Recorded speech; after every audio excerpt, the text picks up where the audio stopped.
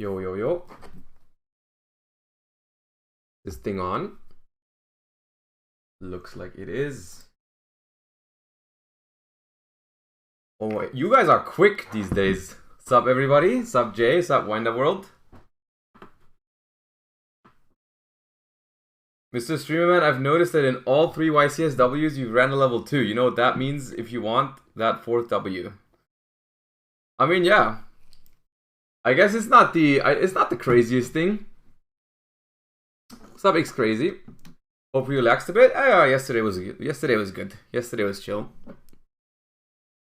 The top cut didn't end too late on Monday morning or like Sunday night, right? It was before 2 a.m. so it wasn't that bad. But yeah, it was still good to take yesterday off and have some time.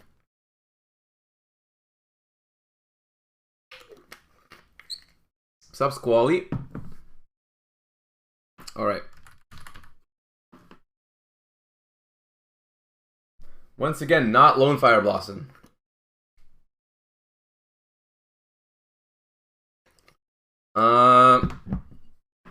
Wouldn't that be fitting?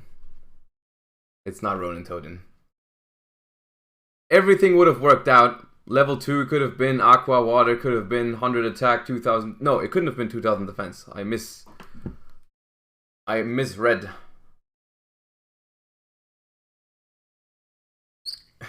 People arrive as a rest. Good morning. Or good evening.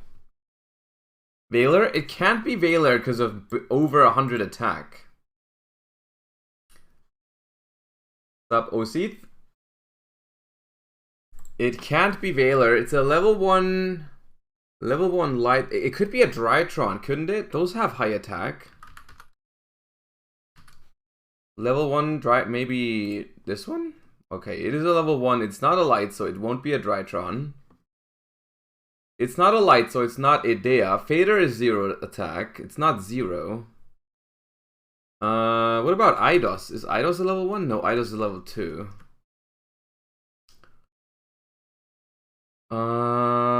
Lyrilusk? What are we looking at? Over 100 attack, lower than 1400.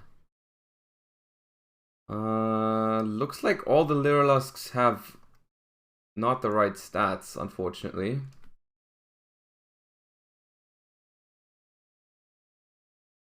The Discord notification didn't work. It takes a while. It just popped up.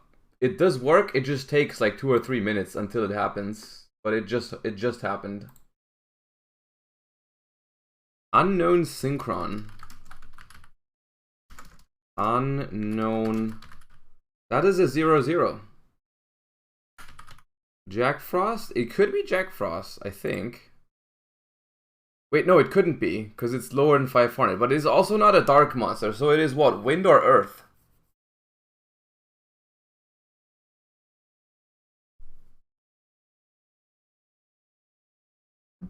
New here, what's the Joshua remix? Well, you'll find out soon enough.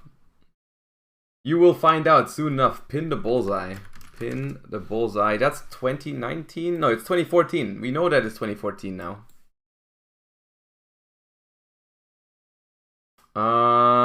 It's Wind or Earth.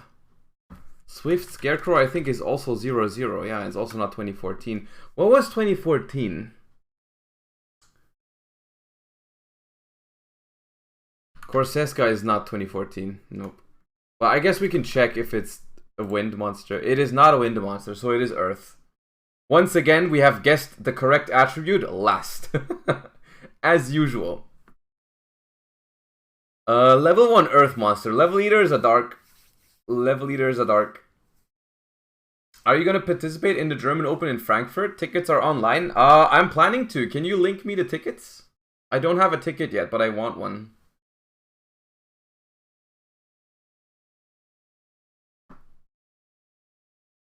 Glow Up Bulb is not 2014. Glow Up Bulb is like 2010, yeah.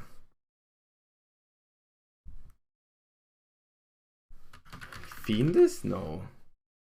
2017. I guess we can try for Spellcaster, but no. It's level 1 Earth effect. 2014.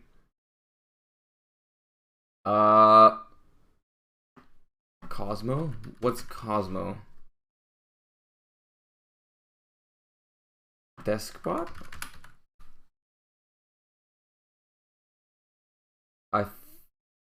No. Because it's not a tuner. Spore is wind.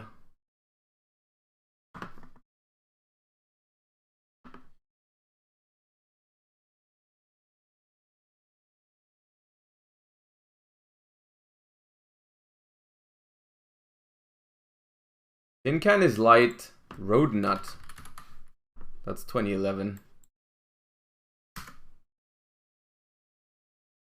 It's a card that no one knows. Again, I'm molding at this already. I hate when this happens. Vassals? Yeah, but the Earth one is level 4. Tank Tub? What the hell is a Tank Tub? Tank Grub. That's the 2019 one.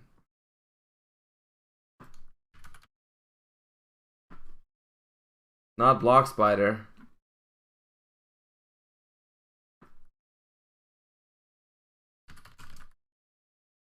Sonic Chick is 2008. Corno? No, also not 2011. 2014. Is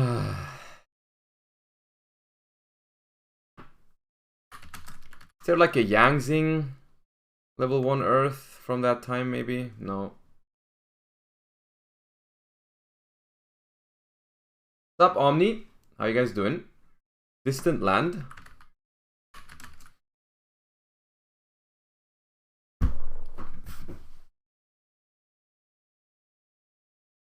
How am I gonna guess this? 250 attack, 250 defense? What do you mean? If this card attacked an opponent's monster after damage calculation, destroy that monster during the 5th end phase after the attack. The 5th end phase. In 2014, they thought, let's make that card a thing. In 2014, we really needed that 5th end phase removal. That's crazy. It's kind of busted. Is this really from... I mean, it has to be. LVAL is 2014, I think. That's the Legacy of the Valiant or something. Legacy of the Valiant. Yeah, that's a 2014 set. That's the Sylvan set. It's the same one as Jack Frost. Oh, it was an import. Okay, it was an import, I guess. Well. Forbidden Goo.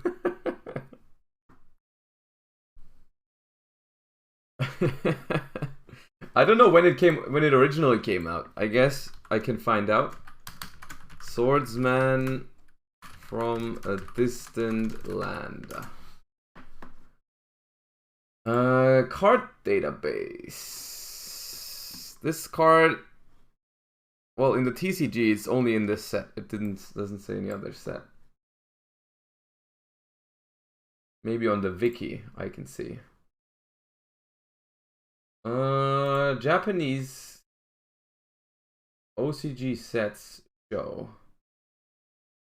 Okay, it's from 1999. It is from 1999, and it was printed in the famous, my favorite booster set of all time, Booster 4.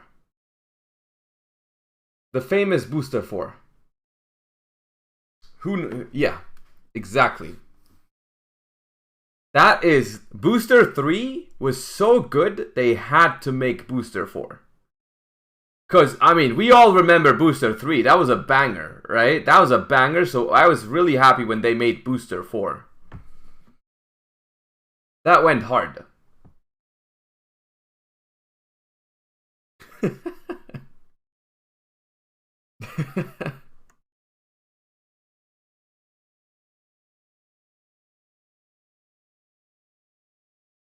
Bro, they went all the way until Booster 7. That's crazy. Booster 7? Crazy. Well, okay. Enough of that. Enough of that.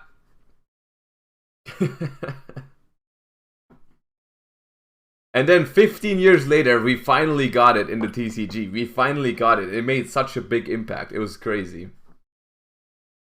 Alright. Let me switch sides. And we'll do this together, shall we? It's always good for a warm-up to look at some card pictures and mold. Let's go. This looks familiar. Yeah, this is Gatling Dragon. Gatling Dragon. Easy first round. This also looks familiar. Is this Rush Recklessly? It is. Okay. We are on pace, yeah. It's a Metal Foes card, but I think I'm gonna skip because I don't know which one. It's just counter? Okay. Ooh. I've seen this card. It's an old trap card, but I cannot name it, I think. I think it's something Chthonian. No, it's Flamewell counter. Okay, 2 counters in a row.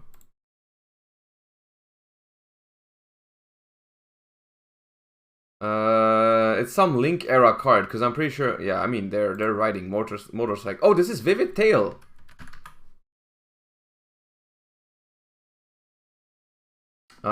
This is Cyber Dragon Core.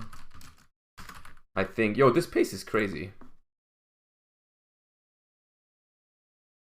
Who do we got here? Ooh, is it Oh, it's Exod, right? Yeah. Yo! World record?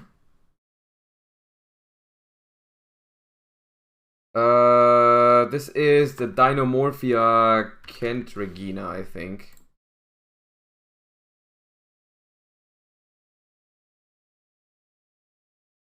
This is Arcana Force. Oh, yo, we're on pace. The world. We are onto something here. Chat, concentrate, concentrate. Varudo? Nope. Doesn't exist.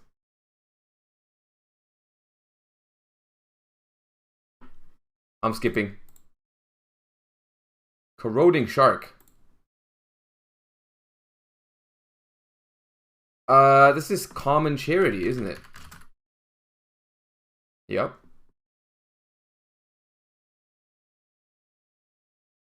This is, I think, like a Dino Wrestler or something. No, it's not. Oh, it's a red, hot red, but I'm not. Once you've zoomed in, like, all the way, it's not even worth it typing the thing, because you get 2 points. It takes more time. Then what is... Okay, this card I've never seen before. No. Oh, it's Malakoda.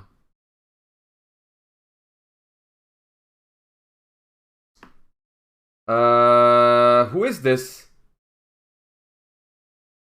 Is it Little D? It's not, right? It's the other one. Yeah. It was not Little D, guys. As funny as it would have been, that was not it.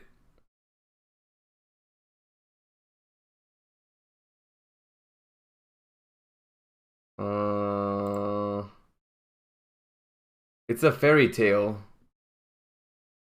But which one? Sleeper? It is Sleeper.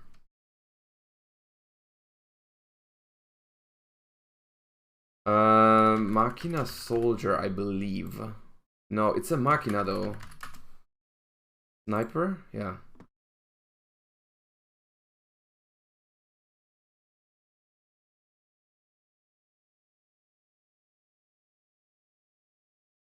Silvered. I have a hard time naming Metal Foes because like they all look so similar. Nope. Gorgonic Gargoyle. Whatever. Oh, Dimensional Fissure.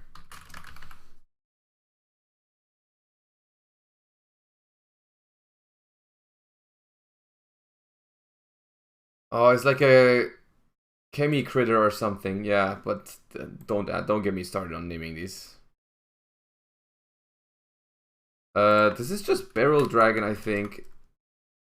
But like the OCG artwork.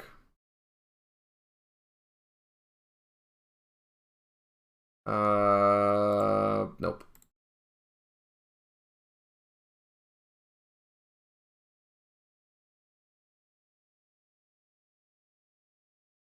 Some World Chalice? Struggle.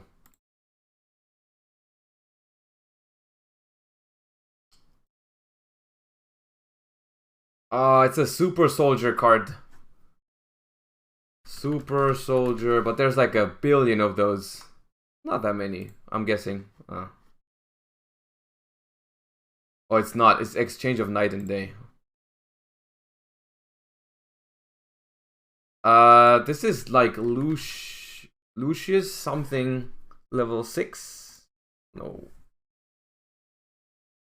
The Dark World one? Could be the Dark World one. No. It is Dark Lucius. Level 4?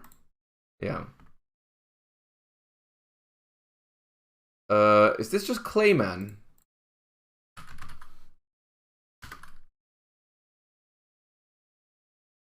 It is Clayman. Og. We're doing good, chat. We need to not lose our pace now. Oh! How did I take so long? Oh my god, I'm embarrassed.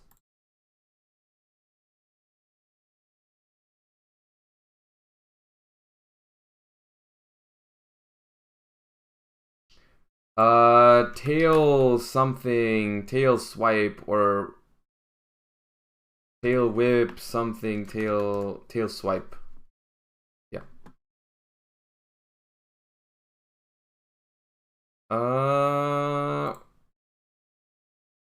Chamber.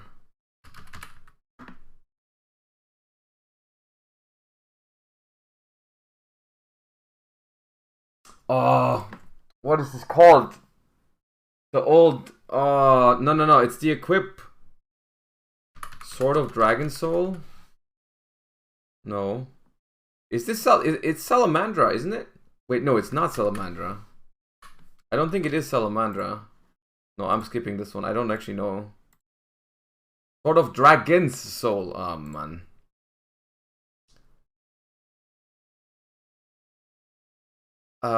Kinetic Soldier.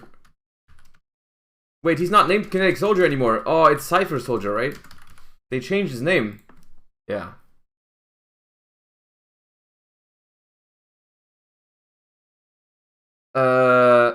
Is this Longyan?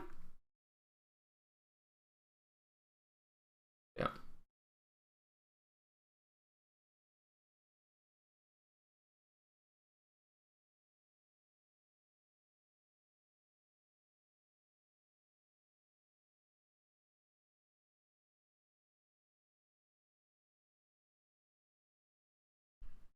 Oh, that's punishment?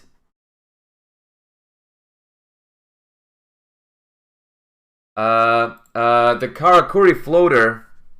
Nisamu.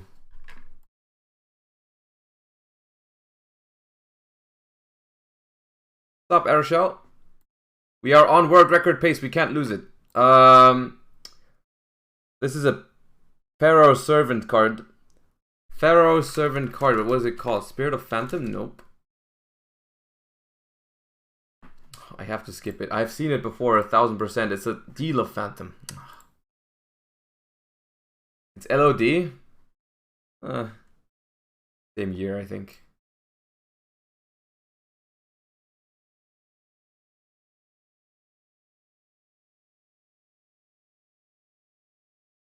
It's for hire. Volgo.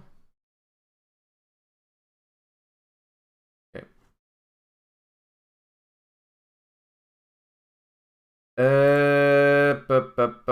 Albaz.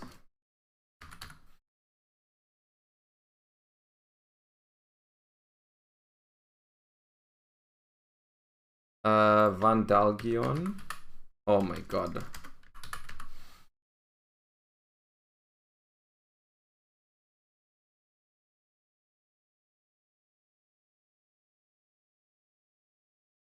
Huh?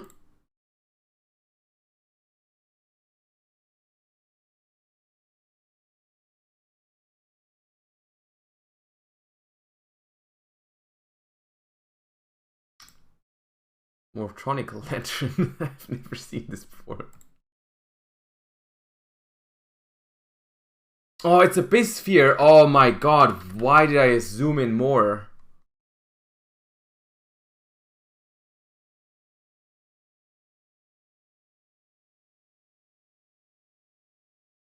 This is some Fire Fist card, but please do not let me try this. Yeah.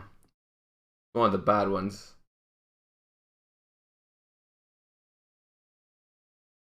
Oh, this I have seen.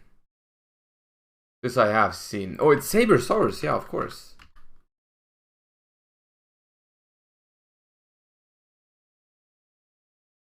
Oh, it's Toon Mermaid. Oh, why did I zoom?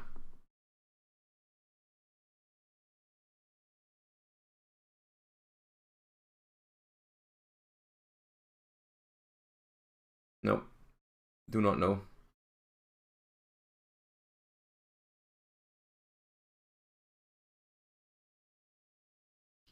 Life Equalizer.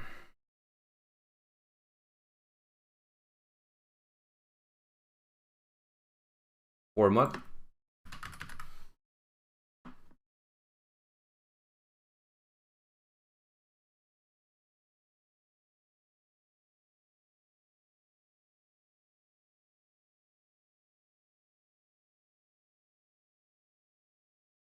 Is this Ojama King?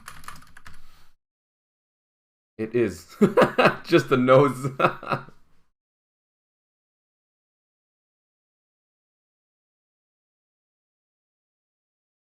Don't say it, chat. Don't do it.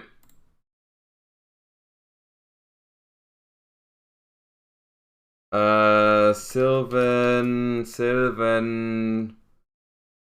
Peacekeeper.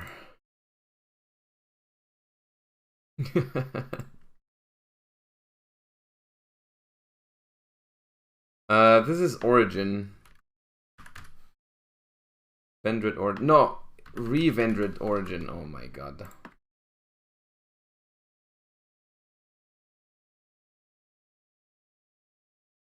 This is the Gradle Cobra, I believe. Yep.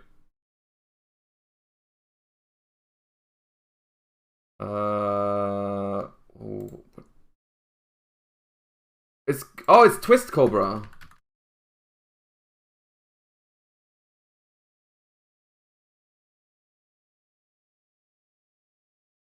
Ninja Lady something. Ninja Lady. Lady Ninja. Lady Ninja. Is this her? Yeah.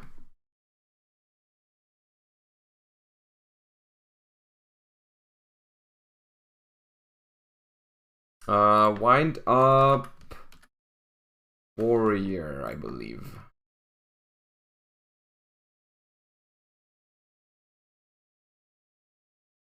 Is this Orcus Trion?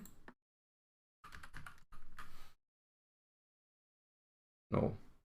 Then I don't know. Nope. Oh, Aegion. Okay. Oh, it's a rank 9, right? Or rank 8. This is Golding, I believe. Wait, it's not Golding? Authority. That's unfair. This is the level 4 Sanctuary in the Sky thingy. Like, I think when it's destroyed by battle, something. Harvest. Angel of Wisdom, yeah.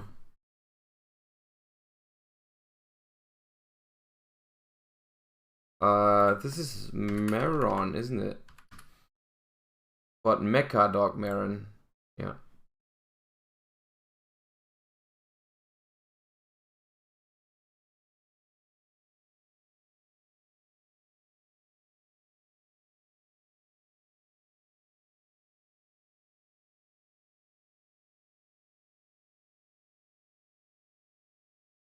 It's an ally of justice.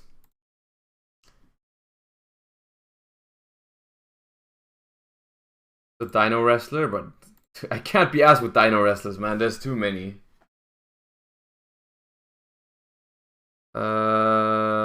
This is a Plunder Patrol card.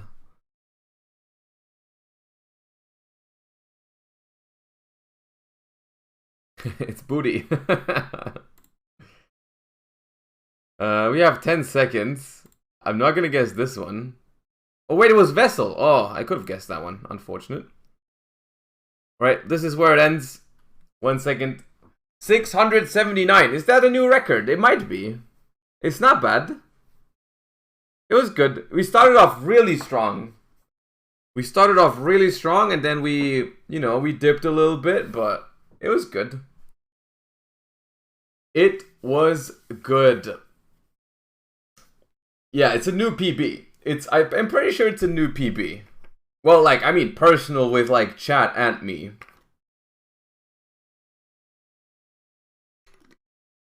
Will we watch some profiles today? So the plan for the day, I mean, with that, I can focus on chat again. Good. Hello, everybody. Welcome to the stream. Today, the plan is I want to look at some. I want to look at some deck profiles from Minneapolis. We're gonna do that. I don't want to put too much. I don't want to put too much emphasis on it though, because the format is gonna be over relatively soon, right? I mean, we have Ishizu cards coming out next week, and that's what I want to focus on more. But we will, so that's what we're going to do. We're going to do a quick recap of the YCS, look at some deck profiles, look at what won, what did well, just to get a first impression of what Darkwing Blast, adds to the format. And then also after that, we're going to start looking into Magnificent Mavens. Like, obvious first thing to do is, like, look at the Ishizu stuff, look at how it changes specifically Tearlaments, what other decks you can do with Ishizu cards. And yeah, that's going to be the plan for today. We will also look at Naturia Ishizu, because I heard that deck is not bad. We will take a look at it. Yeah. But before we go into Magnificent Mavens, let's look at some YCS Minneapolis stuff. And as always, we're gonna use the spreadsheet by the amazing Septo. Exclamation mark spreadsheet in chat if you want to see the decks yourself and get access to this amazing resource.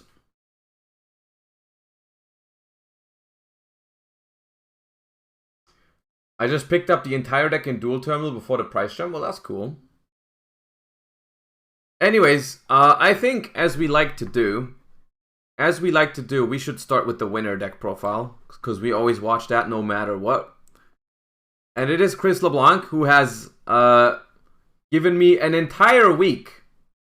Is all I had to catch up, because he was a 3-time YCS champion. I caught up to him for 1 week.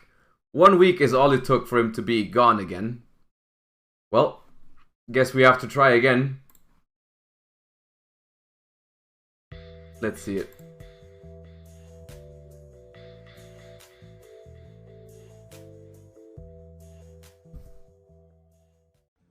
What's up, guys? I'm here with the newest YCS champion. Would you like to introduce yourself? It's City Boys on deck. What's going on? Let's go. What'd you do this weekend? Oh my god, I can't even believe that this just happened, but YCS in Minneapolis was insane. Like, I had like 4 days of testing the new cars. Pat built the deck because he's insane. I mean, like, you know how he gets. Yeah. It was like 6 hours before like deck lists were due, and I was like, yo, Pat, you can't sleep on this flight. You really need to build this deck. Is it better now? We get to Miami, and I added to the deck list. I'm like, all right, I'm just gonna rock with it. Like, crazy. Definitely the best deck in the room. This is about to be a new format in like 2 weeks for Pasadena, but like, there was nothing better than this deck. Even like a lot of people that like I played didn't even know what the new cards did, like, which was crazy because like every card, like all of the new cards that I played were like insane. Still a little quiet. I can't turn it up a little higher though. That's the max volume now. For tier engine, we got 3-3-3-2. This is just pretty standard, honestly, at this point. You just don't need 3 round hearts, because you want to, like, normal summon beavers sometimes, which is kind of crazy. What do you do with 2 beavers, Matt? The best card Pray. in the deck, Fenrir, was, like, literally insane. Like, this card just made people play, like, so awkward. Like, we're going to talk about the price of Fenrir after this. literally all weekend. After the deck profiles from Minneapolis, we're gonna look at the prices from Fenrir. We're gonna talk about that. How is that even a thing? Alright, so for the Nimbles, 3 Angler, 3 Beaver. Also one of the best monsters in the deck. Like, I milled 2 of these like 3 times in Top Cut, which just doesn't even seem realistic, but you know. Summon 3 Beaver is kind of crazy. Yeah, did it ever clog for you in the tournament? It definitely didn't clog because like the whole like extra deck is just like accessible through like level 2 monsters. So like, yeah, it was always good. For the Sprite package, there was 2 blues, 1 jet. I do like the triple angler in this version of the deck because you have like Sharon to discard it. You have you can mill it. It makes a lot of sense. I've never been a huge fan of people playing 1 angler in decks that want to draw it. I think it's like if you don't want to see the card and you just want to have it in your deck for certain reasons, then it can be a 1 of. I think in Pure Sprite it can be a 2 of because. Well, the reason to play 2 in Pure Sprite is that it's not a great draw. It's not a great draw to draw Angler in Pure Sprite because you don't have like easy ways to discard it. Because the only way to really get rid of it is Swap Frog, and that isn't really searchable. And it's like weird, right? I mean, you can Gigantic Summon Swap and then bounce the swap. It works, but it requires you to already be able to play and resolve Gigantic, at which point it's like kind of redundant, right? Like, you don't really care. As long as you get to Gigantic and resolve it, you're already happy. It's not really an argument, I feel like. You know? But it does work, of course. You can play Phoenix and Cerberus going second, but that makes your hands going first awkward sometimes. There is ways to discard it. Otherwise, you would never want to play 2, of course. Like, the only reason you can play 2 is, like, there are ways to make use of it. Otherwise, it would be terrible if it was a complete brick, right? But still, it doesn't feel good enough. It doesn't feel good enough to play 3, I would say. The only reason to play 2 is simply because if you draw Nimble Beaver, it's really, really suboptimal if you only play 1 Angler. Like, only 1 Angler is horrible if you draw Beaver.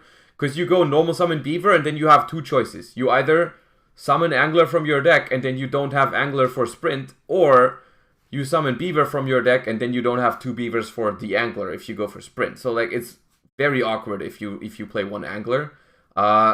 Whereas if you play 2, the whole engine just makes more sense. I think playing 3 in Pure Sprite doesn't make much sense. In this version though, I can see it because you have like searchable. You can search Sharon with so many different cards, right? You can go Pearl Rhino, you can go Kid Kalos, add Sharon if you have Angler, or you can randomly just mill it. It's like really good if you mill it. So in this deck, I think triple Angler is definitely the way to go. 1 red. Honestly. It's different with Runix. In Runix, you would obviously play a card like that as a 3 of.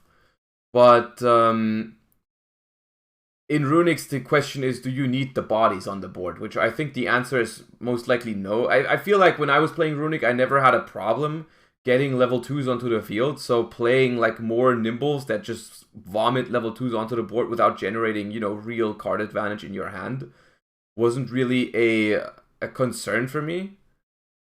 But in theory, it would be insane in Runix to play. If you play Nimbles in Runix, you play 3 Angler, I should say, right? I think that's the best way to phrase it. If you play Nimbles, you play 3 Anglers in Runic, because you can discard it so easily.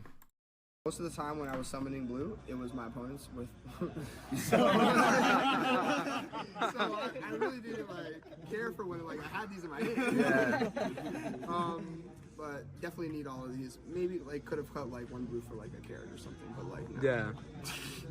They never grabbed it evenly. Evenly doesn't work. Yeah, right. Yeah. Evenly doesn't work because like you just Ibly and like they can't evenly you because they have a face-up card. They also can't do like Lava Golem. There's like a lot of cards. They can't Super Poly. They can't Lightning Storm. There's like so many cards that just like this gets clogged by. How many times a match did you Ibly people? I can do every match, but I decided based on like what I knew they were playing or what I thought like would be the best in that matchup. Sometimes it's, like this was just the nuts first tier. You summon this shit versus the tier deck. Like what do they even do? Like you just smashers their normal summon in this game. So that shit was insane. But yeah, so 3. I mean, they can't crash it. 3 tactics and 3 super poly. So field spell is obvious, but these 6 cards were like the deciding factor in like almost every game where I went second. If I opened up one of these, I was pretty much ahead. This is like way better than. Oh, there's B-Cop based. Half the time, like you want to just like take a threat off the board while also like advancing your game state. So, the card that nobody knew. 3 grief. This card literally summons any tier from your deck, and you can send the one that you summon. So you can summon Rhinoheart and then send it to the graveyard and then special summon it by sending it a Tearlaments card from your hand. But nobody knew that. So every time I activated this, they read it, which was great because I knew I was ahead. So we got 1 heartbeat and then 1 scream. I milled scream like so much, like it was crazy. Can you tell me what heartbeat does? So yeah, I really can't. So heartbeat's actually kind of crazy though. Like it's just like an out to like floods. It's also like kind of good when you're playing in the mirror and like activate field spell. There's like a lot of like utility to it, but the main part is pitching a card. Yeah, that's like really what it's like in there for. But there's been like times where like I've milled heartbeat and like got the graveyard effect off. But milling scream like every time you get the graveyard effect off. So yeah. Crazy. But I sided out scream like almost like every game I went second. Obviously, I set out 1 trap every game in 1 second. Like it just didn't make sense to have those cards in because like I just want the cards that are like more like proactive to like what I'm dealing with instead of just like setting up board. I think it is the same deck that Pat played. One instant fusion, 1 terraforming, and then the 2 sprite spells. Honestly, I kind of miss playing more starters because there's a lot of times where like I was going -1 and like on an ad, which like I needed a card, but I mean. It didn't really matter because you know I won. So yeah, 1 starter and 1 smasher, and then 2 traps. Definitely love 2 traps. Like you cannot play 1 and 3 is too much. All right. All right. So we're going to the extra. 2 elf and the craziest card in the entire extra deck. 2 sprint. I don't know why this card's $20 because this card is insane. This card either sends Angler or Merly on your turn or your opponent's turn, which is just so crazy. Like it's just way too much of an advantage. How often did the second one come up?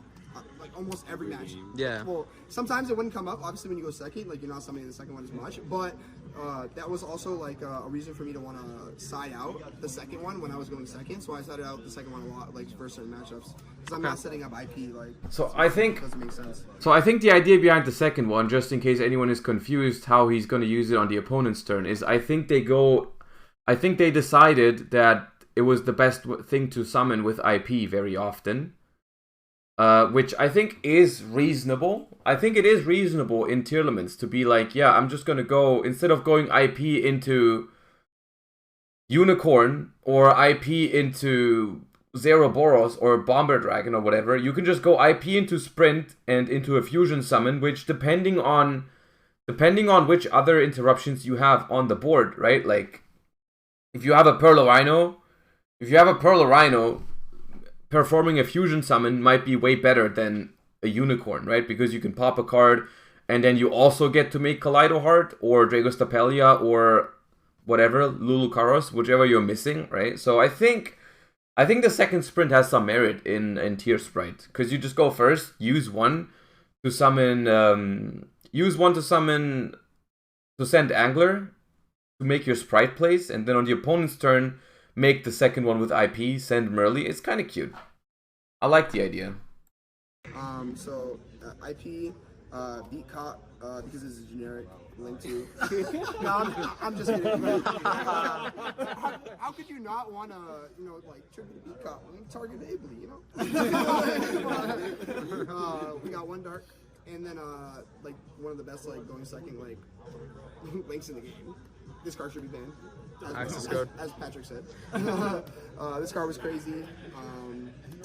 So we got the fusions. We got 3 tier fusions. You just have to play all of these. Did you ever miss the second Kid Kalos? Never missed it. Never. There's just too much like versatility in like the deck. Like you really never had to. I do feel like the Kid Kalos. I see everyone on like who's practiced this deck a lot. I see being happy with 1 Kid Kalos. Right? It's like when I played Tearlaments for the first time, I needed a second Kid Kalos a lot. Right? I needed the second Kid Kalos a lot just because I wasn't that good with the deck yet. But I felt like the more you play the deck, the more you play the deck, the less you actually miss the second kick colors. Post Magnificent Mavens, I think you need to, maybe. I'm just talking from current perspective. But I feel like it's like very easy to recycle it if you play the deck right. A lot of tier decks struggle with. Yeah. Especially. You shuffle a deck. Yeah, exactly. Like every time. And when I don't, I'm just summoning other fusions that have a high impact in the game. Like, Yeah. So, one Mud Dragon, one Garura, and then one Draco Stupelia. All these were needed. I summoned every card in my extra deck, like at certain points in the tournament. Not every like match, but like it came up first, like the deck where I wanted it to. And then one Gigantic. Yeah, that really did come up with a crazy deck. I'm gonna let you know. Like 4 days of testing, let's get it. For the side deck, honestly, like these cards were insane in matchups where I really didn't think they were going to be good in. But I sided these cards in a lot of the time for Sprite because like it just presented enough board presence to where like I was like able to take over like the game like through like card advantage. Like, but honestly, I never really like had the like advantage like playing versus a tier deck with these cards, which is crazy because they're meant for the tier matchup. But I was siding them more versus Sprite than tier. Like I feel like the deck like did well enough versus tier, but like if you open up like just one of these, like you're literally like blowing them out. It is crazy. By the way, Hope for Singularity. I forgot to enable it. I don't have it yet. I'm sorry. You cannot sub today for the new sound. Please, no one. I forgore. I'll do it. I also want to ask Billy if he's okay with it. I also have to ask Billy, or I want to ask Billy if he's fine with it. And I forgot to do that. Anyways, for no subs today match, unfortunate. Well, it is what it is. It is what it is. We have enough. For the Bestials, I think the point he makes is very, very interesting because the impact these cards have against Sprite is bigger than people think. Even though they're not designed to like counter Sprites by banishing stuff from the graveyard, right? But it's just a matter, like Sprite has an issue with cards being beat sticks, right? Sprite has an issue with cards being beat sticks. They don't really have that much firepower to run over everything, right? And the Bestials just be like, you know, like one Magnamut is like a 2500 body that adds another 2500 body that are so easy to summon, and sometimes they are even annoying, right? Sometimes they're even annoying because sometimes you go Elf target blue, sometimes you go Elf target jet, sometimes that happens, right? And then like they become really strong, or you can even use them in other creative ways, right? You can do when you can also banish your own cards with it, right? Like for example, your opponent goes dark, targets a dark monster, you chain abyss it, suddenly you've basically negated the dark, and you've summoned a 2500 monster. It's like relatively nice. They have some uses, and just them being 2500 beat sticks, I think, is very underestimated in general. You got one Pinkertops. I side this in every time I play versus Sprite player. One Resonator, 3 Cosmic Cyclones, the only cards I had for the Flutter matchup. Oh my bad, 2 Heartbeats. And then we got 1 Abyss Dweller, because you know you don't need to main deck that card. Hey, let's go. Yeah, just summon Ability, like why do you need Dweller? Like, but yeah, that was the deck. This is like a crazy weekend. I want to shout out JNC for sure. Dragon Ink. It's a solid list. Honestly, all the homies, everyone that's here right now. Like, Let's go. this is like the craziest weekend ever. Really quickly, is there anything you would have changed about the deck? Honestly, like I can't even say like I would take anything out of this deck. I feel like it's like pretty close to like perfect in like this format, because obviously it's changing in a couple weeks. But Yeah. like, with like what little time there was, and like with what little knowledge I know of the whole set and like the format, like there's no way for me to be like, oh, like I would take like, I feel like everything worked like perfectly. Yeah, we're gonna have to reevaluate. We're gonna have to reevaluate everything again after Magnificent Name, but we're gonna start looking into that later after we're done with the most interesting deck profiles. I want to just look at some stuff. Not everything. I've seen this one already. This one is pretty hype. This one is a pretty good deck profile. We're just gonna lean back and enjoy this one.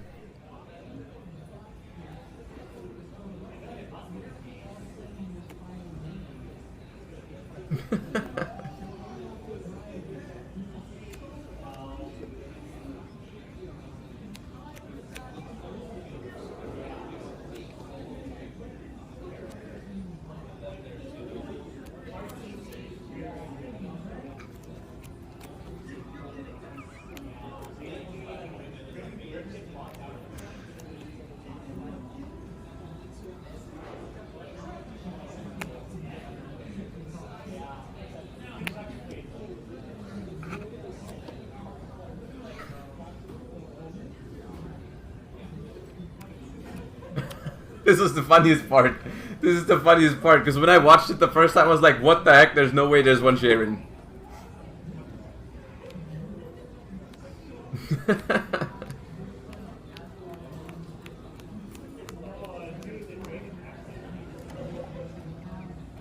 Everyone in chat is just like deleting their message right now, because they were like about to like, what the hell? One Sharon, two Havness?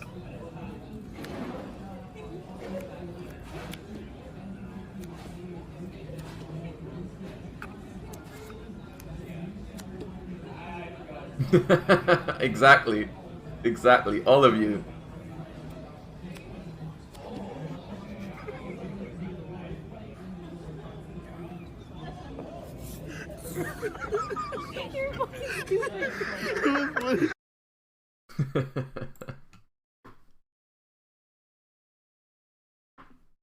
Good deck profile.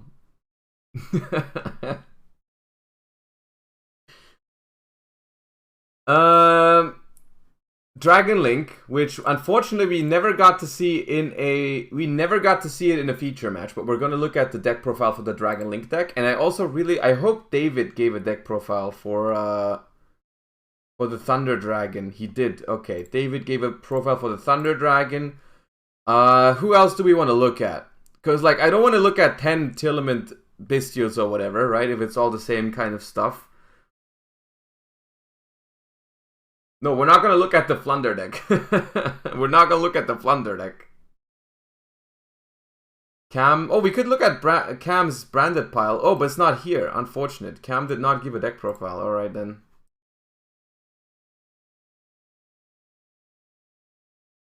This, okay. Wait, oh, okay. Why are like 10 people telling me to watch the Flunder deck? Which one? Second place Flunder deck? There's no way we're going to watch the second place Flunder deck.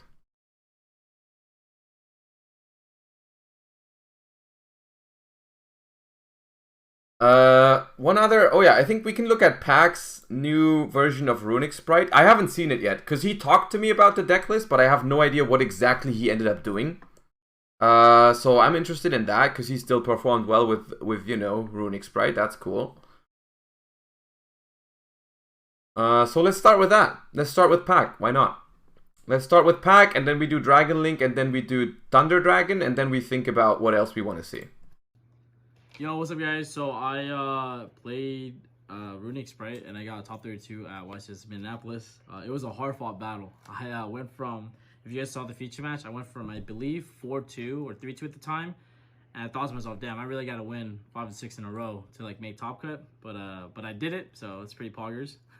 I guess huge shouts to Josh Schmidt. Oh, he helped me with some of the theorying for this deck.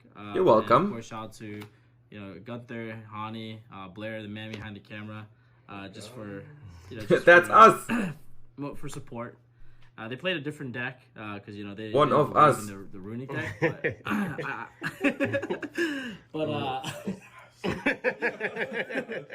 but I honestly think this was like the best deck in the room, just because I think there's no edge in the Tear Mirror. And I think like the Sprite deck has like a big edge, especially because I expected everyone to play Bestial cards, and the Bestial cards just sat in my opponent's hand like throughout the entire tournament, which is pretty nice. So I think the theory of the deck makes sense for like the tournament that I was going into. So I'll get right into the profile now. Pretty standard, 3 blue, 3 jet. I wanted to cut one of the jets down, but I wanted my deck to be as consistent as possible. Just because I just didn't want to like have any brick situations, because I knew like Minneapolis was going to be a pretty big tournament. It was 11 rounds, 1,100 people. So I just didn't want to have any chances of me like breaking it all. So that's why I didn't cut the jet down. But in theory you could. I just didn't want to brick. But also because I sided at second smashers. for the mirror match. So like the third jet became even more important after that. I like the second One smash cap with shell, inside deck. one Hyperia. Those are the basically I played 1-1. I know like Josh played like 2 Hyperias. I think you only need 1-1 now because Sprint sends you like the missing piece.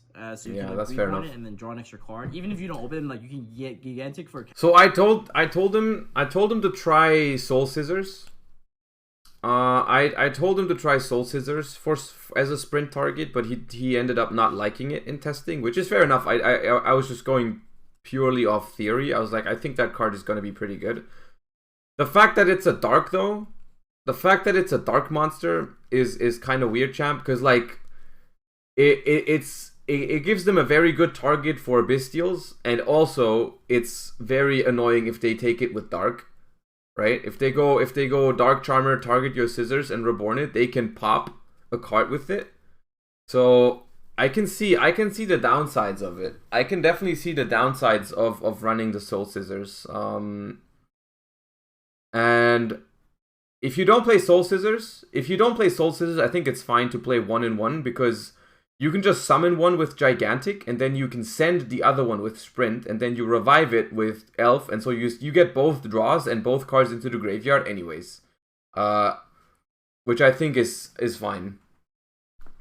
So that's why 1-1 might be okay now. Especially if you still play Lava Golem. Then, like, if you don't play Lava Golem or Sphere Mode or anything, any other normal summons, then you can definitely play more Hyperia, just because it's a good card.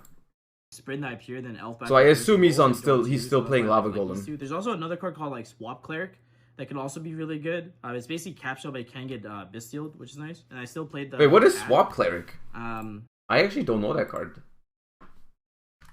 He never told me about that card. Swap Cleric. If this card, okay.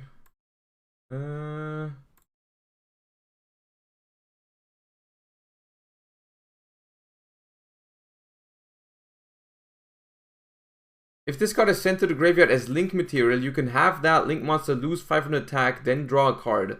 You can only use this effect of Swap Cleric once per turn. Okay. I mean, it's cool.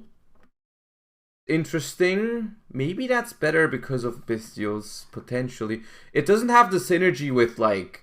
it doesn't have the synergy with Djinn Buster. Not bad, though. Interesting. Yeah. He never mentioned it to me. I also didn't. I forgot it existed. Because the first time... I remember reading it now. I remember reading it, but the first time we found it, or the first time I saw it, like weeks or months ago, it was just like there was no reason to play it over Hyperia and Capshell. So, yeah. The cat was just really good because I thought that branded Tearlaments was a deck that's going to be pretty popular, and like you kind of need this cat to out their Mirror Jade. There's like no really other good way to do it. No, you still need cat, definitely. Sprint, which is like basically a cat. But I still really wanted to play the cat, to be honest. It was like really good for me. Like I played like 2 people who were playing like the Brave. Also, deck, Ronin told it was legal, yeah. deck, and be able to bounce back their token to turn off their Brave package was pretty nice. But yeah, I liked it. Then I played 3 Sphere Mode and 3 Evening Match for my board breakers. Ooh. So I think it's too much. I played more than 3. I know, like I think Josh played like 3 Lava Golem or something along those lines, but I wanted to play 3 Sphere Mode and 3 Evenly, so I'll explain the 3 on Sphere Mode. So when I was like looking at the Tearlament deck, their board is typically something along the lines of Kaleido Heart, Barone, and Lulu Carlos plus Crime and Sullyik. Because that's like, especially if they open the field spell, it allows them to like get access to all of that. If you Lava Golem them, you have to clear Barone, and then you have to clear one of the Tearlament monsters, so their counter trap is always alive, which is like really problematic to deal with sometimes. So I wanted Sphere Mode because like I just wanted to like hit all 3 monsters. And yeah, it sucks that you can't like cat back their Sphere Mode, but what comes up quite often is like sometimes they can't link off the Sphere Mode because they burn through their entire extra deck trying to combo turn 1. So they actually can't link off the Sphere Mode, so you get the Sphere Mode back, which helps you actually link climb as well, which is like pretty. So that is interesting. That's interesting. The thing about Sphere Mode, or like the reason. How do I phrase this? The thing is, I don't think it's a problem that you cannot out the Sphere Mode with Kitten, Because you don't have to out it. You don't have to out it because all that it does is just give them a free link material. It's not the biggest deal. You can simply leave it there, and if they link it off, they link it off. It's fine. Kitten Bounce Lava Golem was only really good because the Lava Golem was just big and annoying. If they get to keep the Lava Golem, then it's just 3,000. I actually didn't do Kitten Bounce Lava Golem very often. I would usually bounce the other stuff around the Lava Golem, right? Because like you Lava Golem 2 things, there's like one thing left over, and then you would kitten that. You don't actually kitten the Lava Golem super often. Sometimes you do, not always. So I don't think that's the biggest issue for not playing Sphere Mode. The reason why I didn't want to main deck Sphere Mode, or like also why I didn't feel comfortable siding in Sphere Mode all that often, is because I think Sphere Mode is a card that people can play around it if they know you play it at some point in the tournament, right? It's like, which in my case was very relevant, right? Because my list got leaked on Friday. So if I was maining Sphere Mode, I feel like a lot of people would have been able to play around it. I think it's possible to play around Sphere Mode. I don't think it is possible to play around Lava Golem with modern decks, right? It's like you can definitely make a solid tier board if you search like a trap or have a super poly and then just summon 2 monsters. I think that's fine. I think that's reasonable. You can't really make it happen with just one monster, right? But I don't know. Did you guys ever figure out who leaked? No, I'm not sure about it. I don't want to like get into it too much. I don't care too much, to be honest. Flunder, Lava Golem is not as good against Flunder. Sphere, I mean, okay, we don't have to talk about it. If Sphere Mode resolves, it's better than Lava Golem. Like, easy. Like, Sphere Mode, if you can resolve Sphere Mode, it's better than Lava Golem because you tribute 3 monsters instead of 2, and you also don't give them a 3k beat stick. You give them, you know, a 0 attack beat stick that even comes back to you if they don't link it off. So, I think Lava Golem is definitely worse than Sphere Mode if Sphere Mode resolves. My issue with Sphere Mode was I wasn't guaranteed for it to resolve, right? I had scenarios where opponent only made boards with 2 monsters. Or also, I played against Adignister. And the way I beat Adignister was I summoned Mannequin Cat, I gave them a second monster next to the Arrival, and then I Lava Golemed them. Right? Which normally, with Sphere Mode, wouldn't have been possible. It's just scenarios like that. Like basically, I think what it comes down to is that Sphere Mode is a higher risk, higher reward kind of card because it's easy. Of course, because it requires your opponent to have 3 monsters, that's a higher risk because sometimes they only have 2 and then it's dead, right? So it's easier for your opponent to have 2 monsters than 3, so that's a lower risk. But the reward is obviously higher because you tribute 3 monsters. So I think that is just literally a high risk, high reward kind of decision, which is fine to make. It's fine to make. I felt like Lava Golem was enough. Because I felt like with a normal 5-card hand next to Lava Golem, even if I leave up one other card on their board that is like has an effect or is problematic, I'm still able to win with a 5-card hand, I think, most of the time, which ended up being true. But it's reasonable to play Sphere Mode. Pretty nice.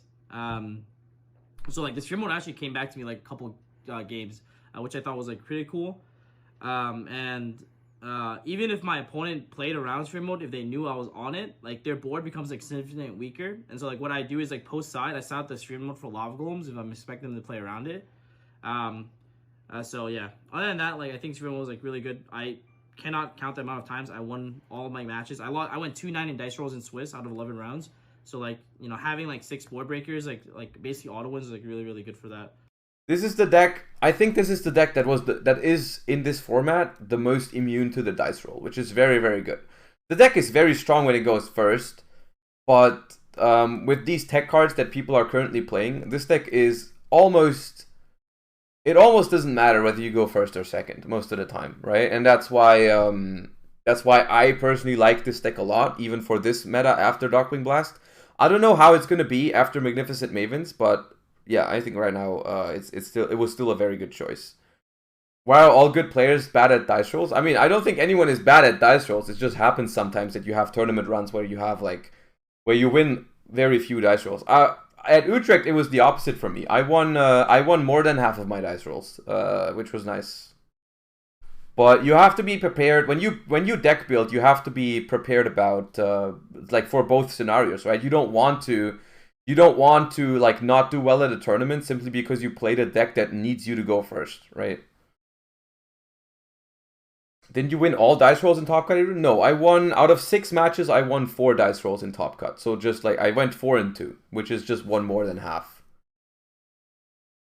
Right? I was just one dice roll away from going 3-3. It was 4-2, not too crazy. So yeah, and then 3 evenly matched because I basically wanted a card that can equalize the game because I wasn't sure how many people was gonna main deck Crime. And I wanted to punish all the decks that didn't main deck Crime. So evenly matched was really. So evenly matched. How many did you win over Swiss? Swiss was 7-5. So also 1 over half. So slightly above average. 7-5 in Swiss. Evenly matched is a card that we had in the deck before Utrecht for a couple days.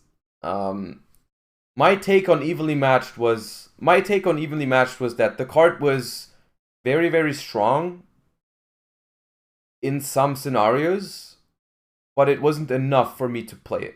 It was not enough for me to play it because I felt like so basically, how do I phrase this? Before Utrecht, we decided that there were certain matchups where going second, we needed a blowout card, right? And we had certain options. We had Sphere Mode, we had Lava Golem, we had Evenly Matched. Those were basically the 3 big options we had. I decided very early on that I did not want to play more than 3 copies of that card. Of whichever board breaker we decided on, I didn't want to play more than 3 board breakers in total. I was never going to play Lava Golem and Sphere Mode simply because I felt like it was going to contribute to bricks too often. Simple as that. I think the Runic Sprite deck is a deck that needs to play and needs to draw as much non-engine as possible and as much engine as possible. Sorry, not non-engine. As much engine as possible. You want to draw as many Runics as possible. You want to draw 1 Sprite card, maybe 2, and then you only realistically can afford to draw 1 non-engine, maybe 2, right? And if you play too many, you're going to draw 2 or 3 non-engine way too often, which happened in my top 4 match, for example, in my feature match in top 4. I went first, and I drew double Sphere Mode, Kitten, and Smashers, which is incredibly unlucky because I decided to only play Sphere Mode as my non-engine cards, right? I had 3, not Sphere Mode, Lava Golem, sorry, not Sphere Mode. I had 3 Lava Golems, 1 Kitten, 1 Smashers, and 2 Talents. And everything else was basically engine, right? And then drawing 4 out of these 7 was kind of bad. But that's pretty much the reason why I didn't want to play more than 3 board breakers in total. The reason why I chose specifically Lava Golem was, like I said, Sphere Mode seemed a little bit too risky because if people find out about it, they might play around it. That's why I didn't go for Sphere Mode. Simple as that. I sided Sphere Mode for some matchups, but I felt like if I was playing against Sprite and they know that I'm playing Sphere Mode, they can easily just go Elf Toad Pass with hand traps, and I don't beat that if I draw that Sphere Mode. And against Tear as well, they don't have to go full board. They can make I don't know, Elf plus whatever, and then set Solyak, set Super Poly, have a hand trap, and then win the game. That's why I went for Lava Golem. The reason why I didn't want evenly matched was simply because I felt like evenly matched was too bad if I draw it later on in the turn, right? Also, when I go first, I cannot evenly match someone. Whereas with Lava Golem, if you draw a solid hand, you can definitely still just keep Lava Golem in hand. And if they break your board, or even just, they don't have to break your entire board, just if they get to play, right? Because the Runic Sprite deck in game 1 isn't really a deck that locks anyone out of playing completely. It just does its thing. It accumulates advantage. It has some solid interruptions, but nothing that straight up ends your opponent's turn. So very often you would end up going into a match where they break your board and then you have to break it back on the backswing, and Lava Golem is really good at that. Lava Golem is perfect at that. It's much better than Sphere Mode and Evenly in these scenarios, because when they break your board, they don't always have 3 monsters, and they don't always clear your entire board. You still have something on the field, so you cannot Evenly them either. And that's why specifically I decided to play Lava Golem and not Evenly or Sphere Mode. I mean, Evenly is good if it works, but my problem with it was that it wasn't even guaranteed to work, right? It was not even doing worse. It wasn't even sorry, I lost my train of thought. It wasn't even resolving all the time against the meta decks, because sometimes they have a carrot. Right? If they just draw an extra starter in their opening hand, or they just hard draw the carrot, or they hard draw the red, they just have carrot. And then Evenly doesn't do anything, right? Against Flunder, like they might just go, like, you go battle phase, they summon Apex, you can't Evenly them, right? So you need freezing curses with it, which is the same for Lava Golem, to be fair. Like, for Lava Golem, you also need freezing curses onto the statue. But, like, for the most part, Tearlaments Crime now, right, is a lot more consistent now. I felt like Evenly was just, like, not worth it, because, like, even if you go second, even if it's a matchup where Evenly matched is good, there's still a chance that they have a way to counter it, which for Lava Golem, not really the case. Not really the case, I think. For Lava Golem, is just going to happen, I feel like. Really good for that, but even if they did have Crime, you can actually bait it quite easily. Like, I played a tier player who, I, like, summoned the dog off, like, a really bad runic card, crashed it, and then just popped their back row, and I hit the Crime and then evenly matched them, and the game was just over. So, yeah, evenly matched me, like, which is crazy. Like, I think this card was, like, really, really broken. Like, there's just not enough Omni negates in the game right now, so, like, cards like these are just, like, always going to resolve, because they have to, like, negate your tip, or they have to, like, negate your starter or whatever, so, it's, like, pretty good. Then I played, like, yeah, three starter, 1 smasher. That's just, like, standard. And then for the runic engine, I played double fountain, triple tip, triple destruction, 17 runic cards, basically. Triple flashing fire, 3 curses, 3 slumber, and then 1 hammer, 1 dispelling.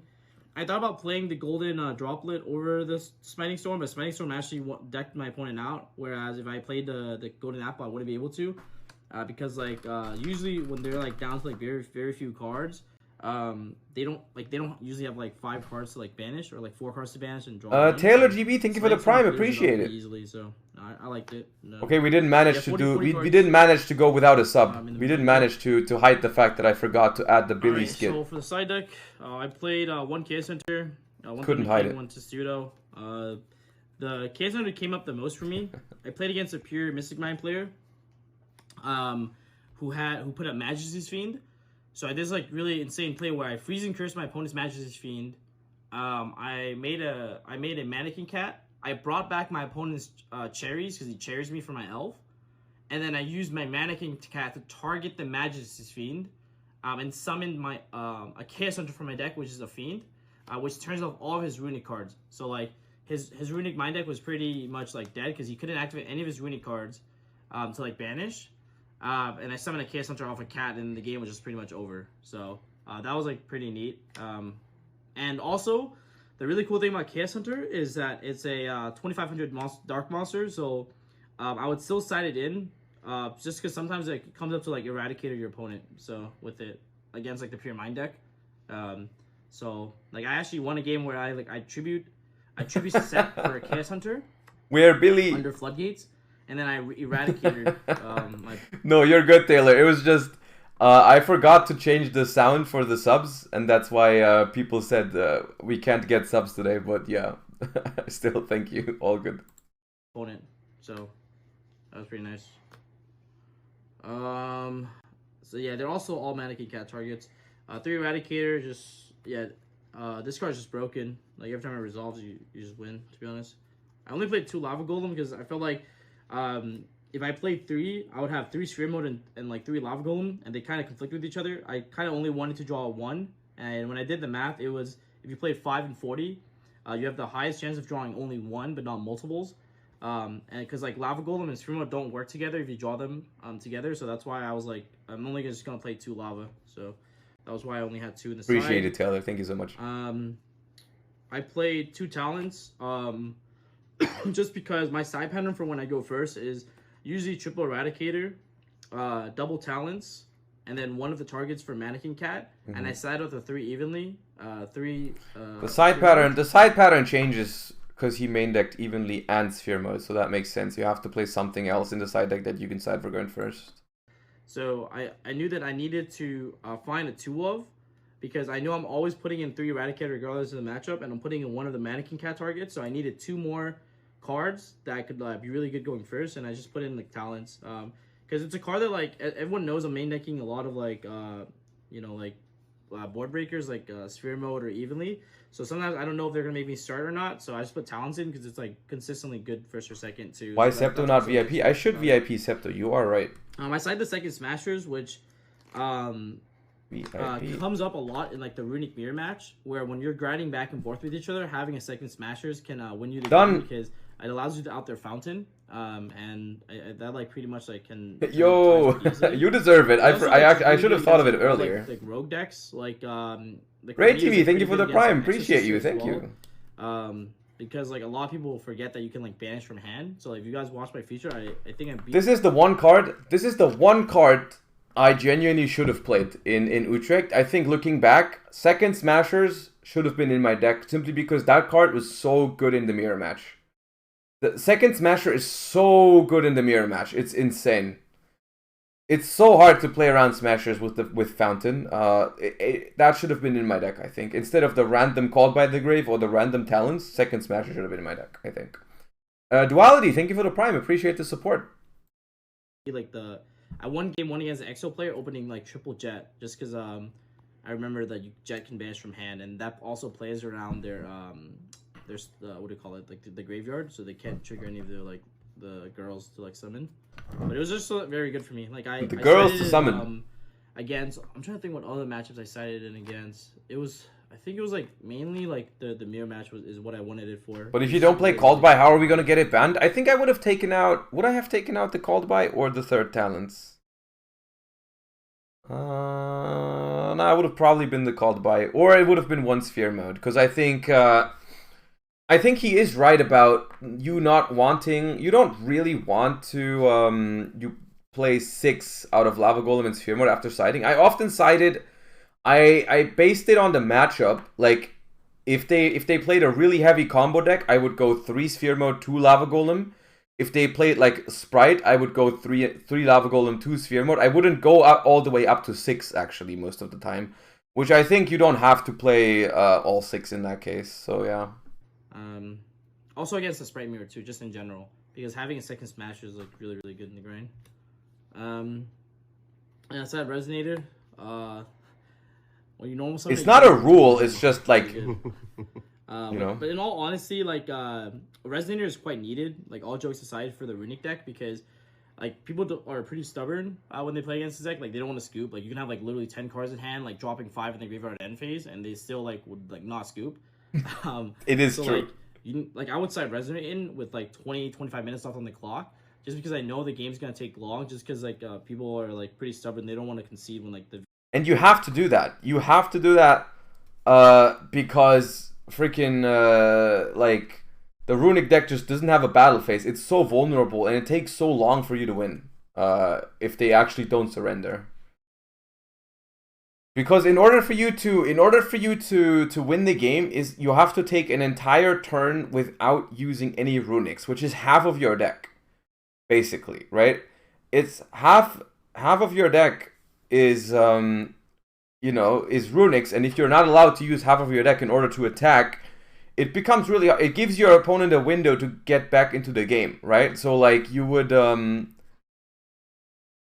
you risk losing the game by not using your Runics. So it's most of the time it's correct to just keep using Runics, keep getting more and more control of the game until you can finally have like, a huge card advantage and you've locked them out of the game just with your sprites. And then you still need to be able to OTK without using Runics.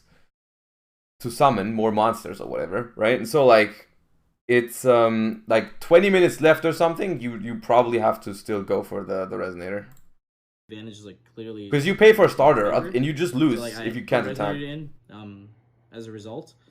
And then I sided 3 Ghost Sister and Spooky Dogwood. I needed a card that basically, like, the thing with the Rooney deck is if you lose game 1, game 1 usually takes a while. I'm talking about, like, it's usually a 20-25 minute game 1 because your opponent plays, you play, and they're trying to, like, they're trying to, like, grind you out. And if you lose game 1, I found at that point you kind of deck them out. And you can deck them out if they don't scoop, but it also takes a long time until you do that, right? Either OTK or deck out take a long time.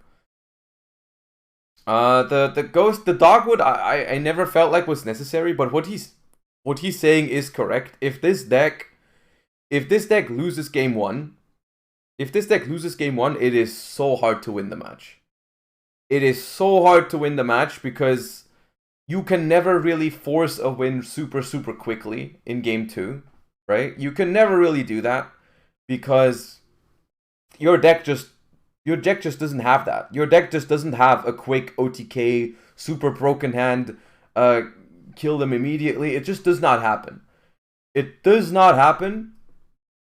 And that's why if you lose game 1 and they don't scoop game 2 very early, then you probably lose game 3 in time because they can just, like, the opponents just scoop 4 minutes left and then go for their, you know, ladybug or whatever. And that's why I feel like Dogwood has a purpose. Of course, it feels bad. It feels bad to have to play, like, at that point, that's 4 side deck cards here. 4 side deck cards just for time. Which is awkward, of course. Like, that is awkward.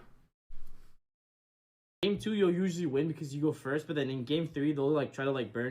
I shouldn't ever scoop versus Runic if I'm behind. No, not that. Like, because it depends which game. If it's game 1 and they win and it takes very long, then they win in time, right? Because then they can scoop with 4 minutes left and summon Resonator, right? Like, it's not quite the same. It works for both. It goes against both players basically sometimes. So you need a way to. There's no general rule. Counteract them trying to burn you in game 3 when you lose game 1. So like, in reality, in theory, I thought this card would be really good. In practice, it was like alright, but I do think I just needed to have it just as a. He was like Striker versus Trickstar, a little bit maybe. In my top 32 match.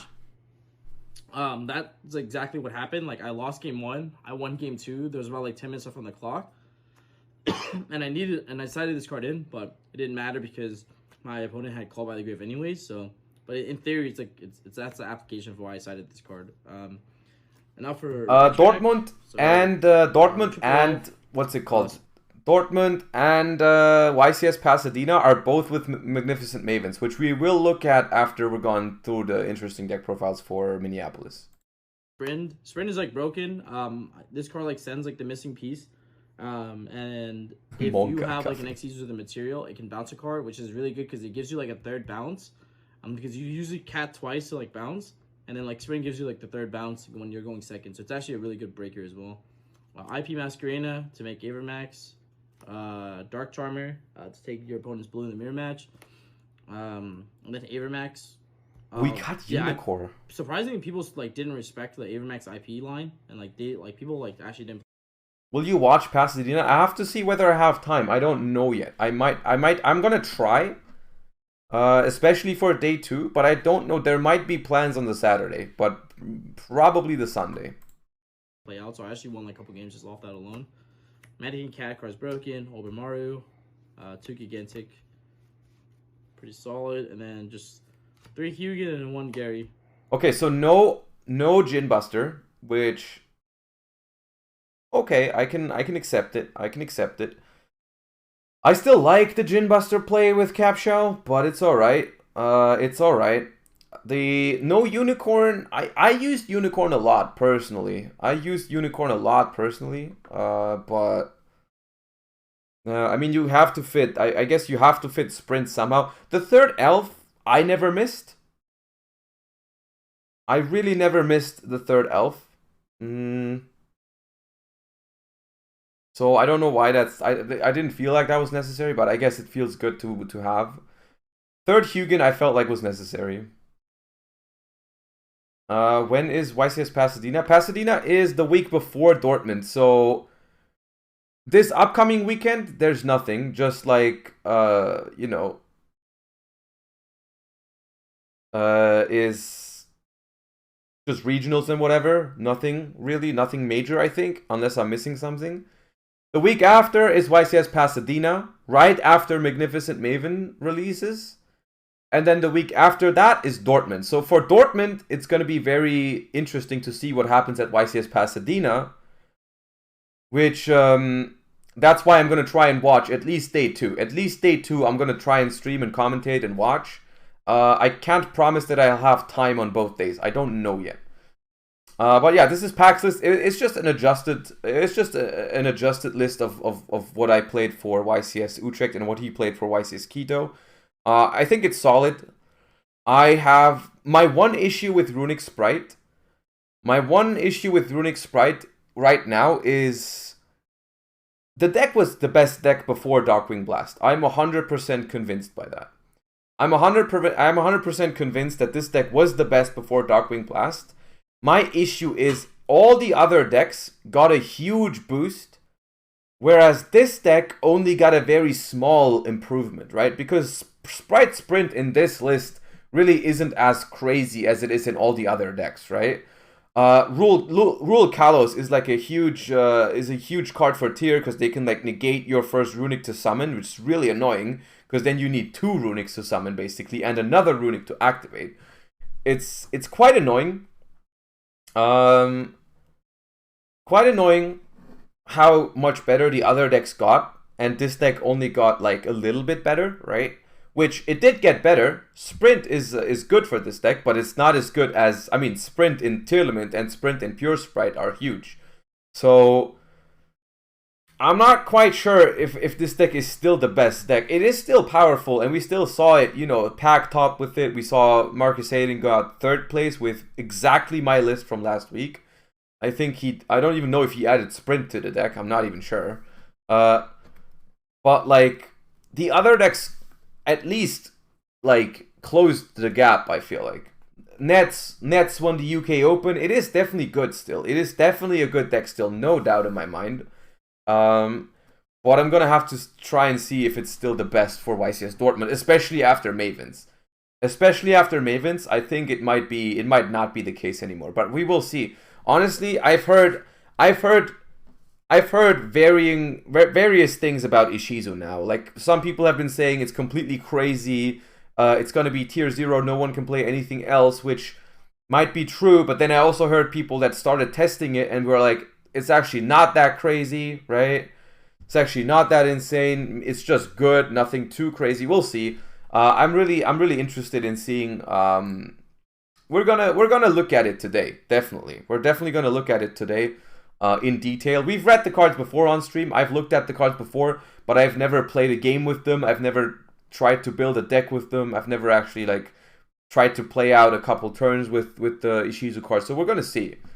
Once we get through this. But first and foremost, I want to look at 2 more decks for Minneapolis. I think only these 2 is what we're going to look at. Simply because everything else is just going to be like Flunder, different versions of Tier, and different versions of Sprite.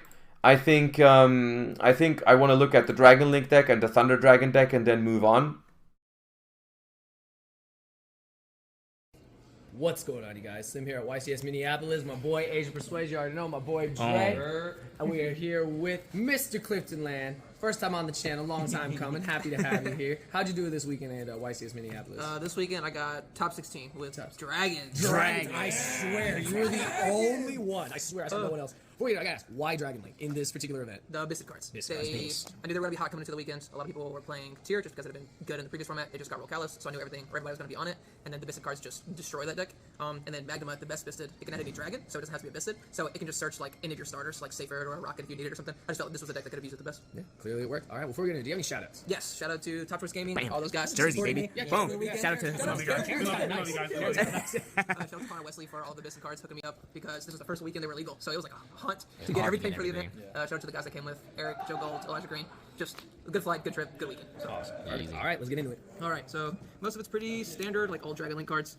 3 Safer is just good at adding back Levy from the graveyard and also searching your babies whenever you need them. The added benefit in this version is while it's in the graveyard, it can banish, add back Visited Lubellion because it's a level 8. So there were a lot of times where I was able to start the combat with this, and then if I opened a rocket where I didn't need to Foolish the Absarautor to get to it, or open Quick Launch, I could just use Ravine to dump Lubellion and then banish this to get to Lubellion, and then that would turn on my Visited Engine. Insane. And then these guys are just, there's not enough to say about these little cards. They're amazing. Ligonier, really, really good. It's good at going second, helping crack boards. Going first is just an extra. 1 each noted. I mean, they're limited, aren't they? Flip a card out of your opponent's hand, and then you just link it off for other stuff. It's a level 8, so you can also add it back with Safer. Spice. Probably Spice? the best card in my deck. Non-peasant rarity. Another shout out, Ned Salkovich. He hooked me up with this Friday. I bought it from him and his store. I can't remember what the store was called. I apologize. Nice, But, nice stuff. Yeah, they hooked me up with this. Yeah, it's dope. This card was absolutely amazing. It was like probably the most common card I searched during the end phase with Magnemite, especially on my opponent's turn. On my turn, if I Magnemited, I would probably just search like a Bisted to Nice. my opponent on their turn. On my opponent's turn, if I Little flex with the super rare, dude. That's not necessary. Just because on the next turn, whenever you summon like Levy or any of your Bars, thank you for the prime. Appreciate you. Thank Your you. Banished cards, so you can get back your Bisted, so you can put Striker Dragon back into the extra deck, and then he's huge, so you can summon himself from the extra deck and just go from there. Yeah, Secret looks better, no cap. Ah, but it's not like very- powerful, right? If they search the super rare, it's kind of a powerful move. Can't deny that. It's kind of you know. Just some of the more extenders. Just helps with chain blocking, helps beat a lot of weird stuff, helps push through cards, just another extender, draws cards. You want to see as many cards as possible. How much is this super? I don't actually know. Probably like, if I had to guess, like 800 to 1,000 probably. This deck is just so fast. And then the rocket cards. 4 was enough. I never missed another one. There's like some times where you might want like a third tracer, but usually you're fine with just summoning these 2 from the deck. But yeah, I just play the minimal amount. It's searchable off Absarautor, so it's pretty easy to get to. Quick launch. This card's fantastic. You just need it in a deck so you can summon it off this. But even if you start with it, you can still quad board on the back. But the reason I played this little guy, there's 2 reasons. If your hand's good enough, you can start with, or if you open Ravine, you can dump the Absarautor to search this, and then summon this, bring back Absarautor, and you can make a Boral Savage right there before you start comboing, so it helps protect stuff. And I really wanted another rocket in the deck for whenever I summoned a Druid Worm on my opponent's turn, because whenever Druid Worm sits to the graveyard, it sends a card on the field, especially my monster. So there were a lot of times where I would like seals out like my Favorite, or I could like set a quick launch that I didn't need to combo with on the previous turn, summon it out, and then I could Druid Worm on my opponent's turn to banish card of the graveyard, and I could use this on their turn to pop the Druid Worm and then summon out a rocket, and then use the Druid Worm as like an interruption. Broken. So cute little interactions. It's also level 4. Like Tracer's more important. This is why I was like maybe bump it up to 3 because all the Bistids are level 6, so you can make Baron pretty easy. So if you can ever like go second, Bistid your opponent on their turn, and then you can start your turn with normal summon Safer, and then these 2 make a Baron. It's really really strong. Puts them in a gate, and then if you used Druid Worm, you also get the Cinder card. So helps with interactions. Just one Absarautor. You don't want to draw it. Just want to send it off Ravine or Chaos Base. The broken card. The best cards in the deck. Pretty big lineup. 3 of all like the really good ones. Lebanon searches all your guys. He's also searchable off Chaos Base. This is a level 8 light that summons. So if you open up a combo, you can just worst case Chaos Base for this guy. Not a single Serenir, or at least one. Against it searches any dragon in your deck, so not only is it an interruption, it searches Safer to start comboing or whatever you need. This guy just another interruption. At worst, they're just dragon extenders, right? Dark dragons, and then 1 Serenir. Okay. He's a DD Crow, but he's definitely the worst one because all he does is send a Bisted or a Branded card from your deck to the graveyard. He's good to send the spell to the graveyard and set up the turn 1 play, but outside of that, you really don't want to see him. But these are definitely the best ones. How many tiers did you obliterate this weekend? I played 2 Sprite, 1 Flunder, 8 tier. No, so you obliterated them. Jesus Christ. You're It's worth noting that this is not gonna change moving forward. Well, it might change a little bit. It might change a little bit because if you play against Ishizu Tear, that's just my first impression, by the way. That is just my first impression, by the way, not something that I have confirmed already in testing or theory or whatever. But I would think that the chances of 1 Bestial or maybe even 2 Bestials stopping the full turn of Ishizu Tear is like not as high as it is right now, right? I feel like right now the Tearlament decks, if you Bestial them, they might not be able to play through it, right? Especially if you have 2. But if Ishizu just mills 5 or 10 cards, right, then, you know, they probably mill enough names to where the Bestials can't stop it. Like, they might just mill all 3 names, and you can't stop that. I don't know. But taking some names out of their turn is still good, of course. Yeah, and they also they mill in your turn again. It's awkward, I feel like. Chaos Space, made Rebellion or add Rebellion, I was cockeyed. The craziest spell card in the deck, Chaos Space. I mean, just for being able to search Baby Dragons, and now like you can search Living Mirror and you can search Chaos Emperor if you ever needed to like recycle stuff. But now just being able to have a good light target to search up a Chaos Space is really good. Usually your only other light target that we've ever had is the White Dragon Lava Burster, but now being able to like, if you're able to combo, then you can use the Chaos Space to discard just a random dark card to get this is so good. It's just a bunch of extra interruptions. Helps put back the cards too. 3 quick launch, just summon rockets from the deck. Ravine and Boots. Drew these cards all weekend like it was my job, but it's okay. The deck's just insane. It has so many pushes. But yeah, both these cards just injury requirements. MVPs besides the Biscuit cards. 3 talents, 3 Dark Ruler. So these are my only defensives besides the Biscuit cards. But I figured Dark Ruler, honestly, Dark Ruler looked okay over the weekend. When we were watching the stream, it was like most of the time against the boards, the Dark Ruler actually seemed reasonable. Yeah. I think that's a reasonable card again. Well, I might change once again with Mavens, but I think for this format, it was a solid pick because like there's definitely sprite decks with Toad again. There was definitely like the tier boards. The tier boards now with Rule Kalos actually have like some stuff that's worth negating with Dark Ruler because they'll have like Rule Kalos, Elf IP, something like that, and like using Dark Ruler on that actually does feel pretty good. I feel like the Biscuit cards were good enough to beat the tier deck, which is what I was most afraid of playing. Not afraid of playing, but I thought I would see the most. But they don't do a lot against Sprite. Most of the people were just ignoring hand traps, and they were just like, first 2 Sprite monsters make gigantic, try to lock you out of so many Biscuit cards, which is fair, but these 2 cards were very impactful against Sprite. They were just making like a huge board. A lot of people were still playing Toad this weekend and stuff, because they were using the Sprint and Nibble Beaver Angler play, so they were ending like full board with like no cards in hand, maybe a set Smashers, but then they'd have like Toad, Elf, IP, Red, and then these cards were just blowouts every single time. Yeah, just so good. And it's very good at clearing boards, you don't really need to kill him. So like Old Dragon Link where you can just like access code, Chaos Ruler, kill somebody. So you can just slam it to get their entire field, and then you can make something like Borderland Dragon, and he can attack all your opponent's monsters, so you can just clear the board after you Dark Lord. So you don't have trouble dealing with the board afterwards. And then the last 2 requirements, Branded Beast and Branded Regained. This card really solid, helped out some weird like trap cards and stuff like that. It didn't hit any mines this weekend, but I'm just glad to see that card. But yeah, card was pretty solid. This was probably the worst card in my deck, but it still wasn't bad. I just started siding out a lot. I always take them out when I go second, just because they're not really that good whenever you draw them. Zero hand traps? I mean, you can say whatever you want about this format. I think the fact that most of these decks don't have to play any hand traps, well, I guess the Bisted ones are hand traps, but like, for the most part, I feel like the game is in a healthy state in that regard right now, where most decks can actually play like through what the meta makes right now, right? There's not that many decks that straight up like make a board that's unbeatable. I think that's quite cool. It is actually quite cool, I think.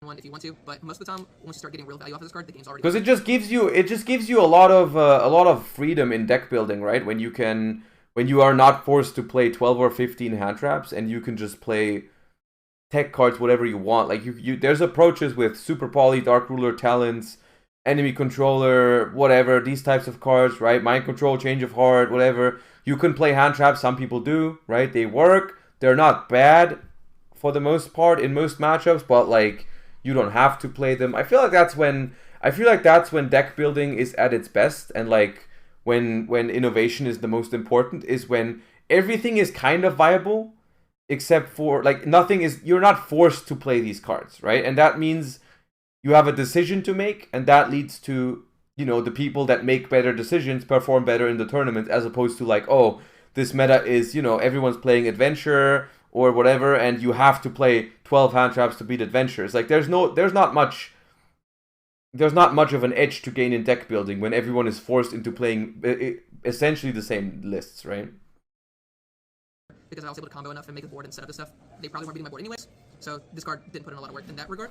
But this card was always fantastic whenever I started with it. So if I just opened it, I probably opened like 2 or 3 games, and you just turn 1, you just play this, and then you start like doing random, Dragon Link stuff. And then if you ever banish something for like Living Near or like into Baby Dragons, or even if because I do think looking at like from watching the stream, of course we saw a lot of repetitive archetypes, right? We saw a lot of repetitive,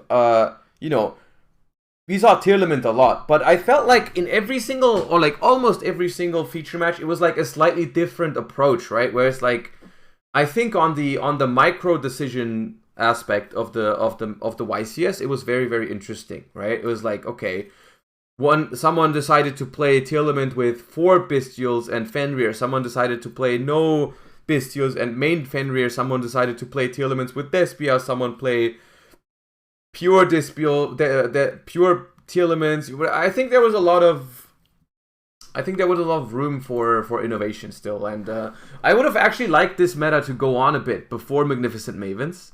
I would have really liked to see what would happen moving forward, right? But yeah, we'll talk about the Magnamut price in a second. We'll talk about the Magnamut price soon enough. Don't worry. You know what I did? I can already tell you what I did. I did what I said on the weekend. Jiros, thank you for the tier 1. I appreciate you. Thank you so much. I'm a man of my word. I said on the weekend, I will not pay the price of Magnamut right now. I would rather buy boxes and open it. And that's what we're doing tomorrow or in 2 days. I got myself 3 boxes, which is hopefully enough. Hopefully it's enough. I got 3 boxes that we open on tomorrow or on Thursday. I don't know when they arrive, but we're gonna hope. We're gonna hope. I'm not spending. By the way, do not try this at home, dude. Do not try this at home. Do not go out there and just buy boxes because you want Magnamuts. But like, I'm gonna take the gamble because I'm just gonna. I said it on the weekend. If I now buy a playset of Magnamuts for whatever it is right now, we're gonna check in a second. It's not gonna feel good. I'm gonna draw this card and I'm gonna look at it and I'm gonna be disgusted at what I paid for it. So we're gonna pull them and feel good about it. That's the plan. Or if your opponent visits you, you can just use the effects, shuffle back the banish card, and draw a card. So I was using an extra card, and there were a lot of times where I was like comboing if I had like a weird hand. I got 1 Magnamut in 2 boxes, so good luck. No, don't curse me. Oh my god, we're gonna get 3. Trust. We're gonna get a playset. Trust. Summon my own Biscuit card by banishing the Striker Dragon, and then you can just use this to put back the Striker Dragon to draw a card, and then you can make it again to help you make the Pisty line a little bit better. So there's some weird applications where it came up like that, but this could probably be cut for something else going forward. Don't say copium. No, it's gonna happen. Striker Dragon, absolute god card. This card. That one for a reason. It's gonna happen. No. To destroy itself, add back Recharger, and then Recharger back Borland from the graveyard. Way too many. It will happen, guys. It's even better now because you like red regained and like you can control the chaos based banishes and stuff better with like the Biscuit cards, so you can recycle them a lot more. My friend got 1 Magna in 4 boxes. Stop saying that. Oh no. Pisty, another crazy, insane card. Just so good at bringing back the Biscuits. You just bring back a Magnum Light trigger for free, and then just follow up on the turn. Helps you get back your rockets. It's really good if you open Recharger. That way you can like help get it back. Quad Boral and Dilindrus. These make this card's mandatory, I think now. This card was really good. This helps make any 2 dragons, the Boral Savage, Borland, and then the Trap play easy with just 2 dragons, because you end up making this and this, and you crack this, bring it 2 dragons, and then this comes back, and then you make Borland, and then negate a card to make a Savage. So this card helps extend a lot. No, we're keeping the Thunder Dragon for last. That's after this one. This card's absolutely amazing. I have a cute little card on my side deck that I'll show here in a second. To summon off of this, but yeah, just good at summoning off. Like most of them, I would just summon off Magnum, and then just use the effect trigger, and then just try not to die, and then Magnum will search for something, so I can kill him on the follow up. This deck still has insane crackback. Triple burst, definitely. You will pull 3 Magna and no Fenrirs and Lubellions. I mean, okay, no Fenrir I could live with. Of course, that would suck if we only get bad Ultras, but I have Fenrirs already. I bought a playset of Fenrir already. But like the Magnamuts is what it's at. The chase card for me in this set is literally a freaking super rare. Because if you can ever make like dark and then darken opponent's card, like to this arrow, and then you make Pisty, and then you can just use darken the card that you took with them for this, just because it takes effect monsters, take dragons, and then this is how you summon back any dragon, and then 3/4 and whatever you brought back is the easy Borland play. So darken this card help make it really easy. And also it negates stuff in the damage step whenever it like kills stuff. So sometimes if you're like killing over like beating over Sarniers or things like that, you can negate their effects. Borland, best card in the extra deck. This card is absolutely insane. He's a hoss. I mean, he can be targeted, he can be destroyed. He has the perfect attack points. He's 35, and all the tier fusions are 3k with 500 with the Prelude boost. So there were just so many times where I was battle phase, and they'd have a huge board house deck. Well, the entire deck is different languages. Oh man. Your guy's dead. And I'm like, no. And then you can attack all your opponent's guys. And then the only way tier can even beat this is if they have Sulik to negate it, and then they have like another way to actually beat it, like pop it with the field spell or something. And the only way Sprite can beat it is with Smashers. But if you can like just hold a negate for their Kikala so they can't get the Sulik, or hold a negate for the Jet so they can't search Smashers, they just never ever beat this card. And it just keeps getting advantage with all the rockets. The worst cards in my deck this weekend. I don't think I ever made IP, but in theory it's good because if you have like a weird hand where you have to dark block yourself really early, this is the only 2 you want to end on since you can't end on Spears because it's light. So Mr. Worldwide. Summon Druidworm, bench card Graveyard, and then use the effect to link this off in Druidworm to make Unicorn. Unicorn will spin a card and Druidworm puts it into the graveyard. Okay, Pitbull. So weird hands that came with a lot of testing, but I don't think I made this all weekend. Unicorn and access code, made it once. This I just needed. I got 4 out of 3 boxes. See, that's the spirit. That's the spirit. 4 Magnamuts in 3 boxes. That's exactly what's happening. Recycle it. So this is just another guy that pointed down and fit the 3 requirement. And then yeah, just use this guy one time also. But yeah, just power cards. And then the Synchros. Savage standard, absolutely fantastic card. You can add it back with safer. You better start rooting for me, okay? You better start rooting for me because what I will do is if I pull any more than 3, I will give the extra ones away, okay? If I pull more than 3 Magnamuts, I'll give the extra ones away to chat, okay? Is that a deal? Now we can all root together, alright? I promise. Same with the basic cards. You can just banish it if you're having to remake it again and then shuffle it back with now start rooting. Baron, probably my See? Yeah, now we really happy. Now, yeah, 10 Magnamoods for sure. Click on just Tracer. And they're like looking at the board and they're like, okay, like he probably makes a Strike Dragon, and they're like, worst case he links them both off for Romulus or something. And I'm like, Rage. like, yeah, okay. Yeah, now we're rooting. I even got one guy real bad. He's playing Tier. I missed a card, and then he sets the back row passes. I draw. He normals the Tracer. He checks his back row things for a long time. He's like, "You're good." So, surely. Pop his set card that he was looking at for a long time. It was their convenient only one. Oh Jesus Christ! And I had the 2 dragons on field. It was like a Druid Worm and then the Tracer, but he was pretty far behind. So I think he just wanted to hold it to try to get max value once I was kind of like full comboing. But yeah, absolutely blew him out with Baron. I love it. And then Scarlet. It's really good at clearing boards. It's another kind of card that goes really well with Dark Roller. You can just Dark Roller board. Worst case, just Dark Roller and then use. Reduce remix? No, you lost the. So that way you don't have to like. You lost the draft, chat, remember? I don't have to reduce the remix. You have to. You didn't even. No, I didn't even get anything for it. I risked it for no reason. Everyone missed that after this, I bet. I don't know. After playing today, I think I tried the Chaos Roller for the Vista cards. Yeah, I know, right? So good. They're crazy. Side, Gamma, Driver. So this was really good against the weird decks like Exorcister, Flunder, Rogue stuff. It's really good against Pendulum, hitting up beyond the Pendulum. This is insane. It's also the I never agreed to that bet. Well, the chat as a whole agreed to it. And they would fuse, but they can do their entire like good part of the combo without putting a monster on the chat entity did agree on it. So Gamma being able to stop that very first tier that was sent to the graveyard off of Brandon High Spirits was very, very impactful. Pinkertop's really good against Sprite, same as the. We're opening Dark Blast today? Not today. I ordered them yesterday. I'm gonna see when they arrive. I'm gonna see when they arrive. I can check what the tracking says if they're already on the way. You summon this off Spheres, because most of the time your inboard is Spheres, Savage, and then the Trap with a Vista card on the field. Your board could be crazier, but I just kept making that board just to. I don't want to get super poly, or like a lot of gold, or anything crazy. So, worst case, you just set up an easy board, and then your crackback is so good. So, just don't want to lose any blowouts. But yeah, you can protect this. So, they would just like enter battle phase, or like try to force out my seal, or sometimes I would just have to bring like seal, bounce their Kikalos, and then off of it I would summon this, and then whenever they try to like enter the battle phase and then like attack over it, you can just use that branded Vista Trap, or they do a Mavens, but you can tribute and pop the Vista card so that they couldn't attack over the Drago. And then they can't special summon, so they usually can't put another monster on the board in order to get over it. And then next turn, you can either just link it off for like Romulus, or you can just worst case tribute over it for a Vista monster. Let me see. That's crazy. Yeah, I can tribute over a Vista monster one time, and then LP or PC it back. With the attack points, let's go. You watched Couch's profile yet? I haven't. Is it interesting? It's good against the Sprite deck if they're not playing the Toad stuff, which a good amount of people work, but it's much better against their Okay, the package is on their way. It might arrive tomorrow. Like the Smash or something like the Fountain or something, and usually they're bored of like IP, Elf, Red can't compete with any sort of drop in the combo. And then going first. Yes, we will look at Ishizu later. We will look at Ishizu in a bit. Not too long. Flunder's also really bad, so this card was for this. It's interesting. Okay. Well then, last profile is going to be Dominic Couch. But we also haven't seen the Thunder one. I guess the side deck for this. I mean, it's like even though it is cool that Clifton top 16 with this deck, it still feels relatively standard for Dragon Link. It's just like you try to find room for all the bestial cards and call it a day, which is cool though, right? It still is Dragon Link at the end of the day, which I feel like Dragon Link is one of those decks, at least for me personally, Dragon Link is a really fun deck to play, right? I had a great time when we played Dragon Link for the first time in Master Duel. Because I kind of skipped when it was like a big deal in the TCG for like 2020, 2021. And then I played it for the first time in like Master Duel, and it was like really fun to play.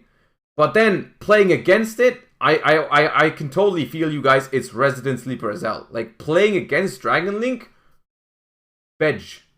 Insta-bedge, because like their turn 1, they take like 15 minutes to summon Seal Hot Red or some shit. Like against no hand, they don't get hand trapped at all. They just take 15 minutes to summon Seal. Something it's it is a bedge deck. Now this one, I want to see this one because David Erpin. From what it looked like on stream, and in the feature matches, literally just freaking brought 2019 Thunder Dragon and added a couple of Bestials and just topped the event. That's what it looked like. It was literally just like Batteryman Solar, send Roar, banish for a Bestial, make Saryuja Skuldrat. It was literally just 2019 Thunder Dragon. And he topped, so let's see it. Oh, way too dank. Way too dank. Hey guys, we're here in the Hyatt Hotel Robin! in Minneapolis, Minnesota. YCS Minnesota has just come to an end. This is 27 minutes. I'm sorry, David and Robin. We're gonna have to 2x this. Very special deck for this event. Guys, would you like to introduce yourself real quick? Yeah, I'm David Irvin, and I went top 32 with Thunder Dragon. Yeah, and I'm Robin. So yeah, we created this spicy deck, and we're going to show it to you in the deck profile. Awesome. Top 32 at YCS Minnesota.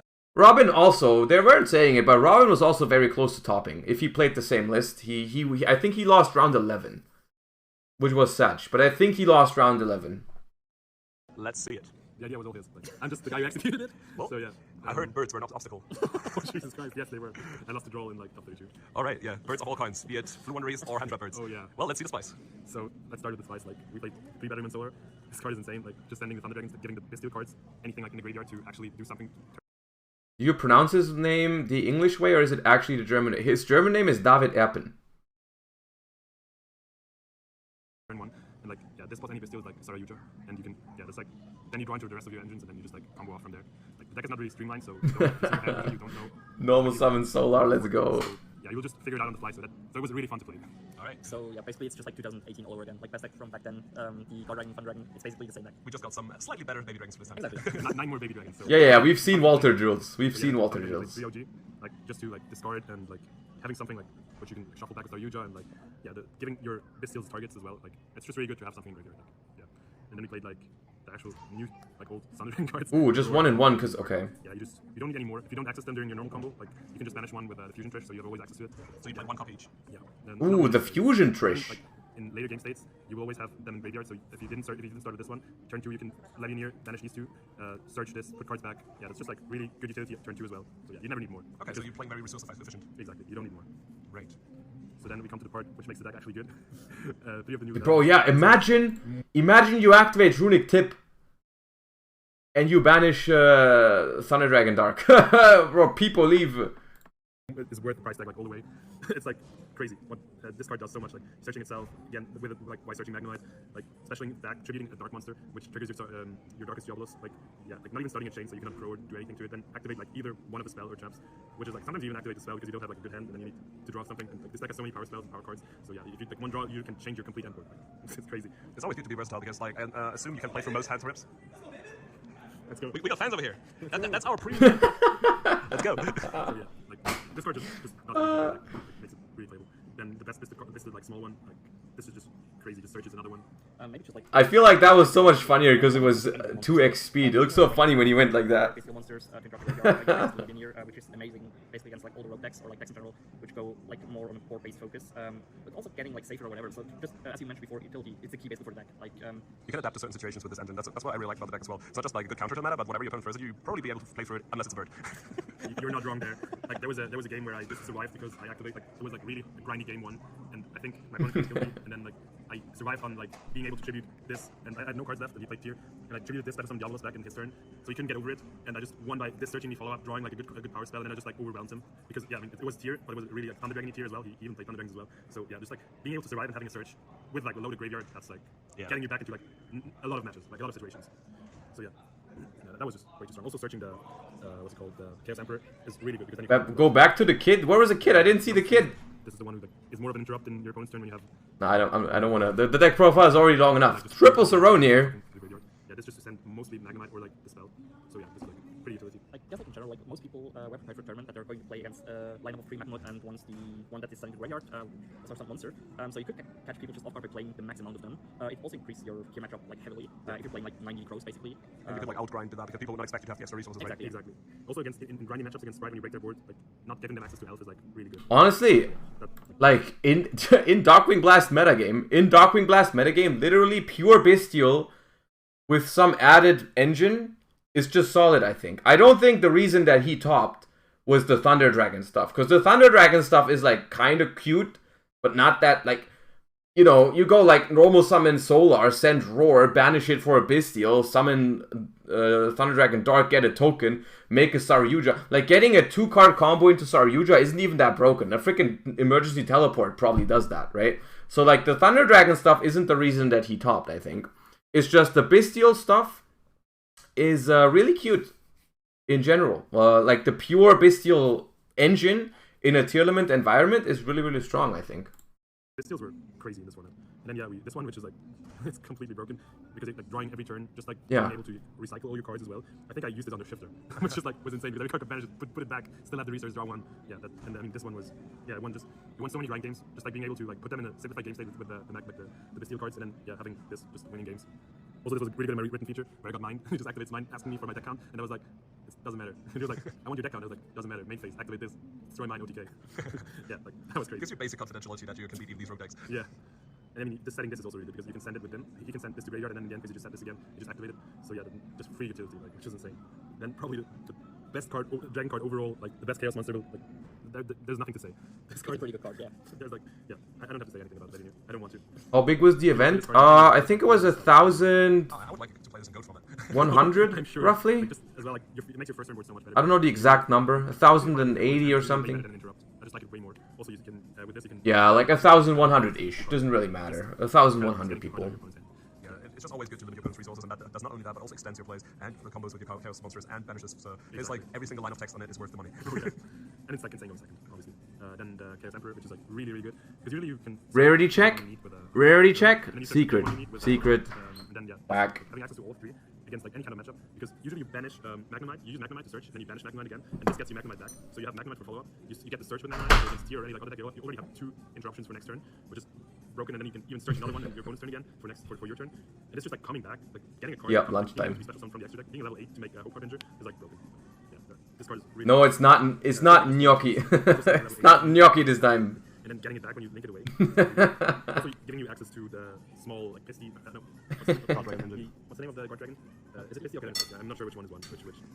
Rope Tower for like either seal or the feature match. It's like yeah, it's spring rolls and either him or Atum. So you can get access to some broccoli, corn, beans. Vegetables. The dragon engine, like okay, baby dragon. Yeah, like these are the news. It do look good. You guys used to be news one day, but now you're old. Yes, yeah, that's all there is for the dragon engine. And then we played like 3 Dangers, Nessie, and yeah. Like, broccoli, yeah, the guy from Naruto, the guy that dropped the weights, right? Making plus, being able to like sometimes going to Saryuja, having access to solar. Yeah, they're just basically like standard and helping a lot. I guess like in general, the deck is really good going second. So what we had to figure out is how we can actually play on our own first turn, especially if we're getting hand trap for Solar. Even though a lot of people actually didn't know what Solar is doing because it's a pretty old card, they're still using their hand trap because it's the first thing they see. You tell them, yeah, it sends a fun to graveyard. Okay, it sends something. Okay, I need to react to that one. And you need to extend it there. And Dangers are like perfectly to fit this role basically. Exactly. So yeah, then like. Allure because you play a lot of darks, and like if you draw Thunder Dragon plus Allure, like that was broken back then, that's broken now. Exactly. And like you draw into your side deck cards or your power spells way more with Allure. I mean, now looking back, it made sense that in the feature match when he activated Allure, I was always like, let's go draw Dragon Dark, banish Dragon Dark, but they never had it because they only played 1-1. Made sense. This being able to search either Levy, Lubellion, or the Baby Dragons is absolutely insane. Like also just putting the Baby Dragons back so you can search another one for next turn is really good. And then this is like my favorite card in the deck. Just like if you resolve this card, you can be pretty assured that your opponent will not play with 6 cards next turn. Have you ever had like hand trap like Ash be thrown on that? Oh, well, I had a lot of hand traps that were thrown on that. I think on the feature it got Ash twice. Okay. But I mean, it's really good for my opponent. But when it resolves, like, either way he will not start on 6 because either he throws the Ash and doesn't have 6, or he gets like 2 cards ripped out of his hand. That's fair. You got a point there. Is that it for the main deck? That's it. That's 45 cards. 45. I was just gonna ask. Yeah, we want it to be as close to. What does Melody search? Melody of the Awakening. Can it search Lubellion?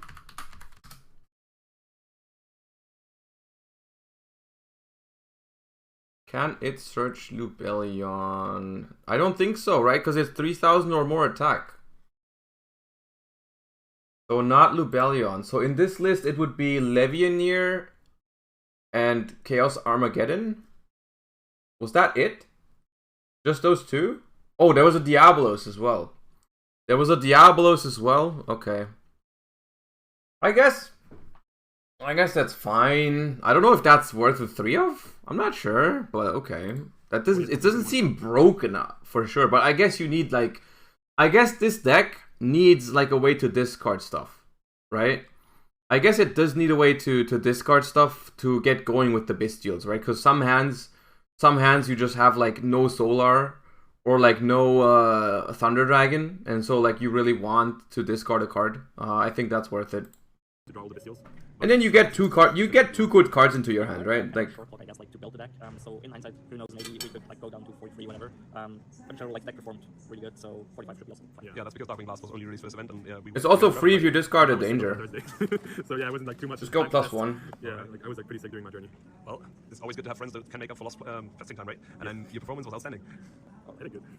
Yeah, extra deck. So the extra deck, we play one guard dragon Pisty, one striker dragon, just to like link up the guard dragon, the baby dragons. So you cannot search, but it's still broken. Then one dark, yeah, sometimes you need to link stuff away to get more like cards into the graveyard. So yeah. Maybe for dark, what was really funny, people did side shifter against us, or like play shifter, because I thought, okay, it's a good card against the deck. However, if they shifter you, you can summon Atreman Solar, send Roar, because it gets banished, you summon a dark, you get a token, you can then go for dark, getting their shift from graveyard, and summon a Palooza on 3 counters, because they shifted you basically. So basically you have It's funny. Plays through a shifter and still makes negate, so you can... It's so funny if you play against someone and they shifted you on draw phase or on normal summon Solar. There's no way anyone did that, right? There's no way they went normal summon Solar and the Flunder guy was just like, yep, I'm a shifter at that. There's no shot. I mean, but after what we've seen from the Flunder players in the feature matches, I mean, it's Flunder players. It's possible. Absolutely. Yeah, they probably did that. They probably did that. And the rest of your engine still kind of works as well. Like, it's not like you cannot play on the shifter, like, which is like, it was really good. I think like, also like, the Steel, like, the spell and stuff, they all work. They all still work. It's like, they're not as good, but they still work. Also, you can still make Seal and stuff, which is okay. Yeah, Seal, which is like, yeah, best drop in the game probably. Also, like, being able to spell some Magnemite to get free follow, like, and activating the effect to get free follow-up is like really good. Even like with the trap open, you can just, sometimes they don't expect you to be able to get to, like, to activate the trap, because everybody thinks the trap only tributes like the Steel monsters, but it tributes any dragon, so yeah. It even triggers if you tribute it with the, I think I got Dark Ruled once, and I just tributed this with the trap, and they were like, what, that's possible, and then I used the effect in graveyard, like, still to summon, which is like really pretty nice interaction. There's like a lot of synergy with these old dragon cards and the new ones, which is nice. Exactly. And I P for like if you get interrupted, or like if you can actually make it to the really good endboard, yeah, which I not that often could, but it was still, you're still getting to a good endboard anyway. Like, you don't even need to play well. I mean, that's Flunder for you. Like forcing stuff, and also with IP you can like, which, get rid of stuff as well. in a way, chat, in a way, it's not even bad for a deck like Flunder to exist, because I guess there has to be some outlet for casual players to actually still have a chance of performing well at a tournament. I don't think that's you know, I guess it has its, you know, I don't like it, but did activate the beast, like the beast trap, and then they did not have any dragon on board, so I guess Konami thinks everyone should have a chance of winning. Yeah, Unicorn as well for like an interrupt. You know, go with going to this with IP, so it's not destructible, which is really nice. And then just the utility link for rank 4. When you cannot go to link 4, when you cannot go into Sayuja, you cannot use it for to draw, so you just make another one. This card is this card drew so many like side deck cards, or like into my power spells, like putting like two bad Thunder Dragons to get like good cards, actual good cards. Yeah, like Sayuja is also the arrows are like crazy. Like it's draw 4, like when was draw 4 ever bad in Yu-Gi-Oh? It really definitely helps, and not only that, it also has the synergy of shuffling back cards that you might need as resources in the deck. Exactly. This to protect your end board because your monsters are pretty weak. Yeah, it's really is there no Zealantis? Didn't we talk about some combo with Zealantis in this deck? What was it? What was it? There was some combo with Zealantis that we talked about in this list, was it not? Something you could reset? Was it Solar? I forgot what the once per turn effect was, why we thought Zealantis might be in the list. Seal this plus IP, and then with this they cannot run over it, which is like really nice. And since we play another card, they cannot super pull you. This to get to the fusion fish, like yeah, you just summoned it all the way back to Heretic. Heretic was a deck. That's so nice. It's just a throwback deck in general. Like, do you like Guard Dragon, Fun Dragon? Do you like Trident? That's a trap based Trident. Yeah, basically it is. Yeah, just in general, like it was really fun also to play. That's something you. Oh yeah, well, like I never had. Like I think this was the most fun. It's kind of contradictory to have casuals performing well in a competitive event. I mean, the thing is, Flunder isn't really performing super well, right? The deck still has a horrible conversion rate. If you look at how many people play Flunder and how few actually top a tournament, the deck is bad, but it gives like someone who isn't that great still a higher chance than if you played a really complicated deck, right? Right? Flunder was in finals? Yeah, but like 2 Flunders in top 32 as opposed to like how many people play Flunder these days is still not a good result, right? Event I had in like years, because it was like just so at much least I feel like play the deck because you never know where you're going. I don't know the exact numbers. You don't know how to get there. You'll just figure it out on the fly. I think that's really different to most decks in the meta actually, because if you play Sprite, you just the combo is like not crazy. Like you always do the same, but the interactions is really nice, and there's where the skill comes in, like knowing the opponent's deck. And this is like also that, but more like figuring out everything, like being actually like playing it. Like actually. Okan was also in the finals. I was surprised. I scrolled through Farfa's YCS Minneapolis meme thread earlier, and no one made like a meme of Tokan as a vanilla monster. Just no one did it. I was really confused. I thought that was obvious.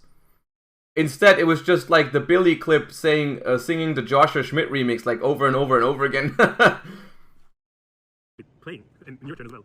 Then you used to just like because you had a lot of level 8s, just to get rid of stuff, you can target Abramax and stuff. Then you also I played against Bandit, and I had to like give him the rebellion effect, so I just made this so it protects everything in the end phase.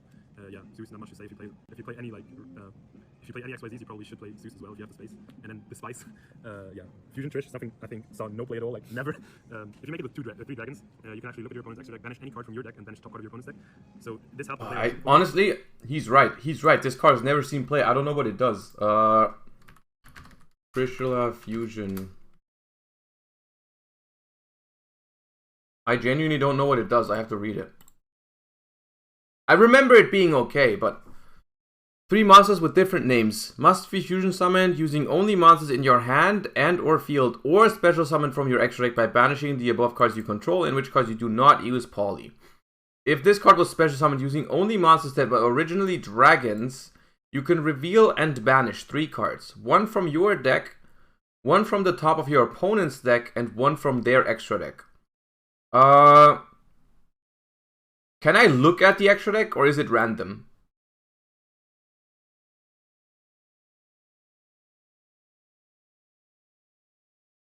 You choose, you look and you pick. Okay, that's strong.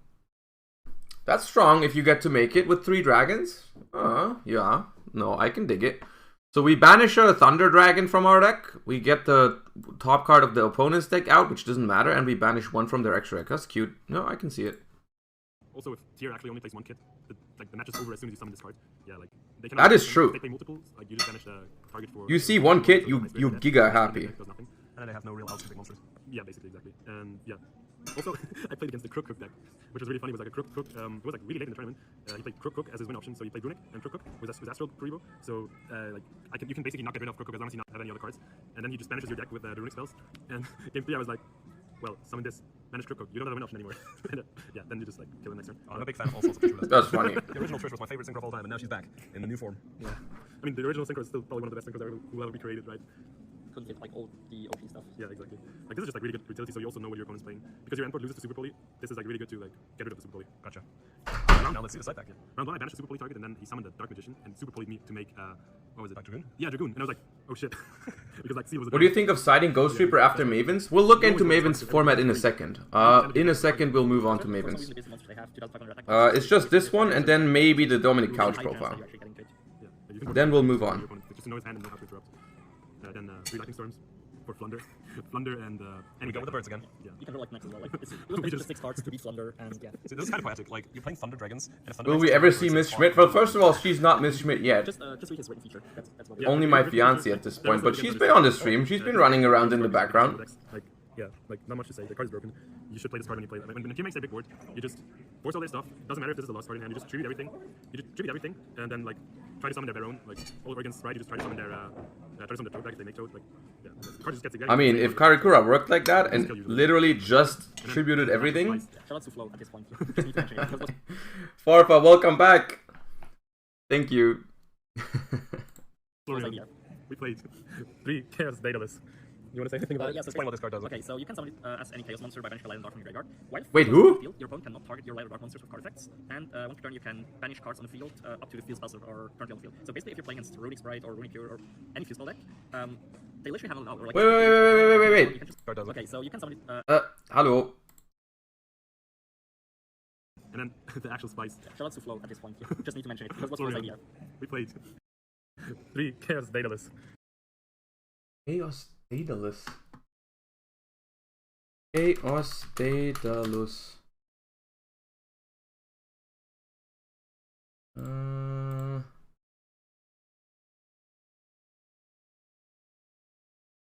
Cannot be normal summoned or set. Must be special summoned from your hand by banishing 1 light and 1 dark from your graveyard. While a field spell is face up on the field, your opponent cannot target light or dark monsters you control with card effects. You can target cards on the field up to the number of face up field spells on the field, banish them. You can only use this effect of Chaos Daedalus once per turn.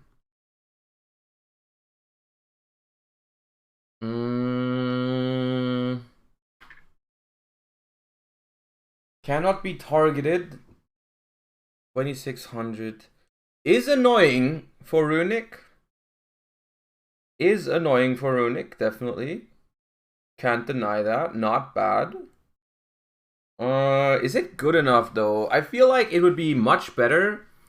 They did not play a field spell, right? I think it would be much better. Like it seems like it would be a good card if you played a field spell yourself. Like if you had that card, if you could summon it like consistently in like a Tearlament deck or something, and you just have like 2 ways of activating it basically. But no, it's a cute idea. Okay. You want to say anything about it? Yes, Explain what this card does. Okay, so you can summon it as any chaos monster by banishing a light and dark from your graveyard. While field spells on the field, your opponent cannot target. Game was just over. Like I did usually like 1 or 2 sets, so I forced the first one, and then I make a Phoenix for the Smasher. And as soon as Smasher was gone, I just summoned this, and they were like, "Well, I guess game is over, right?" And it was. For sure. Will we get new subscriber badges? I'm working on that stuff. I'm working on that type of stuff, yeah. I'm still new to it, even though my numbers don't suggest it, but I'm still, like, it's my ninth month of streaming, so I'm still getting used to that kind of stuff. But yeah, I do plan on doing that type of stuff in the near future. Spicy, that's pretty cool. They can draw as many cards as they want. As long as they don't have an out to, they cannot target any of your shit and they don't have big monsters, right? So they don't even have a battle phase, so they can't even run over it, even if they had a big monster. It exists as collector's rare, by the way, for 20 euros. I mean, yeah, okay, but because it was side decked in a Thunder Dragon deck in top 32 of YCS Minneapolis, you know, is not going to make it jump in price like crazy. Because the Thunder Dragon deck, I think everyone is aware that this was like a cool thing, you know, meta call and everything, but I don't think that's going to make the collector's rare Daedalus jump. And now that I said that, it's probably going to jump, because whatever I say about markets is always wrong. Yeah, sadly it's only 1 event deck, but thanks to all the people who lent me cards, because we weren't prepared to actually play Thunder Dragon. We brought a lot of cards because we were like, before the event we were thinking about this event, before Quito, but we weren't like prepared to actually play Thunder Dragon. Like, we had all the Dragon stuff, we had also the Pendulum stuff, but in the end, like, thanks to like, Adrian Dorson and like all the other people who like lended us cards. Buying them out as we speak. Not getting so ours for this event, but yeah, Adrian had 6 with him, which was like, nice, thanks so much. Yeah, okay. Just, shout out to Flo. Yeah, cool profile. I wish Robin would have topped as well, but yeah. So while, okay, I know you guys want to get into Magnificent Mavens, but I do still have half a plate of food in front of me. So we're going to look at Dominic Couch's deck, because people said it was interesting. I'm going to finish my food, and then we get into Mavens. Is that a beat? That's a deal, right? That's a deal. We have a deal. We have a deal. 1 more profile, then Mavens. Jesse in it as well. That's a bonus. And then I'm going to finish my food in the meantime. What's going on, guys? Sim here at YCS Minneapolis. My boy Asia Persuasion, you already know. My boy Dre. And we're here with my son yet again. You already know. Mr. Don't Sleep on the Couch. Mr. Dominic Couch. How you doing, man? Doing all right. Doing all right. How we doing at YCS Minneapolis? I lost in top 32, but me, Jesse, and a few others like Mike Albanese, Kobe, made a really cool deck that I really had fun playing. Wait, people still say don't sleep on the couch? Isn't that joke from 2018? Of course, as always. But as always, before we get into it, you're getting shoutouts. I know you got a couple. Yeah, so shout out to my sponsor, obviously, Top Choice Gaming. And then the biggest shout-outs was like building a deck, so like Jesse, Mike Albanese helped, Kobe, those are like the biggest, Avery, it was awesome. I really had fun playing this deck. I actually really enjoy it. Buy-side cards are really cool. I had a shout-out, Luxury Gaming, my sponsor as well, and maybe you're watching it on his new channel with Kobe. Yeah, there you go. Shout it out, bro. Yep, so we just made a YouTube channel, me and Kobe, called the Millennium Rings. We're gonna start uploading more regularly, and we got some content, you know, before Pasadena that should be up, and I'm really excited about it. I'm excited to be subscribed to the couch. There you go. Don't forget to subscribe to his Metafy. Yeah. It's in the description. always in the description. That's everything? Yeah. Alright, let's roll with this. Do it. So for the tier monsters, we played 1 Cyber Sign and 2 Runners. Is it not? I could put it next to Instant Fusion. But pretty much like this card's really crazy because with so many buy-sides in the format, being able to fusion summon without touching your grave, also not using a name, is super important. And it's level 2, so it can summon Elf, but it can also summon our new favorite toy, Sprint. Ooh. So the big thing is before this tournament, before Dabble, was they wanted Valor, Kit, or Mourner, or sorry, Valor, Imperm, or Mourner, your Kit Kalas. That shuts off like several effects at once. And when you lead with Stein, that's not really a good answer for them because if they do that, like on the Kit, then now you have a 5, and you have the Kit and the Stein to make Sprint, and you keep using. So they're forced to do it on the Stein if they want to stop you there. At which point you can just play like normally, and assuming you can, which isn't hard, then the Kit gets resolved. True. And then I just didn't want to play 3 Rhino because with so many Bistids, like it's definitely the worst. Wait, so are we actually just summoning Kit Kalos with this? We're not even making like Exterio? Is that what we're doing? So it's just like 5,000 instant fusion with a normal summon? I mean, it's still not terrible. I don't hate it. I was expecting more than that. They sided a target? Okay, we'll see then. Telema TCG, thank you for the sub. I appreciate it. Welcome to the stream. Thank you. card to lead with. You like normal Rhino, send a guy, gets pisted, and it's like pretty hard to recover. It's not a 2, it's not dark, like, yeah, it's rough. And then 3 of all the tiers you fuse with, you just like have to max out on these. I think these are pretty self-explanatory. And then we played Brandon High Spirits, so for High Spirits we played these. This is a new card. Record, I wish I played more for this practice multi tournament because I would have realized these cards are terrible, I think. Yeah. I don't agree. For me, they were the worst cards in my deck. Yeah, like yeah, it's like case-by-case basis. I don't think that the cards are great. I probably wouldn't play them again, but for me, like, I did draw it live a lot, whereas other people in the circle, drew, like Jesse and Mike, like, drew it dead a lot. I drew it pretty live. But we had like a Baron combo with this card and stuff like that, and I only summoned Baron like one time. I think they're great. I think it's just overkill, and we wanted to play High Spirits because it plays around Bistids in theory, but it is crazy going first when if you draw plus a tier and like it's in theory like what you look at as a macro level, then yeah, that works like fantastic.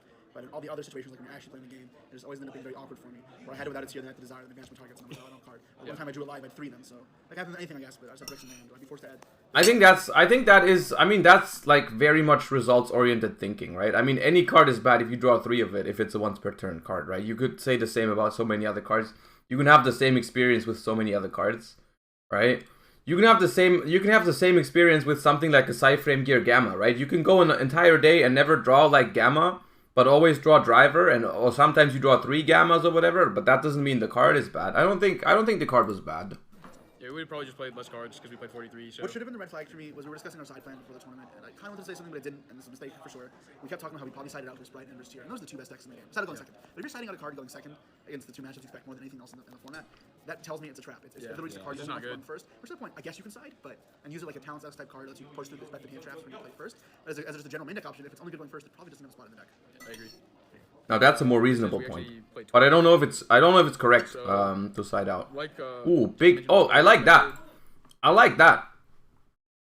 Like Tearlaments and Sprite to be the most represented decks, and the buy-side cards against Sprite are just like so aggressive and force all their interactions just by entering your battle phase. That even though they don't banish things that matter against Sprite the majority of the time, other than like Cap Shell, sometimes they'll like tribute Cap Shell or detach it and you chain and they miss their draw. But outside of Cap Shell, you're not banishing anything that matters against them, but you're being Black for Arc, thank you for the Prime, appreciate you, thank you. Like you're making them miss names. You're also creating resources for yourself when you have multiples by being able to summon like Beatrice or this new card we really like called Wolo. I think you can treat it almost as you have. They can be acted like dangers versus Sprite, where you'd rather just overwhelm them with big bodies because it checks Toad for 1/1 and any of the interrupts. And then in the mirror, it treats as a hand trap because that's what you need one. So it fixes that issue like the dangers had, where it can fill either role, having what you need to do. The cool play for that makes like Rebellion really sick. That I think it's worth noting is you don't want to just discard straight away get Magma, and it kind of makes. Video is silent. Yeah, it is. It is the video though. It is already at max volume, and I also have it set to max volume in OBS. I guess no, I can pull it up a little bit higher in OBS. I know a little better because if you get Magnetted on when you normal Rhino, and they stop you there. If you have the Rebellion, you can only Rebellion for Druid Worm. A good takeaway in general is that Druid's Worm can definitely be more than a one-off. I think so too. I think the engine of 3 Magnamud, 1 Druid's Worm in a metagame that was just full of Tearlaments, of course you can play more Druid's Worms. Like that card is just good, right? It's not as good as Magnamud, but it's definitely better, right? Yo, what up, Pack? No, you didn't fail. What happened? What did you lose to in top 32? I don't think you failed, bro. You can't win all of them. Did you mess up or anything? I think you did good.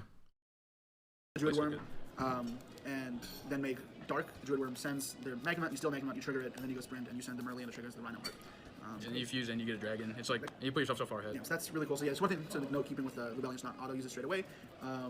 Yeah, these cards were very, very solid. And obviously there's multiple effects, it's good. Another good thing to keep in mind if you haven't played this card before is Rebellion's grave to summon itself effect. It's not actually an effect. It's like Machina Fortress. So if they dwell you or not Rebel you, you'll still just do it.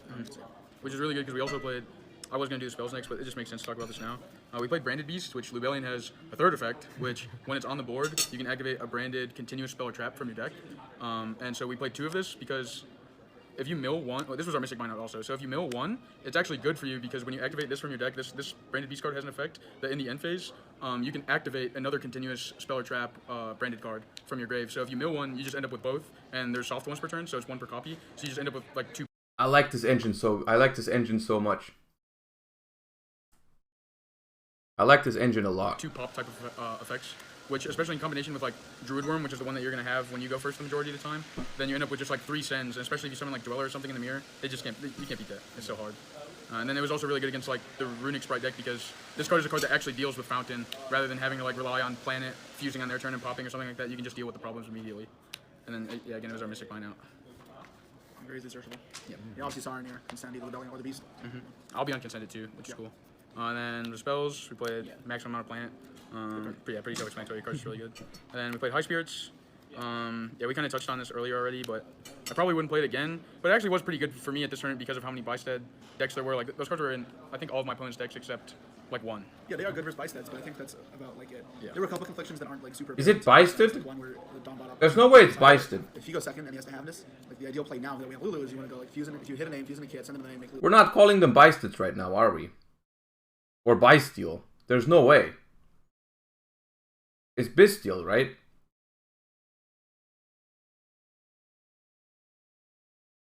It's not Bysteel. I'm not gonna say Bysteel. No, but I don't care. I don't care if it's Bysteel or not. I'm not saying Bysteel. No. I refuse. Yeah. If you do that now, Brandon and High Spirits is dead. Yeah, exactly. So like drawing this card going second with Havness is just like unplayable almost. Yeah, like it's counterintuitive. And then you also have issues like Lulu's gone. No. Which is understandable. Now even that back doesn't do anything. So there were just so many small things that piled up together that maybe this card is not worth it. Yeah, and that just came from like us not playing enough before the tournament because we were really busy. It's mostly theory based. We didn't get as much testing like proper as we would like. One God card. Shout out Nick Deck for the Max Runs Infusion. I'll play it forever.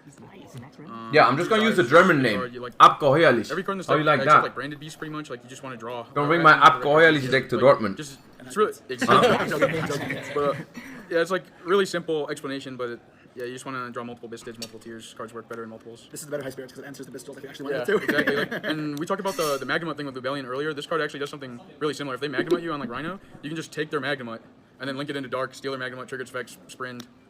Just like if you had Druid Worm.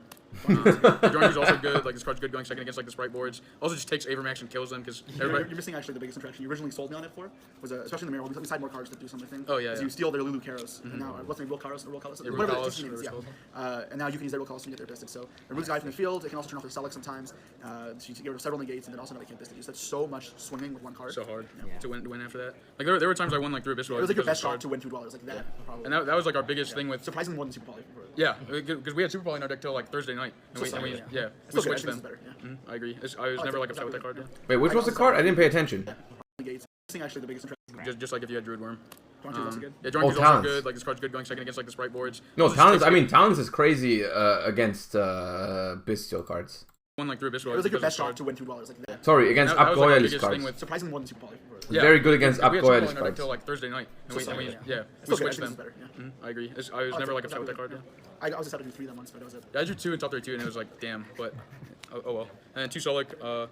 Milling this card's really good, and it's better than playing the 3rd Rhino Heart, especially when you play a card like Paw of Desires. You just have to make small concessions in deck building so you don't like end up with your back against the wall not playing with something. And this card, especially with like Kaleido Heart is still a very, very good fusion, and it just ends up being really... Negating cards are so broken, is really what it comes down to. So it should be 43 in the main deck. Yeah, it's 43 in the main deck, and then you guys want extra deck or side deck? You choose. Extra deck. The most unsummoned card in my extra deck was Baron. Wasn't for me. Yeah. You summoned it a lot? I summoned it once. I also summoned it once. Yeah, but I didn't summon Borlo at all. Ooh. I summoned Borlo twice. Sounds like it's on a handful. And we played Elves, Sprint, and Dark. These cards are just so ridiculous. Like, this card pushes through hand traps so well. And Borlo Dragon was my idea because we couldn't really find good answers to Abyss Dweller, which is why we play cards like Tactics and other cards in the side deck. So I was like, hey, Jesse, if we cannot like prevent the Dweller and win because that costs too many cards, what if when we play the Mirror and they Dweller us, if we can get the Borlo Dragon and take their Dweller to Dweller them back? And so like that's originally what this card was for, and then also it outs like the annoying untargetable cards like Avermax, Guardian Chimera, stuff like that. Kaleido Heart is a card that can be difficult to deal with. So I would play it again. I didn't summon it that much, but I think in theory it's fine. I don't yeah. This card can go though. Yeah, this card still needs to be banned. It's so ridiculous in the mirror. Then Beatrice and Wolo for the Bystad cards. Beatrice is pretty self-explanatory, but the this what card cards? Is so ridiculous. Like these are Boros. I mean, it's different, but it's so for me, what the card does, it says all your monsters gain 100 attack every card opponent's grade. So it's like a Tear Mirror. Yeah, so it's like a Tear Mirror. It's 20 grave. All you guys are up 2k. That is such a huge push in attack points. So like, it's really good. But like, obviously that's not it. Otherwise, I mean, you may still play it, but it has another effect that says you can once per turn, quick effect, both those turns, target a card opponent's grave, and then detach either 1 or 2 cards. If you detach 1 card, shuffle that card back in the deck, which is already pretty good. Yeah. If you detach 2, however, you can either special summon that monster, or if it's spell trap, set it to your field. Yeah. So, Jesus. Steal. I stole Super Poly. You sold. I stole Instant Fusion like 4 times. Like I wish I did that. They just like made Instant Fusion. Oh and my you God, have some sort of no. busted pushback, so they didn't end on like a God board. And you just like make this with your Bisted push and like take their Instant Fusion, and they like negate 1 to 2 tiers, and it doesn't matter because you got to summon kit with their cards. Yeah, I got paid against the tier guy, and my hand was just all Bistids. I summoned 3 Bistids, and the Dweller pass, and okay, attack, make this, 3 materials, steal Super Poly, and then I can interrupt the Super Poly. Oh, Awesome. something I did against, I did what we talked about. Yeah, it's 2+ materials, by the way. Yeah, you summoned it with 3 one round, right? 3, yeah, steal Super Poly, steal the yeah. So something I brought up to Jesse about this card was if the Runic Sprite deck Eradicators you, you can take the Eradicator and it's a target. This Runic Sprite guy, it actually happened. The Runic Sprite guy Eradicated me, and I summoned this, took his Eradicated it back, and the game was over. I just scored 1 card. Okay, that is a nasty stuff. I still don't feel like you actually summoned. Don't do this to me. That's unethical, dude. No. This card and the existence of all the Bysteel cards. So like at Niagara, in the tier decks, most people felt because if it got banished, it wasn't that big of a deal. You had so many Link monsters and other lines of play that it was fine. But now, like if they banish this out of your grave, not only does it cut off access to kick Callus the rest of the game, but now you cut off access to summoning this card, unless you have Cyberstein. But that's one of the Mad Doctor. And this card's obviously crazy. Like negated like starters, negated like IP going second. It makes Havna so much better because you're summoning this instead of summoning Draco Stapelia. Like the card's just so good. Kaleido Heart. Pretty self-explanatory. It's really good. I honestly, I still sometimes I have these moments. I have these moments where I just look at a card, and then I think about like who made this, and like why was it necessary, and it's like I look at Rule Kalos, right? I look at Rule Kalos, and I'm like, Tearlaments was already so good. Tearlaments are already so good before Darkwing Blast. And then, like, who sat down in the Konami OCG office and was like, I need to go to the lab, dude. I need to go to the lab. This Tearlament archetype, it needs some help. Well, I'm gonna help them out. They're in trouble. They're in trouble right now. They only got like 50% of the top cut. I'm gonna make something for them, right? And he sits down in the lab, and this is what he comes out with the lab with, right? I present to you Tearlaments Rule Kalos, one of the best interruptions the deck has, and also it beats Nibiru. And everyone in the office just stands up and is like, we needed that. We needed that. Well done. Next set, Secret Rare and Starlight Rare. There we go. You get a promotion. Now your next task, is, I don't know, dude. Give support to the Mystic Mine archetype. This is your job now. Go ahead. You know, that's what happened. I don't know. It's like from the dude that brought you Firewall Dragon, Prank Kids Meow Moo. Now comes Tearlaments Rule Kalos. My God, I don't know. Yeah, like you just have to. This card's so good against the Runic Sprite deck. I think it's well. Card's very underrated. If you time it right, the card is insane. Yeah. And then the side deck, we sided Exterio. I didn't want to main it. That's weird. Yeah, like we could have cut Baron for it, but the card I really wanted to play over Baron was IP Masquerade. I don't feel like that, but I like this card. This is weird to me. I think if you main deck Cyberstein, I think if you main deck Cyberstein, you want to main deck this card because some hands going first, you might be able to just like summon this because you already have a way to Kid Kalos, so you don't have to pay 5,000 just to make Kid Kalos when you already have a way to summon it. I don't know, but okay. I really wanted to summon it, but I also didn't play against that many Runic Sprites, which is what it was for. Well, right? Like, yeah, I didn't play against the deck either. I played against so much tier. Yeah, I just think it's just a good negate, right? Like, so you Stein as a starter, but you can also sometimes mill it and then alpha back and as an extender if you don't need the tier card.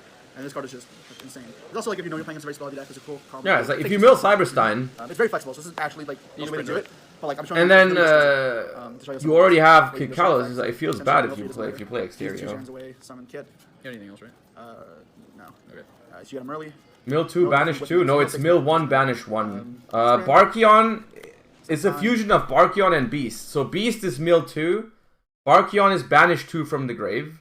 So Exterio is, I think, one of each. Like mill 1, banish 1. I mean, this is simple. I'm sure you guys can see where it's going from here, but it's just you want to hold this to send this, because otherwise making this is a 2-card commitment that you can't link away that turn, so it's actually netting -2 link materials. Yep. So if you're holding this to trade off instead of popping itself, you're not getting mills, but you're saving yourself 1 material link, which doesn't matter in like some combos where you want to find the easiest way to get to Stein. What's wrong with my? Is it not pronounced Cyberstein? Yeah, so like you can do it very easily other ways as well. This was like a simplified combo, and you can. What am I pronouncing incorrectly this time? I was very I never did it, but I was very glad it was in our deck. Like I think it was a good idea. Same with it's similar like Borload. I think it was a great idea, even if it didn't happen that often. Change of Heart, Mind Control. It is? Okay, so so these were the cards we talked about. You guys make me like, insecure. Cards that again we couldn't like really figure out a way to prevent. You say it very the best cool. way to deal with it was like beat them. I don't know what that means. Like, using these to take their Lulu, because a lot of people don't end on Elf anymore. It's just there for free, and then they can't buy-stead you. You can negate like them even fusing. It's abgeheuerlich, not beisted. Like, I play against Drytron. They can't abgeheuerlich you. Before, and I just mind controlled it, and Stop saying beisted. So people may ask why one enemy controller, because obviously others limited, that one's not. When you're building a side deck, what you're not doing is just putting the cards in. You're deciding how many spots you want to allocate for each purpose first. So we knew we want to side out 6 cards against tier. I mean, if I was saying it, if I was using the German pronunciation, I'd be sitting here saying Cyberstein. I don't think you want that. In German, it's Cyberstein. We have the 3 best Radisho Super Poly. The next best card would be this. Next best to be this. And even though you could play 3 econs, you only have 1 spot left, and this is the next best card. So that's why we end up with one enemy controller. It's important to take that logic because it looks weird with one. And anytime you see weird ratios, there should be a logic behind it, right? Not just two ugs because it looks neat. Like you could have figured 2 econ, 2 poly because it looks more neat, but that's just OCD speaking. That's not actually correct. It's important to just have logic behind your decisions, and that's why we have those numbers. Exactly. Like if change order mind control was at more than 1, it would have been that instead. It was just the next best option. And then 3 super poly. That card is really just for the mirror, and I still sided against like Sprite and random stuff with the Pendulum decks. You just kind of have to look at their end board, see if it's good or not. And 3 Cosmic for like Runic Sprite, random back row decks. This card's just so good right now. Like hitting Fountain, they don't have a way to really protect it. Yeah, I think this card's like staple. It should be in every side deck. And then the traps we sided for going first were Eradicator and Crime. I didn't normally side Eradicator versus the mirror unless. I did. Yeah, the Runic version. I played a Runic tier side. Yeah. Or if I saw like a lot of spells in their deck game 1, then. What spells would I expect? It's like, if it's super poly, it's like not great. I mean, it's just talents, right? I guess. Yeah, it's like talents. If you see mine, talents, stuff like that. Mine. Yeah. Sure. I guess if I see a mine version. Yeah. But it's like really good against like Runic Sprite. All right. I mean, solid list for sure. I like the big Bestial package. Sorry, it's a Abgeheuerlich package. I like that a lot. I think those cards are pretty strong right now. Well, like before Magnificent Mavens, it's like we have to see, we have to really see whether that remains the same, whether the engine is still powerful after. And Wallow is cool. Wallow is cool. It's like it goes so perfectly with the Bestial engine that I think we might be seeing Wallow. Even though like a pure Bestial engine might not be like, you know, 20k channel points for 5 minutes German speaking, well then everyone just leaves. Everyone just leaves because they don't understand me anymore. What's the point of that? Was about to say, I think the Bestial cards become less impactful with Magnificent Mavens. At least we're gonna try and find out today. But for the most part, they're still gonna see play. Like, they're still good. Only because they're less powerful than they are now, they're still gonna see some play. Anyways, with that, I think we're done with the deck profiles. And we can move over to Dueling Book. Jeez, this is an old list. I haven't logged into Dueling Book in forever. Alright, so let me turn back on some music. And also switch scenes. Boom. And new deck, I want to look at Ishizu stuff. So, where can I see everything in Mavens? Is there anything important in Mavens other than the Ishizu stuff? Because I actually haven't seen that at all yet. What else is in Mavens? Like, is there anything important that we have to look at except for Mavens? Sky Striker stuff? Sky Striker. These 3, right? Just very quickly. We're not gonna use a long time for it. Wikipedia, Mavens. Okay, which one? Okay, new. The 3 strikers. This is irrelevant. Witchcrafter's probably irrelevant, right? The Gravekeeper stuff. Okay, so there actually is not much. Wait, is there's still unknown stuff? Oh, all new thank you. There's still unknown stuff in Mavens? Millennium Rares? Pharaoh. Oh! Ooh, there's a gold sarcophagus in Pharaoh's Rare. But are these cards that are already in the set, or is it extra ones? Because I think True Name is not in the set otherwise, right? Unknown. Oh, okay. So it might be some. There might be some but probably reprints, right? Probably reprints. Nothing new. Just reprints. Okay, okay. Okay, so it's some reprints that are only available in Pharaoh's Rare. Okay. Cool. Then we don't have to care about that. Alright, so this is literally all the new cards. These two, the two Witchcrafters, I'm just gonna skip over. The Sky Striker stuff, I remember reading this on stream a couple months ago when it was first released. I don't think any of this was like particularly strong, but I'm just gonna make sure and read them again. So Aileron is always treated as a Sky Striker card, which confuses me, because why not just name it like Sky Striker Aileron or whatever, but okay, I guess it works. A Sky Striker Ace monster equipped with this card gains 400 attack. You can only use one of the following effects of Aileron per turn and only once that turn. During the main phase quick effect, you can target one Sky Striker Ace you control, equip it to your...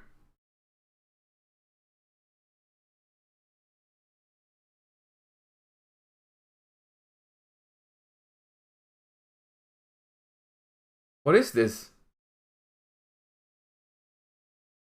This is not even Sky Striker support, dude. That's anti-support. That makes Sky Striker worse, simply because there might be someone putting it into his deck and it just makes his deck worse. It's not support, it's anti-support.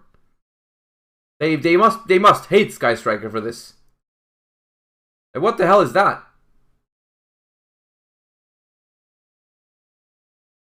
It's a lore card from the manga? Yeah, but like you can still make it like playable. My god, is this horrible. Plus 400, and then when it dies on another turn, send a Sky Striker spell to the graveyard? This is ass.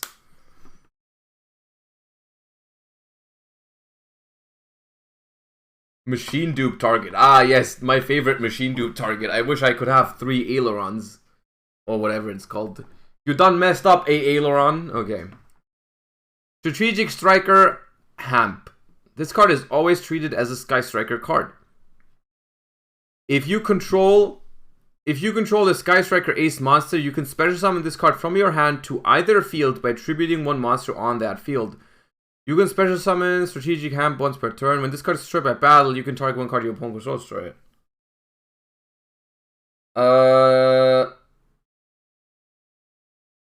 That's not that bad. It's not good. It's definitely not good. But like the fact that you can like engage for a kaiju,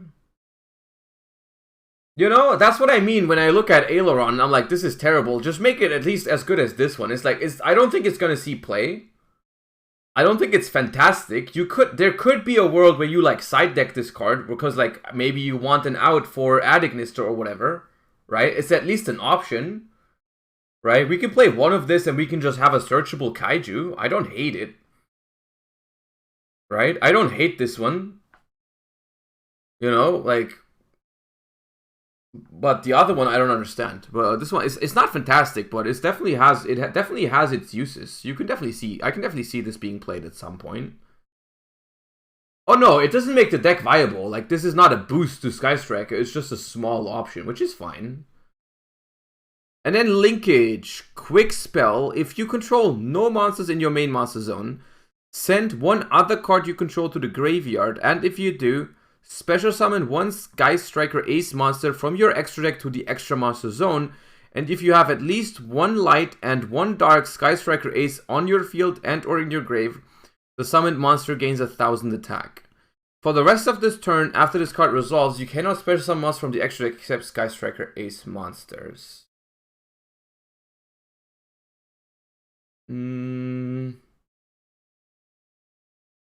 This is OTK.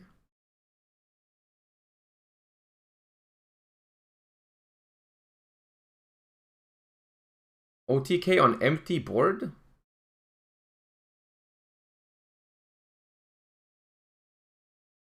How? This plus Ray is 8000 damage.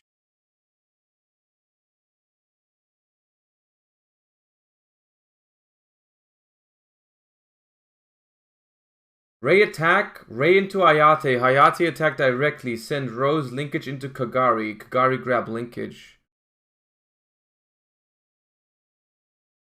Wait, no.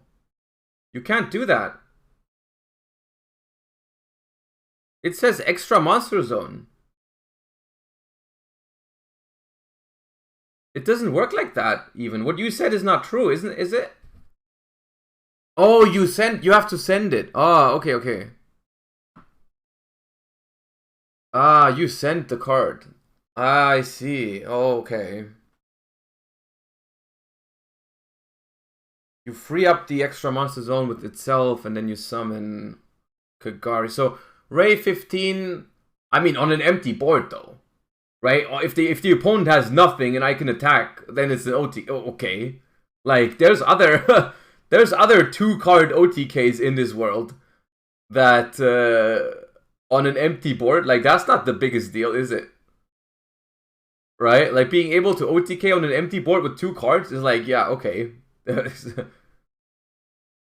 I don't know. It doesn't seem like... This is not a bad card. It's not a bad card, but on the other hand, I don't think what Sky Striker needs... I don't think what Sky Striker needs is another way to summon your Link monsters. Right? Especially in the form of a spell card that doesn't let you... That you don't have Ray in the graveyard, so it's much worse anyways. It's a weird card. I don't even know if it's like, you know... I think we need other Sky Striker support. I think we need other Sky Striker support, but it's not a horrible card. I don't think the OTK matters at all.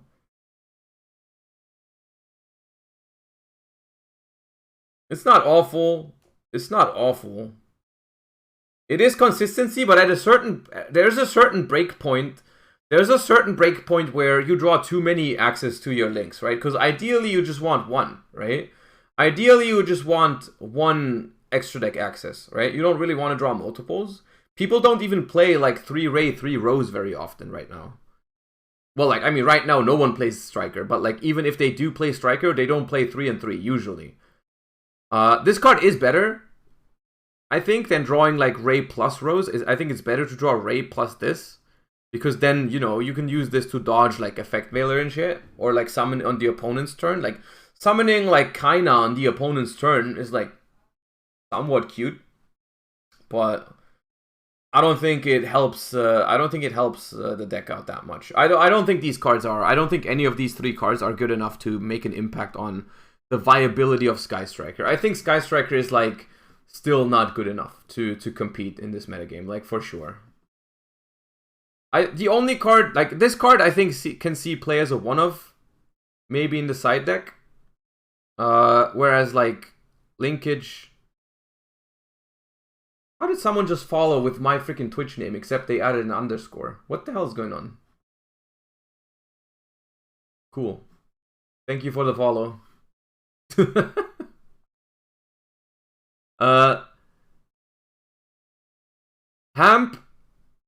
Hamp might see play as a one-of, and this card might also see play, but it's not going to make Sky Striker powerful. Either way, yeah, it's my evil twin. My evil twin. Now for the real big deal for this. Agido, Kelbeck, Keldo, and Mudora. And I guess the traps that come with it, but I think this is what it's all about in Magnificent Mavens.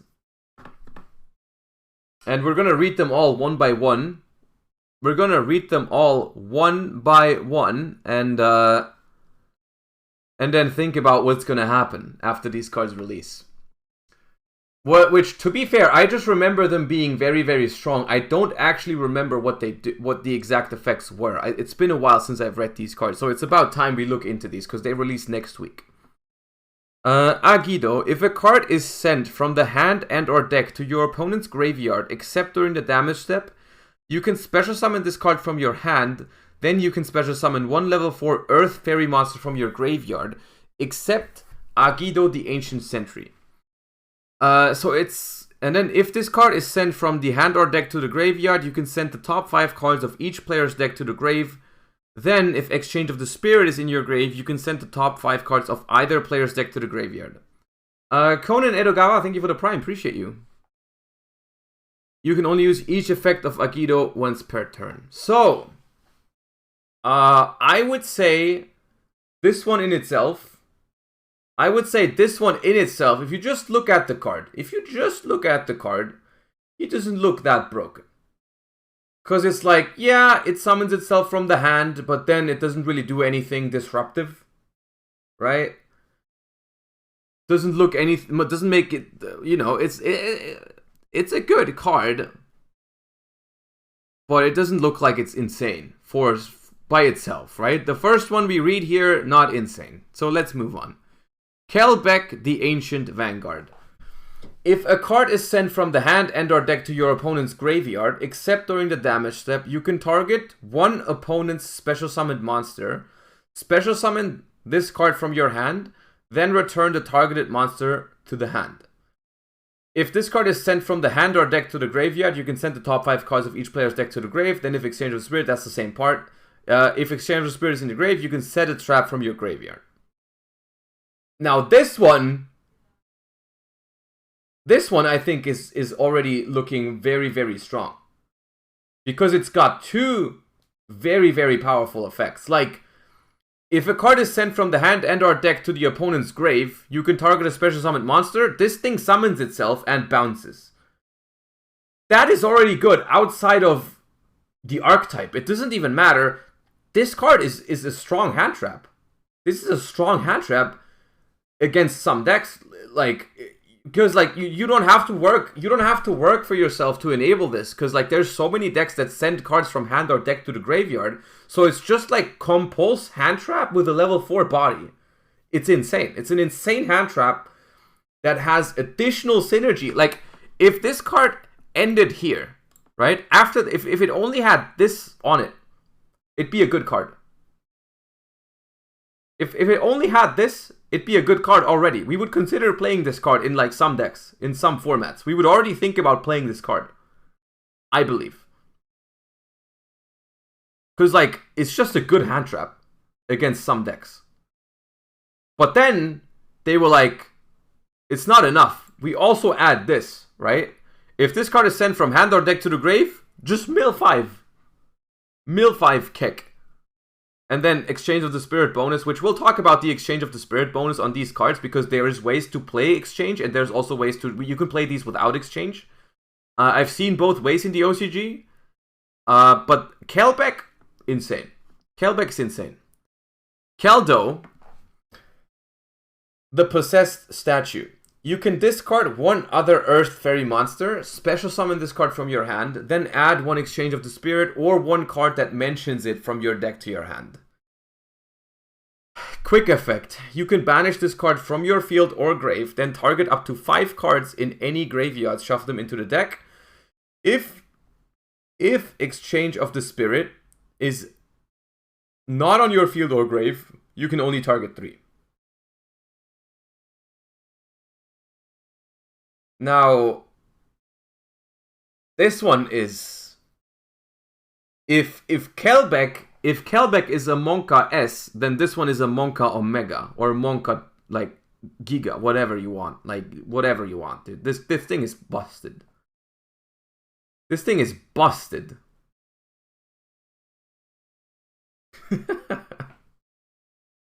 Only 3 smile. So what this card does. So, the thing is, we can look at this card in 2 ways. We can look at this card in a vacuum, right? We can just look at what does this card do. This card is like, okay, special summon an Earth Fairy, special summon it, then you search a card, so it's a free level 4 extender, and then as a quick effect, like it's a level 4 extender and searcher, as well as quick effect Graveyard Disruption, which is strong. Like, we've seen how strong... Bestials are, we've seen how strong Crow is, all that type of stuff. Graveyard Disruption is very strong, and this is not even monsters, it's cards, right? Like, you can disrupt Runic Fountain with this, you can disrupt everything with this, right? They mill 3 freaking Tearlament monsters, you can, all 3 gone, it's insane. And then, we have not even talked about how good this is in the context of this archetype, right? Together with the other cards, because these two that we already read are like, if they get discarded for this, you mill 5. Opening Keldo plus one of these two is like special Keldo, discard the other one, search, and then mill 5. It's insane. Insane.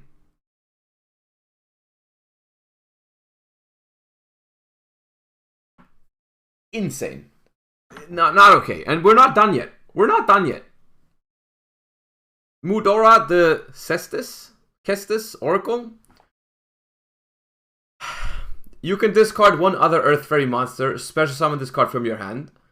Then you can place one Gravekeeper's Trap from your deck face up in your spell and trap zone. We'll read that in a second. Quick effect. You can banish this card from your field or grave, then target basically the same second part. Like the same second part. It's like they are the same card.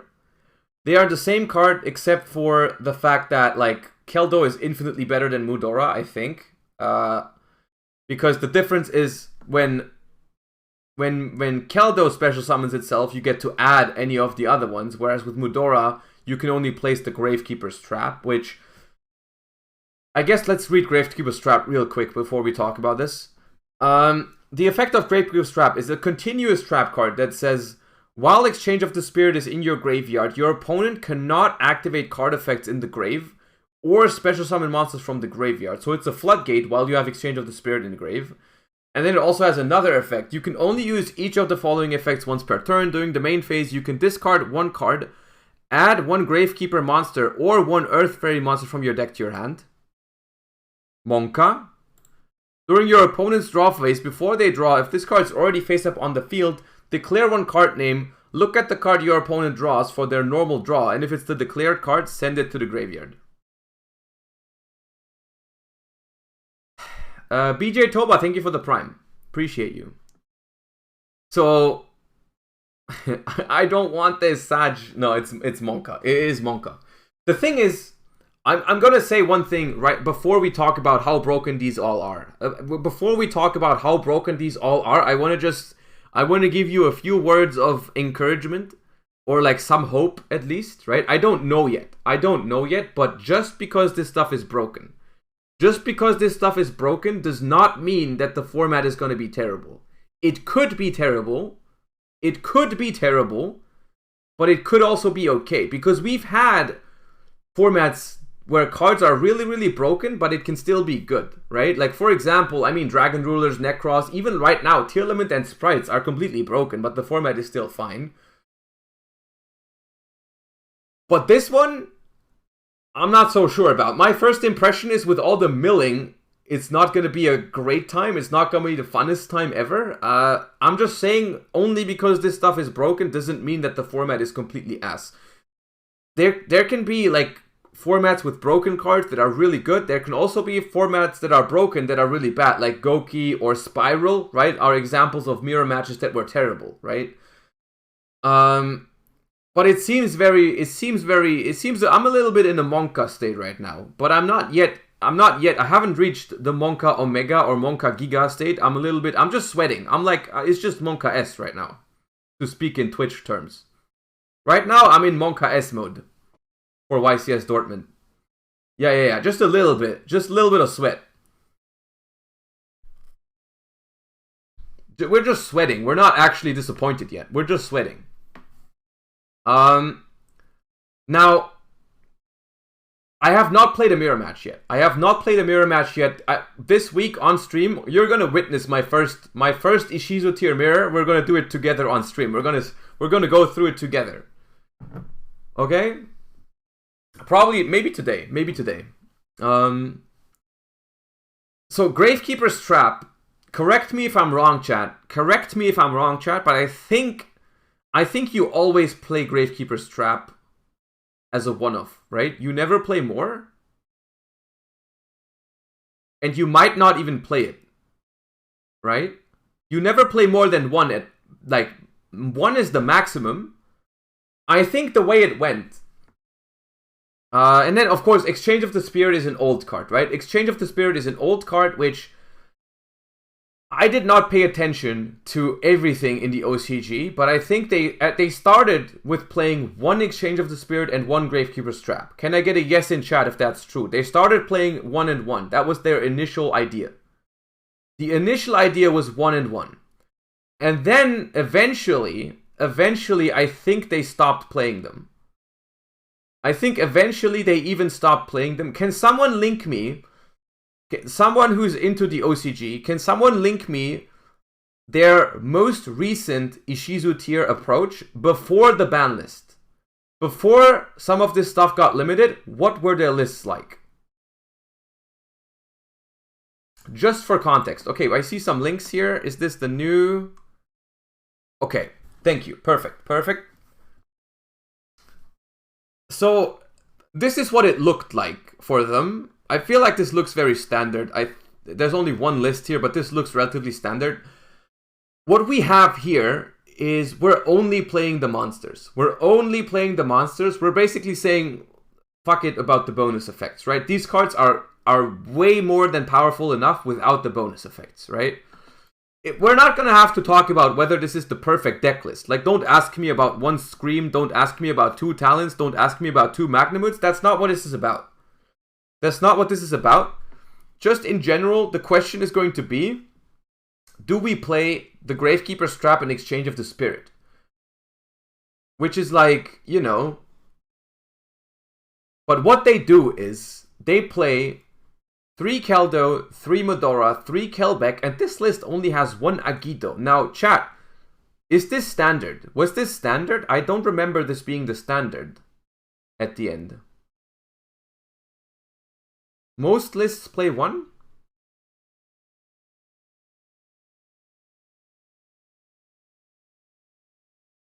I'm talking before the ban list. I'm talking before the ban list, of course. Like, this is before the ban list. Agido was 1 or 2 copies. Okay. Now, it makes sense. So, like, looking at Kelbeck, Keldo, and Mudora is like... There's no way you ever play less than 3 of these. You always play 3 of these because they are busted. Although, I'm wondering, like, honestly, I'm really wondering because, like, Keldo and Mudora are, like, really, really strong if you draw them with another fairy, Earth Fairy, but if you don't, then it gets kind of weird, champ. Right? Top 4 of Japan Championship.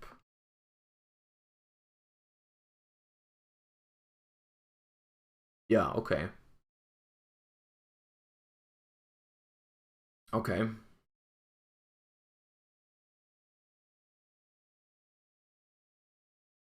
So this is another approach. Lenny T. Jerry, thank you for the prime. I appreciate you. Thank you so much. The song. Kind of the mood right now. Kind of the mood right now. It is fitting. So basically, I don't think people will play Exchange of the Spirit. I don't think we might play Exchange of the Spirit, right? We might, because it turns Gravekeeper's Trap into, like, Gravekeeper's Trap is so busted in the mirror if you you know, get it together with Exchange of the Spirit. The problem is, if you can get that far, wouldn't you have already won otherwise? Right? Wouldn't you have won otherwise? Know what I mean? It's like, if I can already get to the point where I resolve all my effects and I put Gravekeeper's Trap onto the board, I mill Exchange of the Spirit, don't I already win? Right? They can just shuffle Exchange back into the deck? How? They cannot activate effects in the graveyard, right? So they would have to banish this from the field. I guess they can. Yeah, I guess they can. I guess, yeah, it's weird. I honestly think it's a little bit too gimmicky. But the thing is, I believe, I mean, as we see in this list right here, I do believe that the trap, I think Gravekeeper's trap could be worth it just alone. It could be worth it just on its own. You don't have to have Exchange of Despair. You don't need the Floodgate effect. Because, like, the second part of this card is already decent. You would never play this if you would have to draw it, but you get it for free, right? You just get it for free as, like, you can discard a card and add one of the other ones to the hand, which is, like, really nice. Because you can also discard stuff on your opponent's turn, mill more, right? And, like, this entire deck is just our turn. It's our turn. That's it. Our turn, the deck. So, like, you discard on your opponent's turn, you add the hand trap, you mill 5, it's busted, right? It's crazy. And then also, this second part here, where you declare a card name during the opponent's draw phase, and then you just, like, see if it is that card, is, like, it's more powerful than you would think, simply because, like, let's say you have an opener that, like, let's say Triple Tactics Talents is a really common card in the metagame, right? You can simply call Triple Tactics Talents, and if it's the top card, you get rid of it. Which is, like, in a 40 card deck, if the card is a 3 of, you have a, like, almost 10% chance to send the card to the graveyard. However, if it's not the declared card, you also just, like, know what they drew, right? You just know what they drew, so you just, you know. You just get, you don't have perfect information about their hand, but you have information, right? You just get to see 1/6 of their opening hand, which is nice. Of course, like I said, you would never play this card if you couldn't search it, if you didn't get this for free, right? So, like that's the thing. Also, someone in chat is mentioning it. It is a good point. Sometimes your opponent is also going to be on Ishizu and mill in your turn, or you mill stuff from their deck, and then you see some stuff that is gone, right? And you have a significantly higher chance of calling the right card. Like, if there's only 25 cards left in the deck, you will have a more than a 10% chance of hitting, right? You have more than a 10% chance of hitting a correct card there. So it's an interesting approach to just play the card. I think because the card, if you get it for free, is good enough. Now, the bigger question for me is, do you play Agido or not? You don't want to call some cards in the mirror? I mean, you're not gonna call the freaking graveyard effects. You're just not gonna call the graveyard's effects. You call, like, the power spells, Pearl of Rhino, talents. Like, if we both play and we both mill a couple of cards, and there's, like, I see that there's no Pearl of Rhino in your graveyard, right? If there's no Pearl of Rhino in the graveyard and you have, like, 20 cards left in the deck, I'm just calling Pearl of Rhino, and then I have, like, a solid chance of getting rid of Pearl of Rhinos, for example, right? I'm a little bit confused, actually. I'm a little bit confused about Agido being a one-off here. Because I'm looking at this list, and I'm like, well, this list, I'm a little bit confused about the Agido, because, of course, Agido is, like, the worst card in this deck. Or, like, the worst one out of the 4, for sure. But I feel like you would want to have the maximum chance of opening a good discard for Keldo or Mudora, and also Orange Light, right? If you draw them without an Earth Fairy, it feels like mediocre. It feels mediocre. We have enough space, they have Maxi. Yeah, but that's another thing I want to get to. Mudora is worse, right? Agido is still mill 5. I mean, Mudora is, I guess, without Gravekeeper's Trap.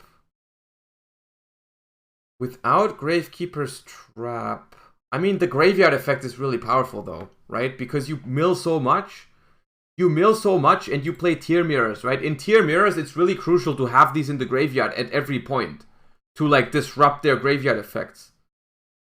You need, because, like, Imagine how oppressive this is. Like, if I have one Mudora in my graveyard and they go for mill 5, right? If they mill 5 and they mill, even if they mill all 3 names and I have Mudora, they cannot activate all of them. Because even if they activate all 3 names, I just chain Mudora, shuffle them all back into the deck, and then you have all of your 3 names are like gone for the turn, right? So you have to play it really slowly against like a graveyard effect of Mudora. Or the other one, Keldo. You see what I mean? It's like, if I have a Keldo or a Mudora in the graveyard, it's like really tough to play into that. So the thing is, because of that, I think the mirror is like a mix of... I think the mirror is something that's going to be... It's going to be hard to learn, the mirror match, because you're going to make some mistakes. Like maybe I'm going to trigger too many Tearlaments too soon in the turn, and then they interrupted and I run out of them or something like that. Or sometimes you activate too few and then you are too easily interrupted, or you're not forced to be interrupted and they can keep their interruptions for later. I think there is going to be some levels of skill to it. But I think my first impression is that as soon as people get to a level where they know what they're doing, it's going to become annoying. Right? It's going to become very annoying.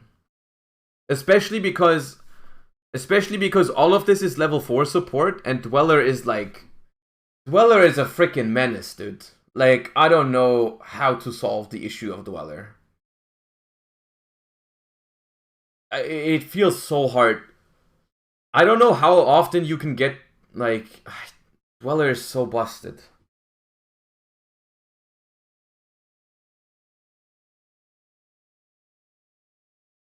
Just draw orange light. I feel like that's another thing. That's another thing that's so freaking high variance. Because, like, if they open... Like, imagine playing against Tearlaments. If they don't have orange light... If they don't have orange light plus a fairy, it's, like, so much easier. But if they have orange light plus, like, a mill 5 hand trap... Bro. You're never winning that. Right? You're never winning against orange light plus a like good discard. It feels so awkward to me. Right? Even with rogue decks, it's like, bruh, you're just gonna like get obliterated by orange light. Right? It's just like activate shifter, orange light, guess I lose. Activate dweller, orange light, guess I lose. It's so busted. I honestly think without orange light, the format could actually be fine. I think orange light is the biggest problem about it. I think orange light is low-key the biggest problem about it.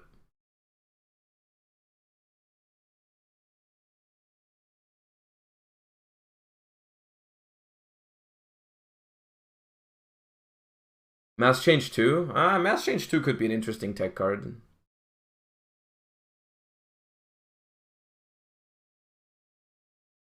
I wonder if you cite the 2 shuffle back cards in other decks. I feel like that's a little bit far off. I feel like in other decks you still have cards like DD Crow or the Bestials, which are better when you draw them.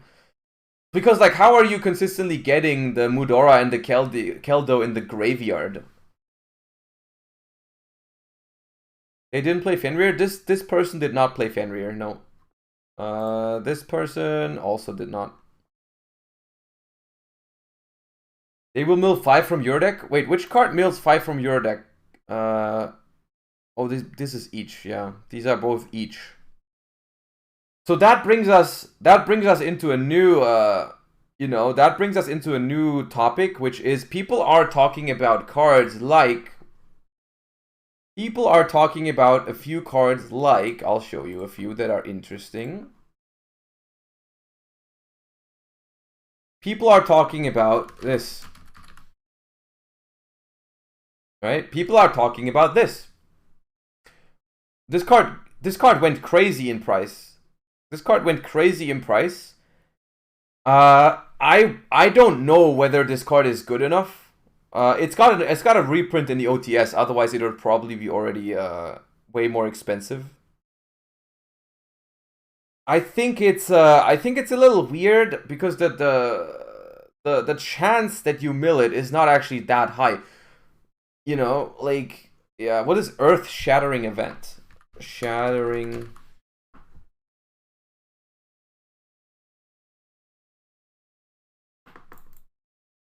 Earth Shattering Event. If a card is sent from the deck to the graveyard, target one card in either player's graveyard, shuffle it into the deck. Although neither player can send cards from the deck to the graveyard for the rest of his turn. This is not that good.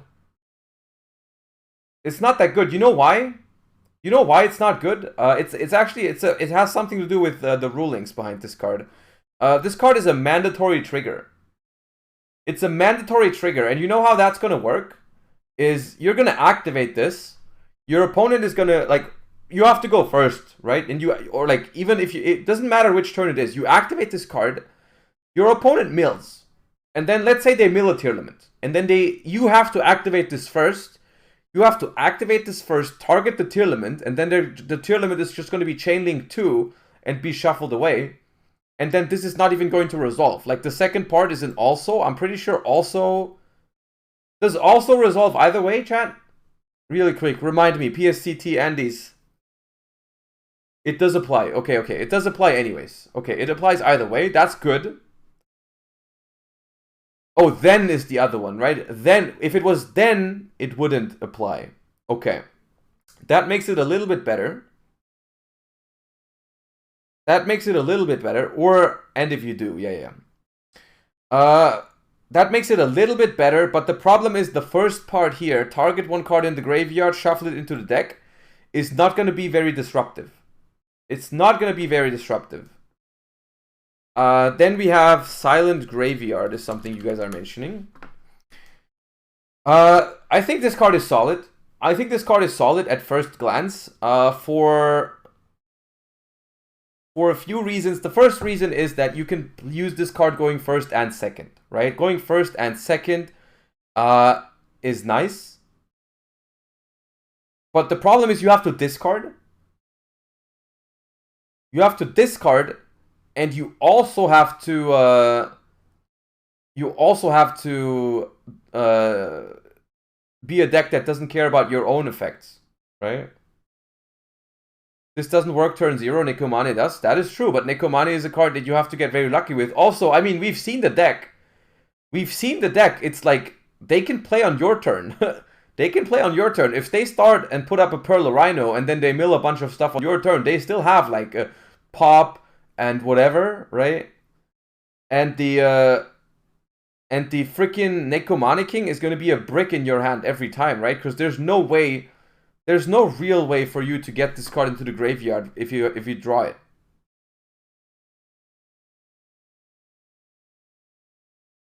Necro Valley is Necro Valley okay? Necro Valley might be okay. How good is Necro Valley against Ishizu stuff? Looks like it's strong, right? It's like, looking at this deck, what outs it?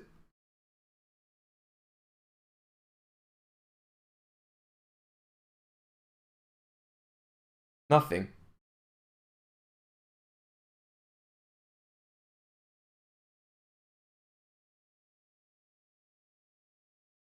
Heartbeat? Yeah, I mean, there's ways we can play, but in here, there's nothing. There's only Zeus. There's only Zeus in this deck list. The field spell cannot do it.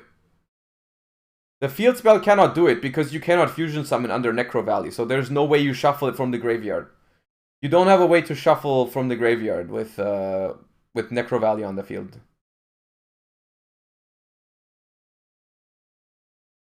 They can chain. If they have Pearl Rhino and you activate Necro Valley and they chain...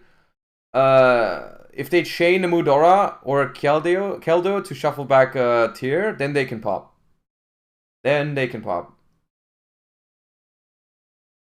of Anubis? The problem is, how are you summoning End of Anubis?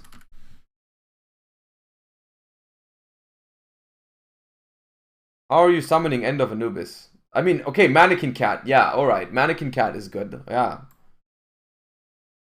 Yeah, like, there's ways going first to beat this, but like the problem is like what makes me so annoyed by looking at these lists is like This deck shouldn't have any hand traps, realistically, but it just has Kelbeck, Havnis, and Orange Light. It's just 9 hand traps. 9 hand traps for no reason. Like, without putting anything else into your deck, 9 hand traps. And then they also have Maxi and Bystials. This deck is packed with engine. This deck right here is packed with engine, but it has 15 hand traps. Like, what the hell? Like, what the hell is this? What the hell is this? 15 hand traps? It's not real. It can't be real.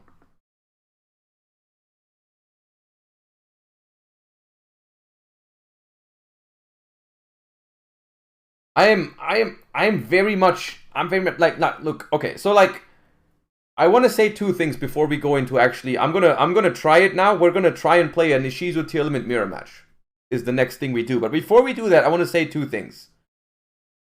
The first thing is I currently, before having played this at all, before even playing a single game with this, I feel like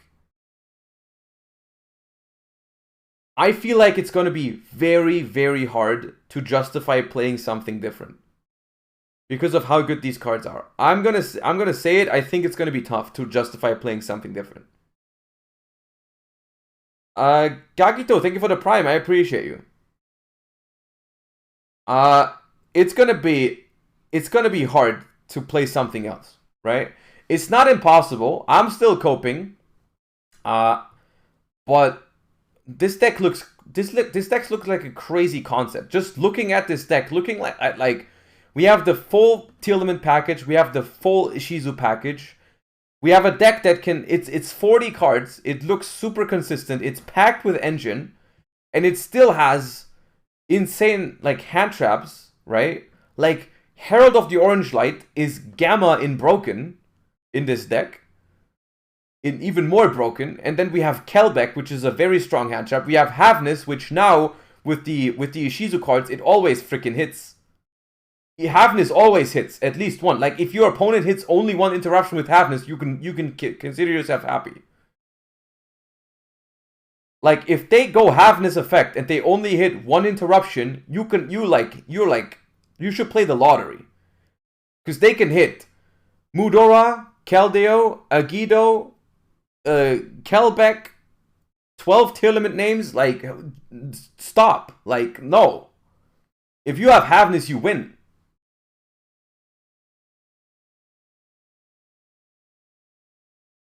Like, it's insane. It's absolutely ridiculous how much this deck has for going second. You'll have to use 15 hand traps to counter, and you won't have the consistent. The thing is, though, like, if they go mill 5, what hand trap do you want that like consistently stops them? What hand trap do you want to have? Except for Shifter. Except for Shifter, what do you want to draw? Like, DD Crow? A Bystial? Like, what's happening?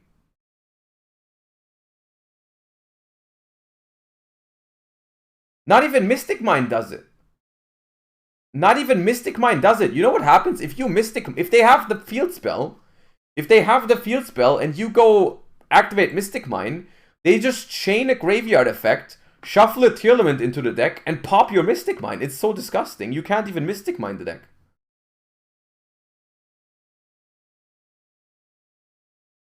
Maybe Bell? Yeah, but like Bell is like they all this deck never loses to 1 hand trap, I think.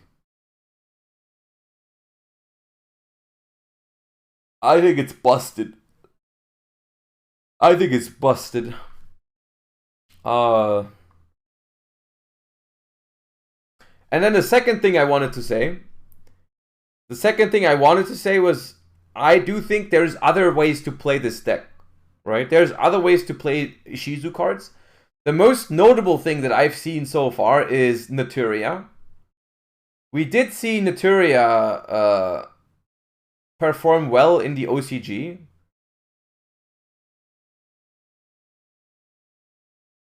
I think the mill 5 ones are kind of bad if your opponent also plays tiers. Yeah, but it's like a chicken. It's like a game of chicken, right? If you don't play the best version of Ishizu Tear,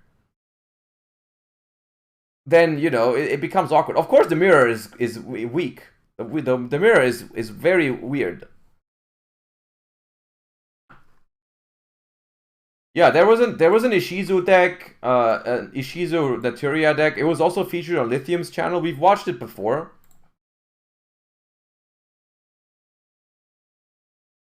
It's like it's just a mix of Ishizu stuff, Herald, and then instead of Tearlaments, you play some Naturias. The thing is, you can do a lot of things with these cards because they are freaking busted. I think like you can play any graveyard deck. You can play any graveyard deck with Ishizu, I think. Like you can play Naturia, you can probably play Runic, you can probably play Infernoid, whatever, right? Maybe you can probably play, like, every deck gets better. Every graveyard deck gets better with the Ishizu cards, but I think it's very simple. It's very simple. The best graveyard deck right now is by far Tearlaments. So why wouldn't Ishizu Tearlament be the best pairing for it?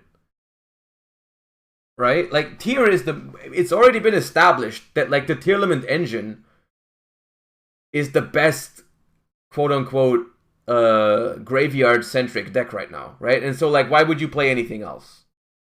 Because, like, this is a good deck, I think. I've seen the Lithium video. It looked impressive.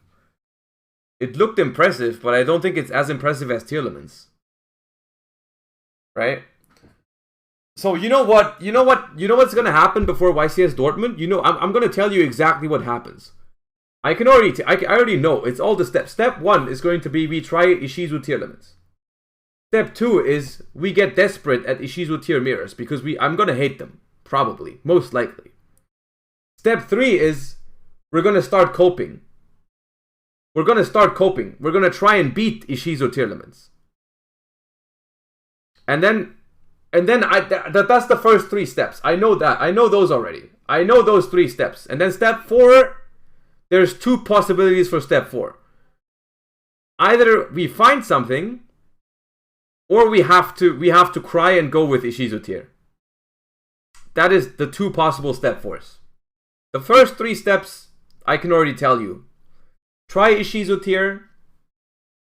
Don't like Ishizu Tear. Cope on something else. The first 3 steps. And we're going to make step 1 right now. Step 1 happens right now.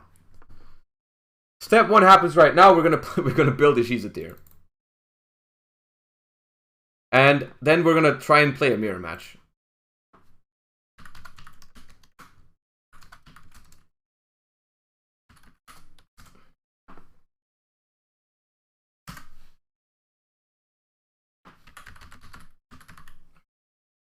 So I'm gonna start with what I think is reasonable. I'm gonna start with 3 of these. And I'm gonna play the Gravekeeper's Trap, but no exchange.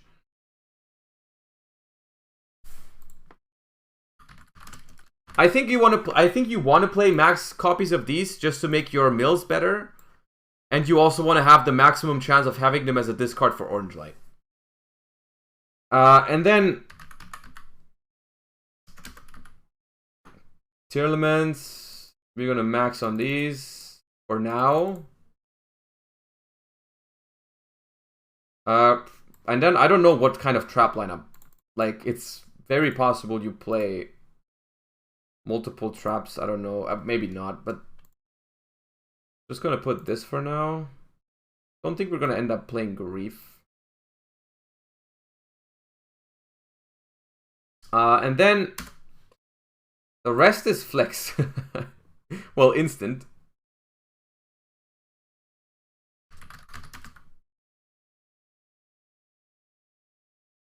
Instant, and the rest is flex, I guess. Rhino Terraforming.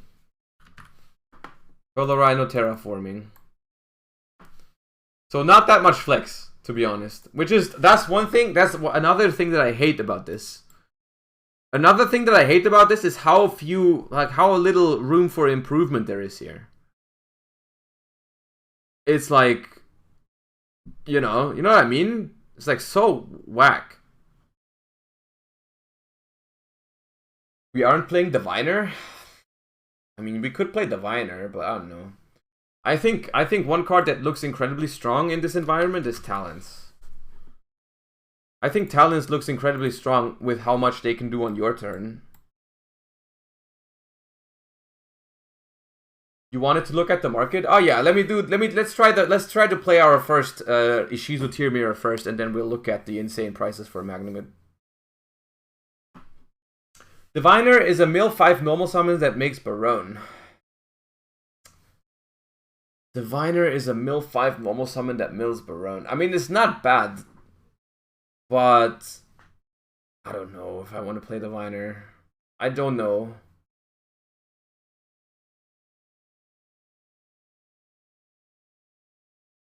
What? Also interruption with Elf? Diviner to make Beatrice? You could play Diviner, but then you don't play 3 Rhino Hearts, for sure.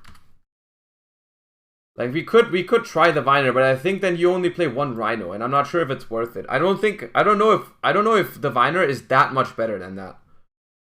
Just slap 3 Bestials? I mean, if I'm slapping Bestials, I wanna slap 4. I'm not slapping 2 Magnamid. That card's a 3 of in my book, if we're playing mirror matches. I'd rather try 41 than play only 2 Magnamids. Like, that card's busted.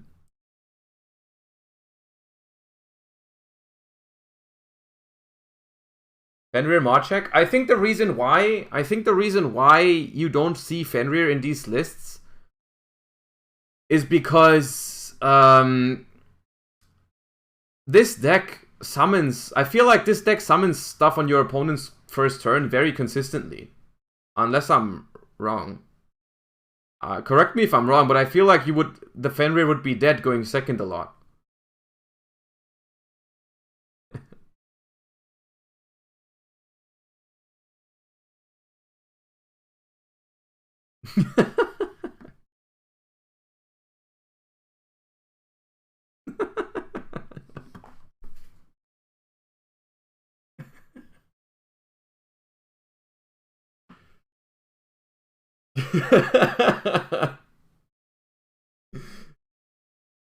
Yep. It doesn't end. Thank you for the bits. Are we ready for Ishizu format? It looks like it. It looks like we're ready for it. Called by seems very strong. Called by seems very strong in the mirror match. Maybe it's not enough impact, but it's like sometimes like being able to call by freaking orange light seems nice. I'm not gonna go higher than this. We're just gonna, of course, keep in mind 42 is not optimal. 1 Scream is a must. Okay, why 1 Scream? Do we search that card ever? Oh, called by sucks against the shuffle cards. You're right. Oh wait, cut Soliak. That was not intentional. I'm not going to build a side deck. We're just going to play game 1. I think one game 1 is already going to take us enough time. Let's try to keep it 40. Let's try to keep it 40. Kima, thank you for the prime. So, okay, extra deck, 2 Stapelias. Do we need 2 Stapelias, chat? Maybe.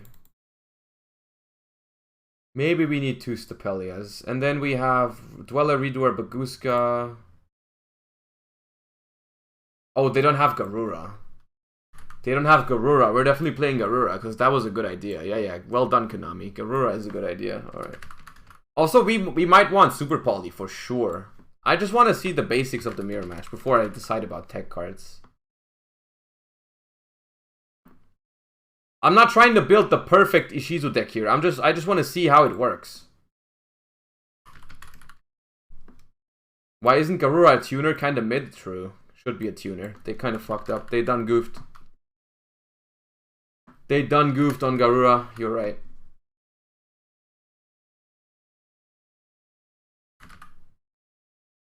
Zeus. And then, you know, it's a sprite deck, so we gotta play Elf and Sprint. Asa, Dark, Warlord. What's Warlord for? What's Asa for? Well, I guess in the mirror you could come up. Osa, Dark. And then... Wait.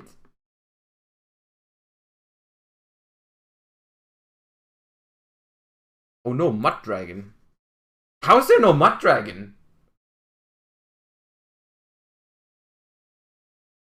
Don't we need Mutt Dragon to make Dweller?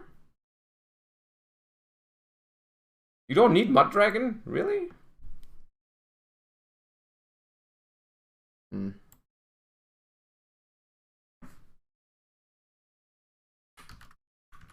I guess they can only really make it with the Bestial cards.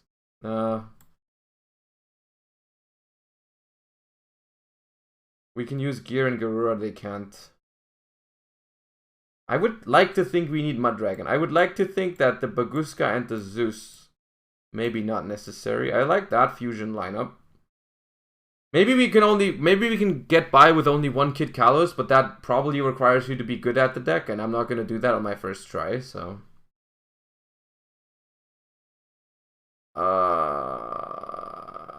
I guess we can keep the Zeus. Just play no Baguska.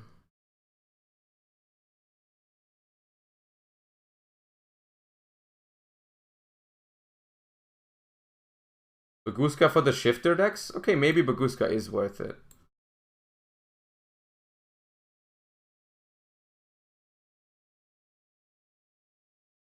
It's fine. I just want to try it. It doesn't have to be perfect. Alright, chat. Chat! I need someone to play an Ishizu Tear Mirror right now. Who wants to play me in an hour-long Ishizu Tear Mirror? Who wants to?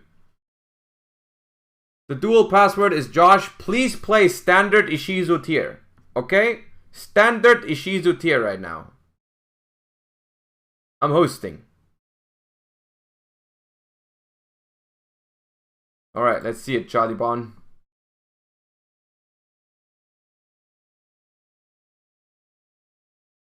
Easy clap. We take those. We go first, right? Alright, let's see it.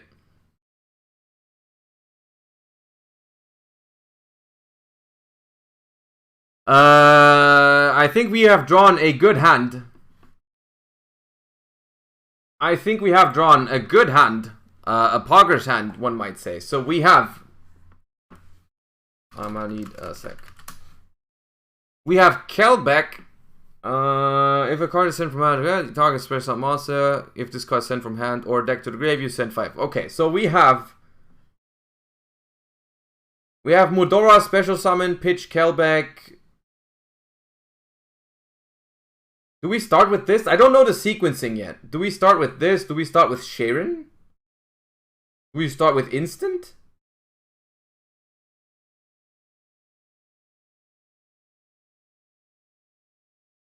Instant first? We could start with Dweller. We could just Dweller. We could go Instant, Summon Mud, normal Sharon.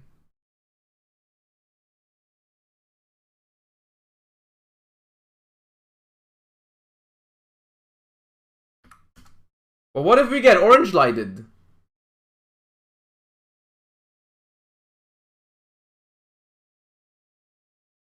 Chad, if we get Orange Lighted, I'm screaming.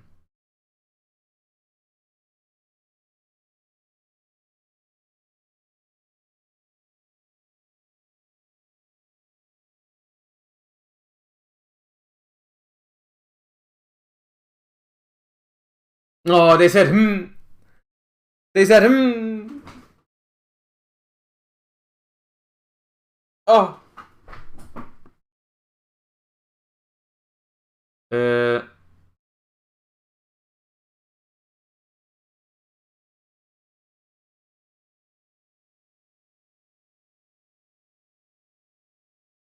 Then you can place one Gravekeeper's Trap from your thingy.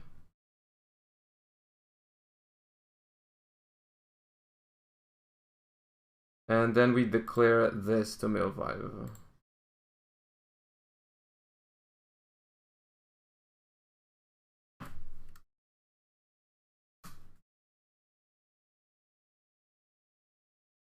From both graveyards. They have Bell, look what we prevented. Oh my god.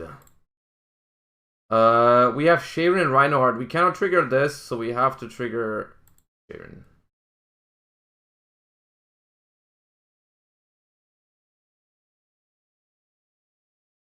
Never punished for anything. And we're gonna fuse with, I think, the second Sharon. I want to keep the Rhinoheart in the grave just in case we want to go for Kaleidoheart. I think that's most reasonable.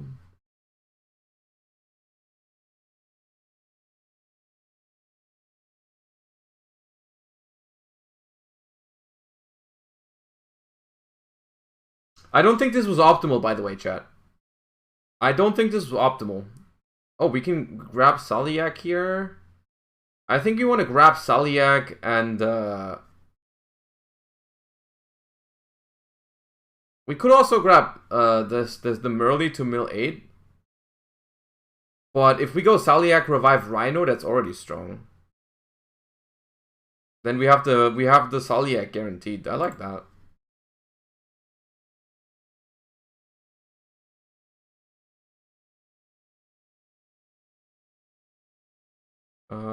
And then we're just gonna do this.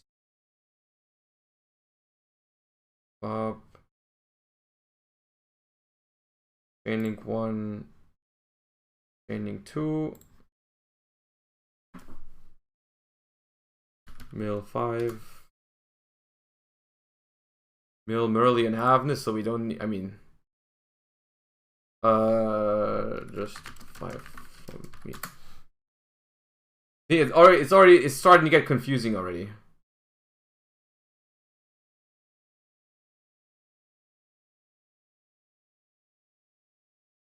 We don't need to send anything here. I think we just send another Havness. Why not? If they let me. Yeah. And then we trigger. Oh, we milled the only Druid Swarm. That's annoying. I guess we can. No, we can't shuffle it in because Mud Dragon is here. Okay, well. Is there any merit in going into Asa here for Agido or Kelback? Not really.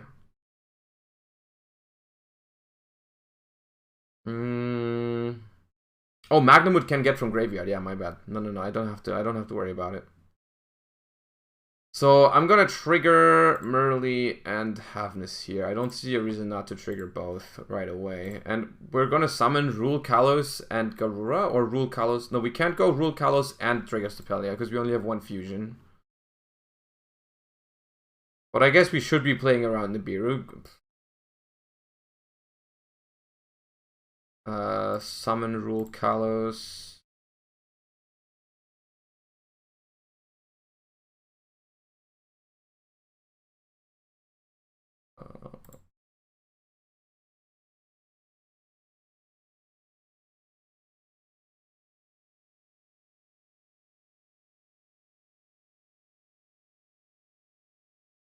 Garura is weird to use. I could have also just made Kaleidoheart, I think. Wait, no, the Rhino is still on the board.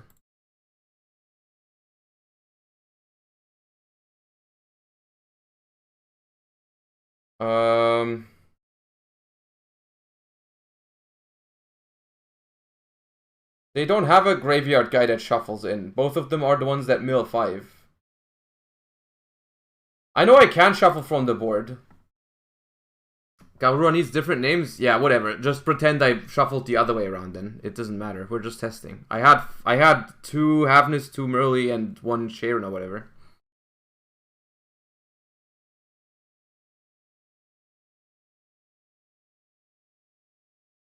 Asa take level 4 and redoer? I guess.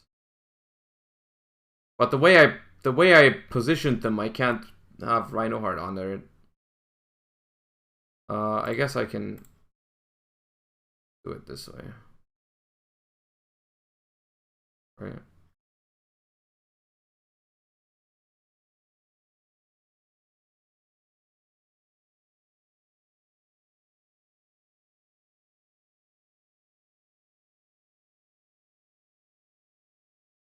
Judge.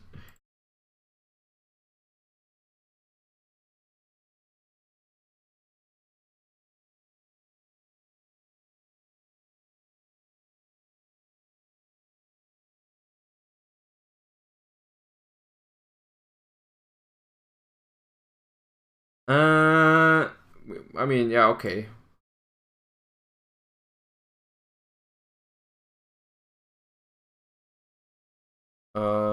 In draw. Well. Oh. I was gonna do the DK trap. I'll just call. What do I call? I'll just call Pearl Rhino. What did you draw? Okay, they drew Keldo. And then I guess, is there a reason to go? Is there a reason to go Dweller instantly, or should you wait?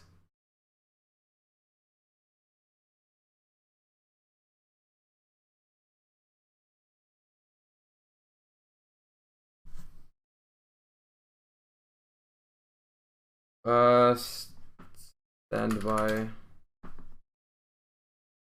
Oh.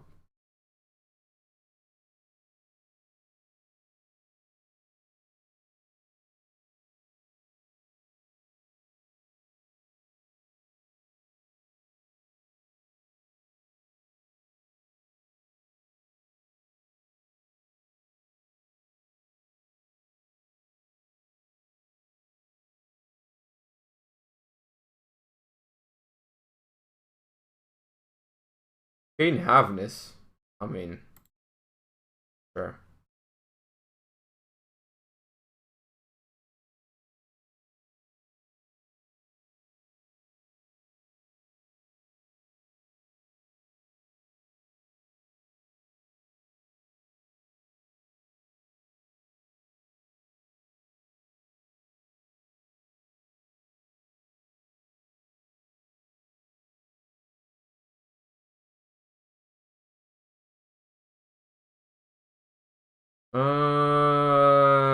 This is gonna summon and add another one.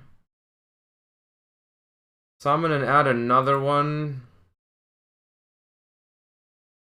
I mean, it's like, it doesn't really matter, but I could also just negate this, right?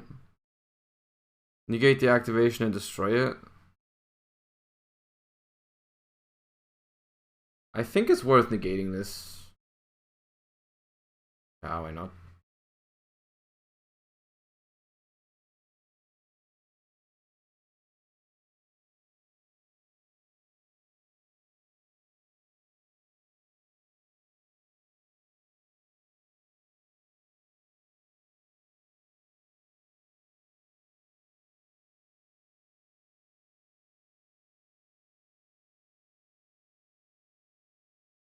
Mudora to special. Sure.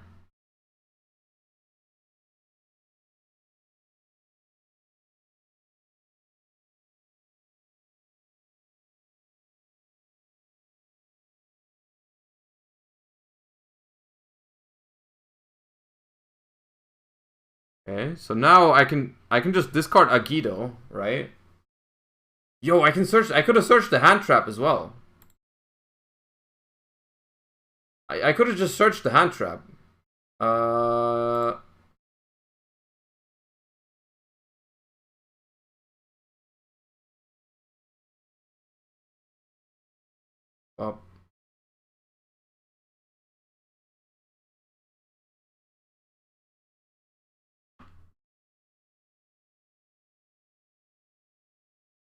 I can trigger the callback immediately, right?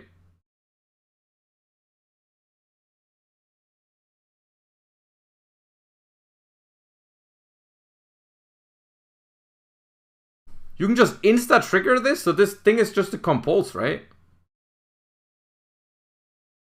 I'm just gonna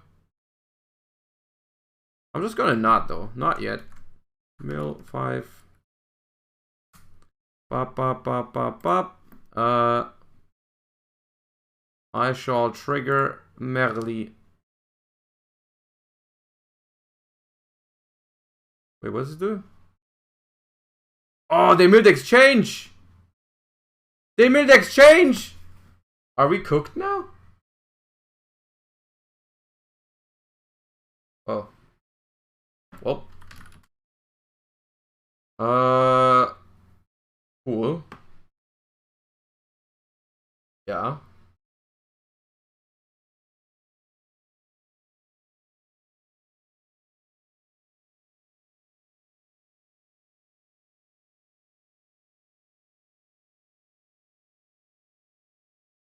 We get Zeus now, I'm pretty sure. But, like, I think we still win because the follow-up is still nutty.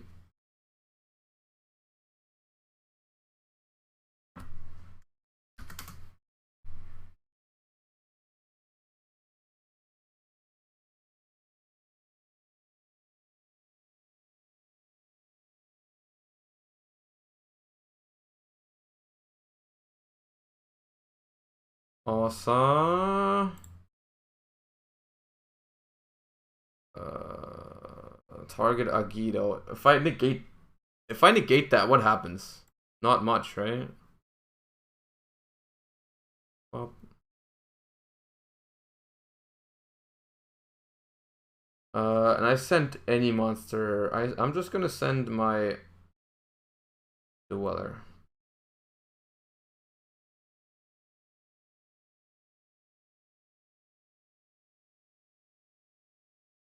I mean, the game is still over, isn't it? Like, what am I missing? I'm not missing anything, am I?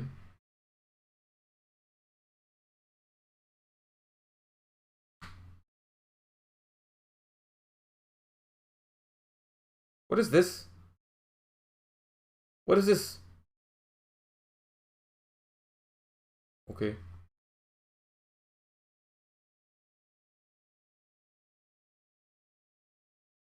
You comply in my turn? With what?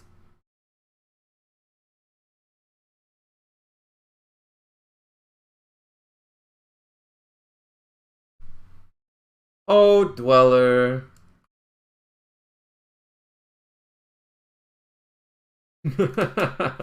Alright. We'll go second one time.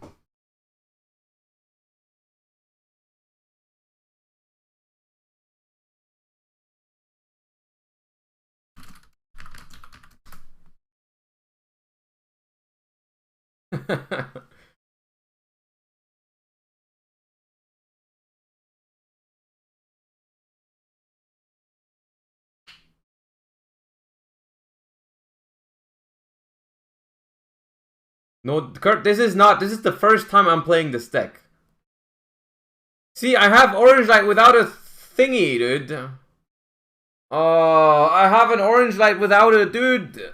A guy, whatever, you know. I'm cringing. It's so cringe.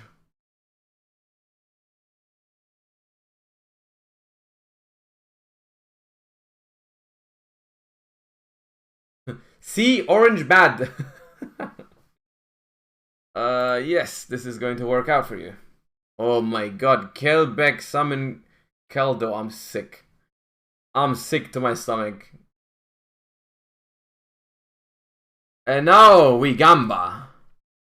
Oh, we don't Gamba yet. Okay.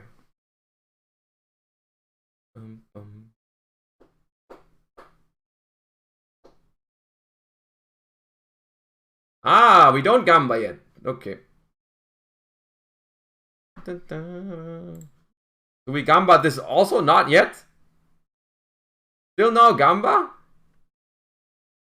I guess they could now Gamba, because if they mill exchange, then nothing happens for me.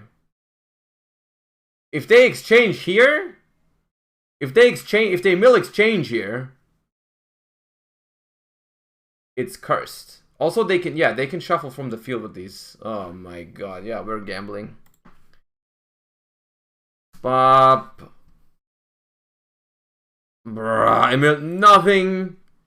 Well, not nothing. They also milled nothing. They milled exchange! Oh god, dude.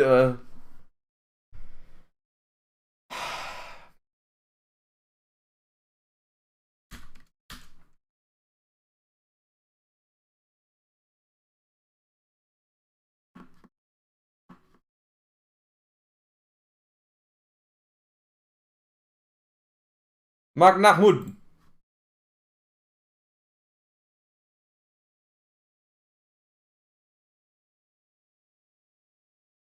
Oh, the half-miss.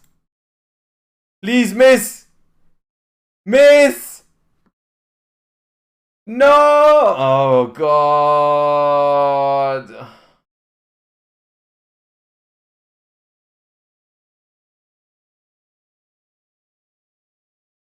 I don't want to, dude. I don't want to. We have reached stage 2 already.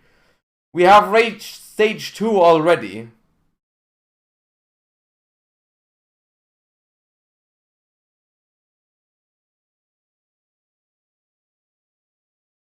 I'm literally about to hit the road jack, dude.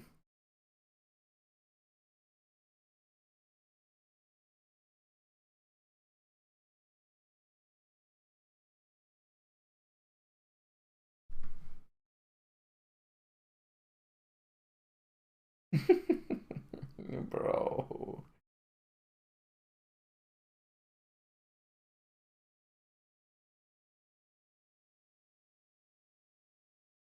You know what I just realized? The frickin' Ishizu cards also prevent Bestials. If you activate Bestial, they chain the thingy. They're gone. Like, oh my god. What do I do?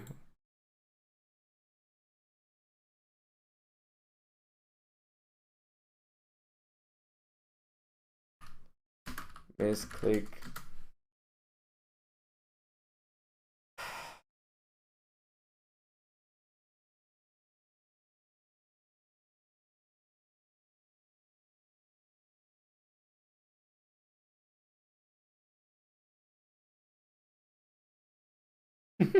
Bro, I can't. I can't no more. I don't want this. I don't want this. Stop.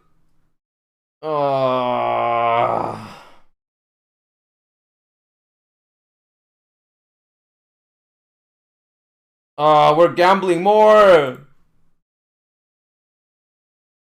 Oh, nothing new. Sprint. 11. 11? 11. 11? Okay. Ah!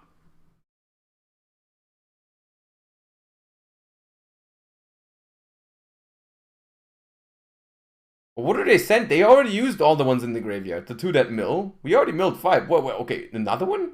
Oh, Barone. You know who Charlie is? I don't.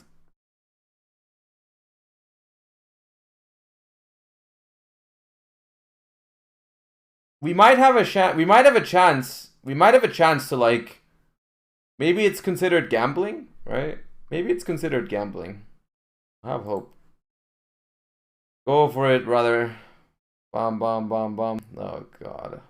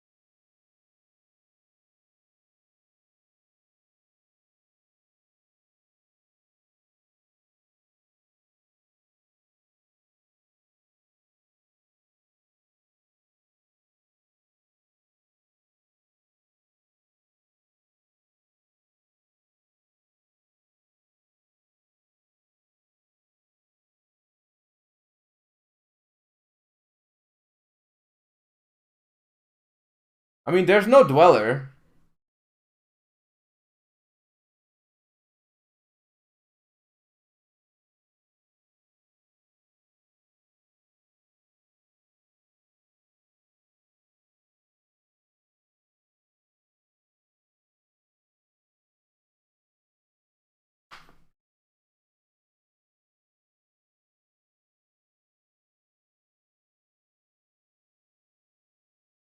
Oh wait, oh they have to exchange. Oh my bad. Yeah, we absolutely lost.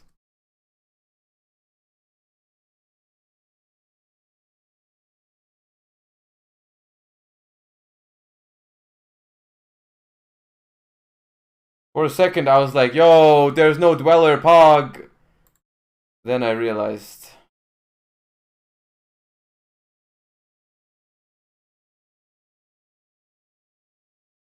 Yeah, okay, you had Havness. Congratulations.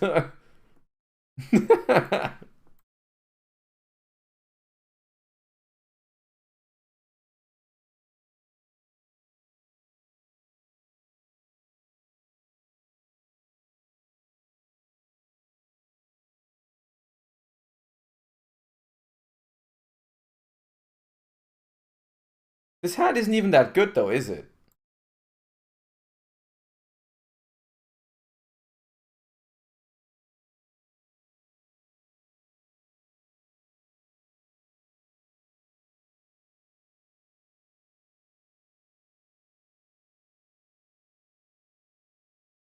It's like, what do I do? Do I add Merly here? Do I go normal summon Merly? Sharon?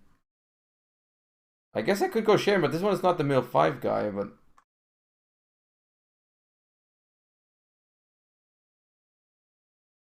I could go Sharon, pitch Keldo. I mean, we'll get something, dude. We just gambled it. We don't care. Bop. Bop. Mill 3.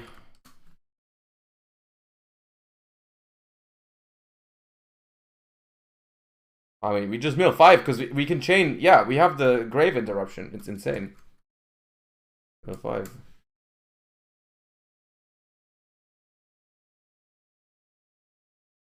Oh, but they also have the. Oh no! Oh, I already hate this. I already hate this shit, dude. Oh my god! I don't want any. I don't want to. I don't want to.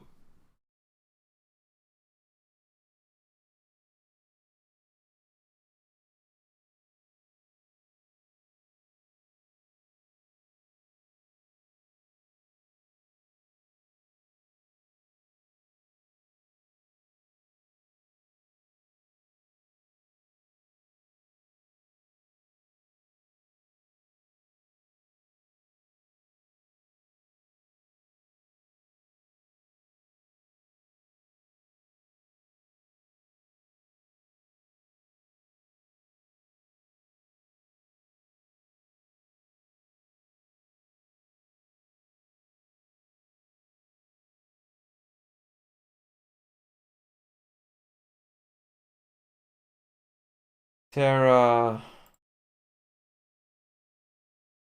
Avnis. Agido. Shuffle.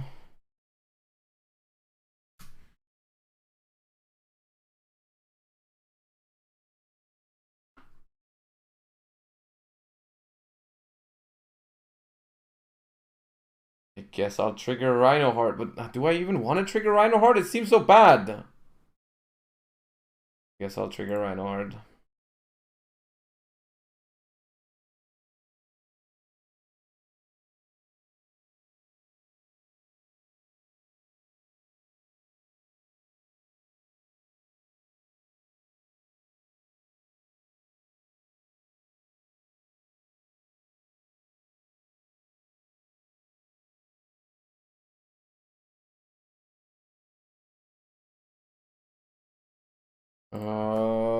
Rhino.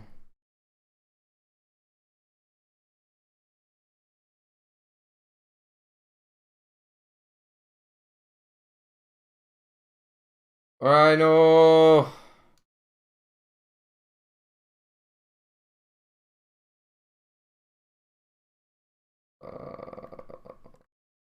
Rhino to Keldo.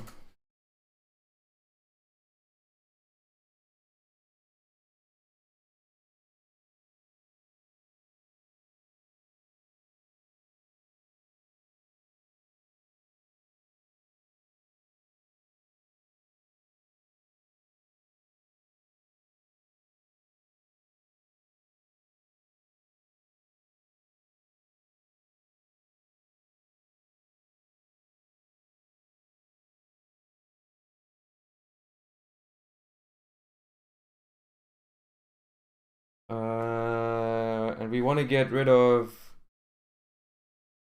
the mud. We want to reshuffle, I think, Bell.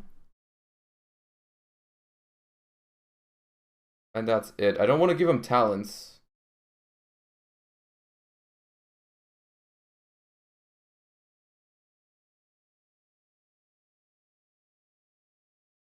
Oh! And one of mine. What do I want to shuffle in? Instant? Not really gonna draw this turn, I think. I could just recycle instant, I guess.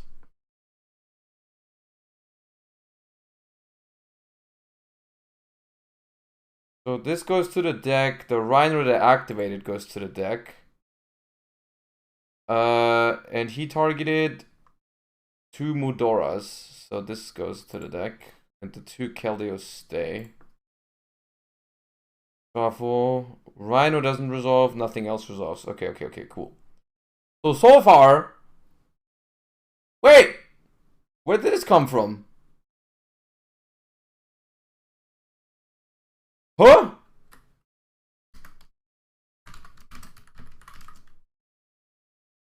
Oh. Mill 5. Sure.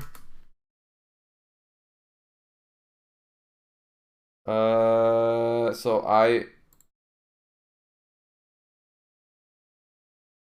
if I remember, if I knew they would mill 5 more, I wouldn't have changed one of the graveyard effects, but it's okay, it's whatever. I'm confusion.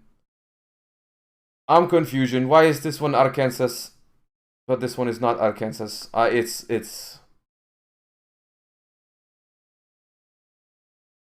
So I have used not a single fusion effect, right? Have I? No, I had Havness. So I'm gonna trigger Sharon. Only. Beep. Only Sharon. And they have only Havness, which I will Druid's Worm.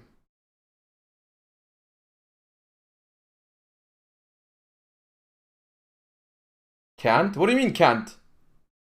Oh, my bad. No response then.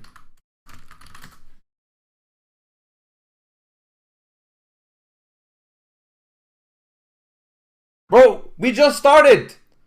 I have activated Sharon. That is all I did. I activated Sharon, bro. What did I do? Oh.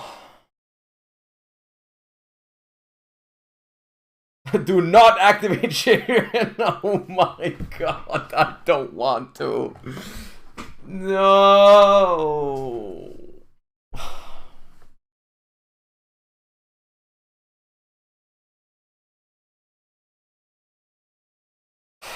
Kaleido Heart. My Kaleido Heart.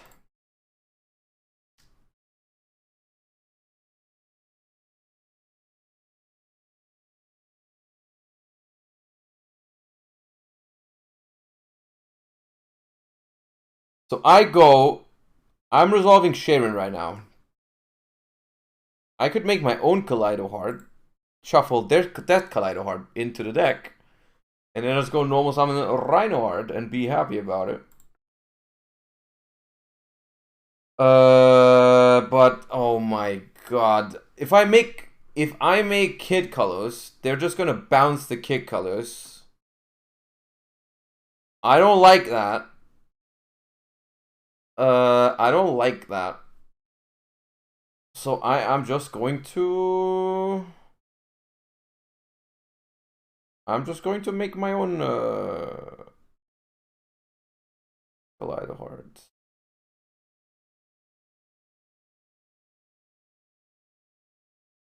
Kaleido Heart, trigger, pop.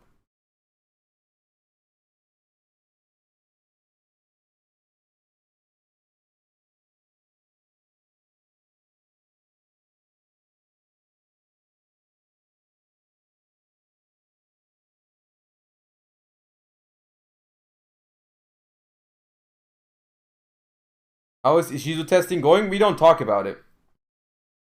Nope. We do not talk about it.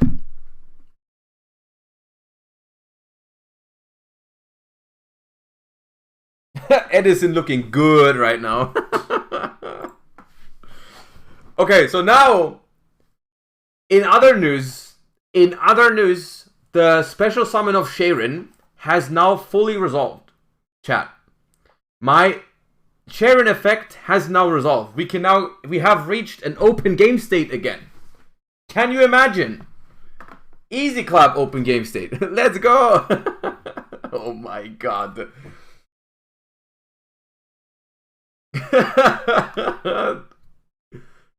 What do you mean oof? Oh my god. Oof, he had a Rhino Heart. What?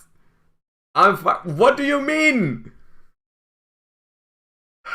How are you fuck? It's 5. You have 5 cards in hand. We just played for 15 minutes. I have 2.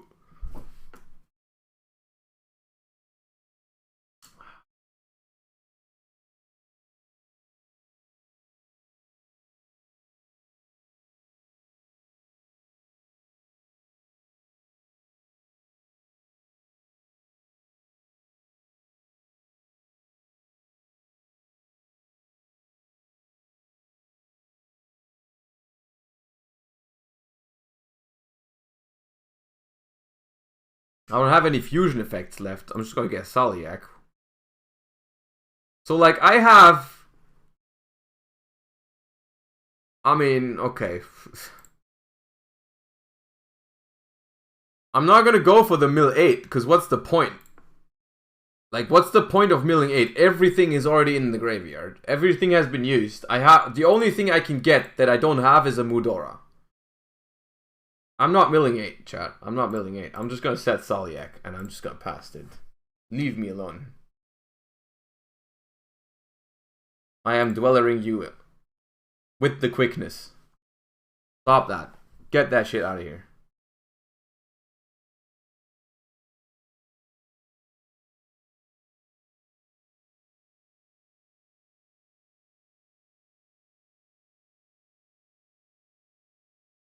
Stop shotgunning? Why is it wrong? Why is it wrong to shotgun? I feel like playing around stuff like talents might be worth it. Because if you do it later, they just have like talents maybe. Or Dark Ruler. Orange Light? They're always going to be able to Orange Light. How do I play around Orange Light?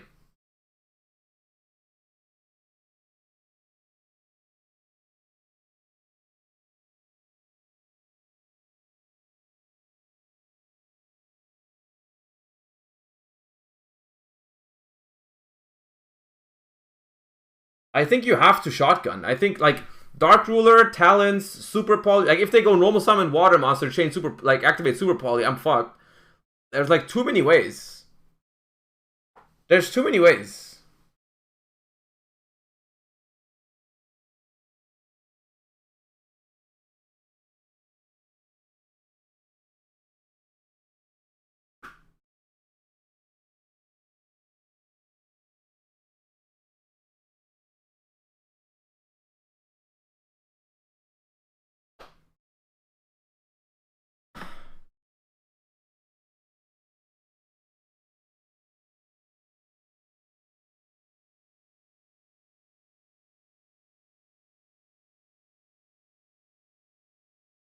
Uh-oh.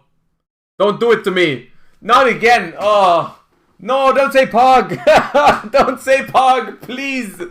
No. End main is okay. Don't say Pog. For the love of God, do not say Pog.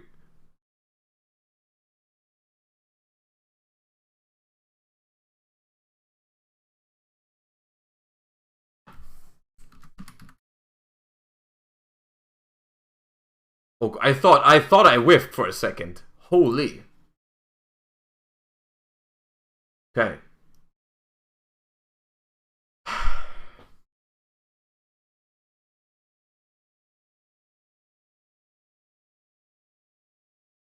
We resolve here. I think I'm just gonna go for Kaleido Heart. I could also go for Rule Kalos. Rule Kalos kind of dope. So the halfness goes. It might be Rule Kalos and pop with Pearl Rhino, or it's just Kid into Kaleido. I mean, why would I go Kid in between? Doesn't really matter. I can just go Kaleido instantly.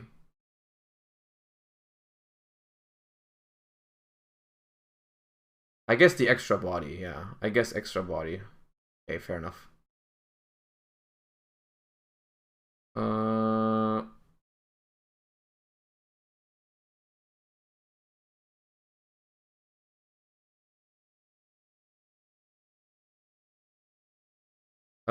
The Pearl Rhino is going to pop this Pearl Rhino. And we send... What did we hit? Halfness, right? So we send Sharon.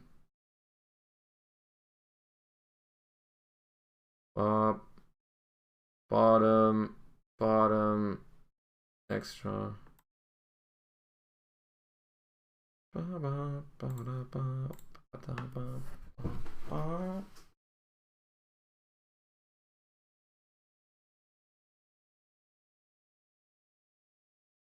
I mean, enjoy.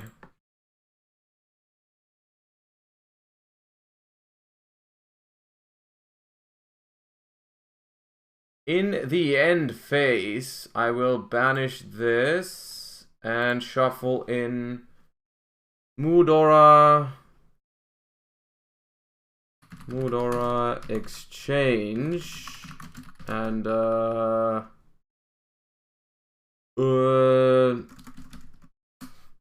and one of mine, I guess.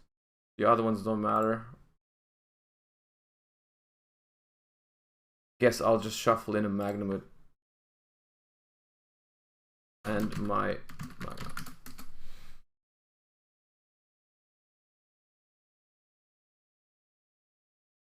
Duro.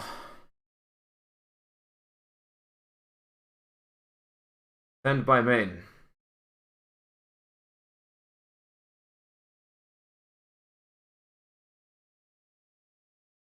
So there could be a Saliak trying to negate the Dweller. I think I'm going to try and hold the Dweller in case I don't kill, which probably will. I'm just going to reactivate Pearl Rhino.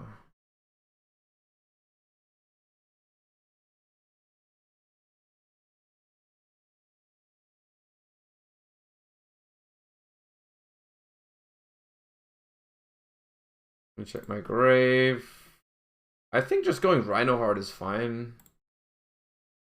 I could also just go Kid Kalos swap for Rhino Heart though, so I'm gonna grab Sharon. I could also go Kid Kalos target Kaleido Heart. There's some, I mean, this game is so the situation is so nasty. We having fun over here? We are not. We are absolutely not.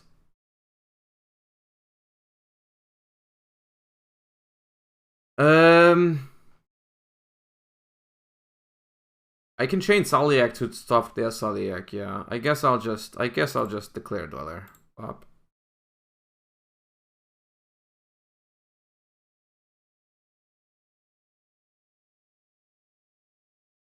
Reconsidering going to Dortmund? I mean, I'll go. But painful. Of course I'm gonna go. It's like 2 hours away from me.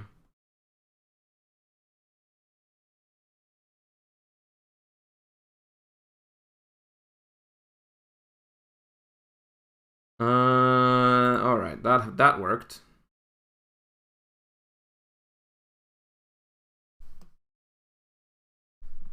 Wait, you didn't target Dweller?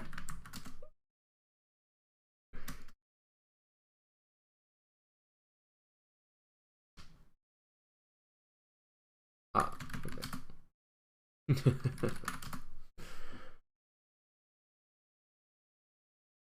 Oh god.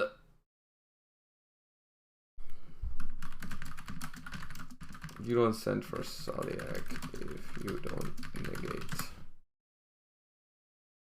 That's okay. Oh yeah.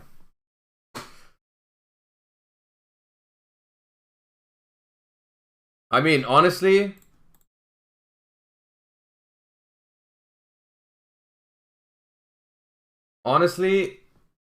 um,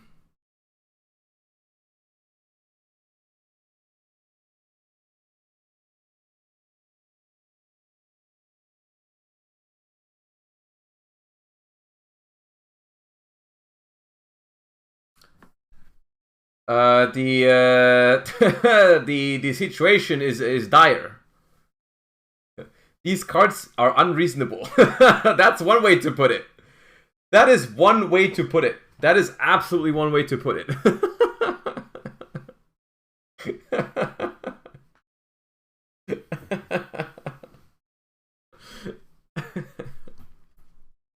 Guys, by the way, while we have almost 1,200 people in here, which is insane, thank you all so much for watching. Check if you're followed already. Check if you're followed. It's completely free, so you don't miss another stream. I'd appreciate it if you followed, if you enjoyed the stream. Thank you guys for all the follows. Appreciate it. What I learned today is that 3 times YCS winner. It is, but apparently the kids on the block have 4 these days.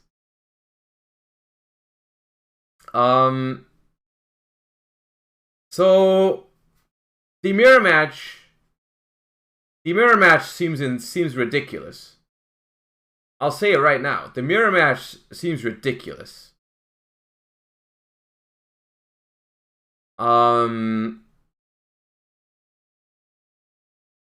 It's like, I don't want to play this. I don't want to play this. I don't want to play this shit. Don't play it. I mean, I'll tell you right now. I'll tell you right now. Step 1 is completed. We have tried Ishizu Tear, and step 2, we have also completed step 2. We have started to hate the Ishizu Mirror. So step 1 and step 2 in our Dortmund preparation are done. The steps are done. Now let me tell you, we will be moving on to step 3. We will be moving on to step 3 with the copium. But we're going to do that tomorrow.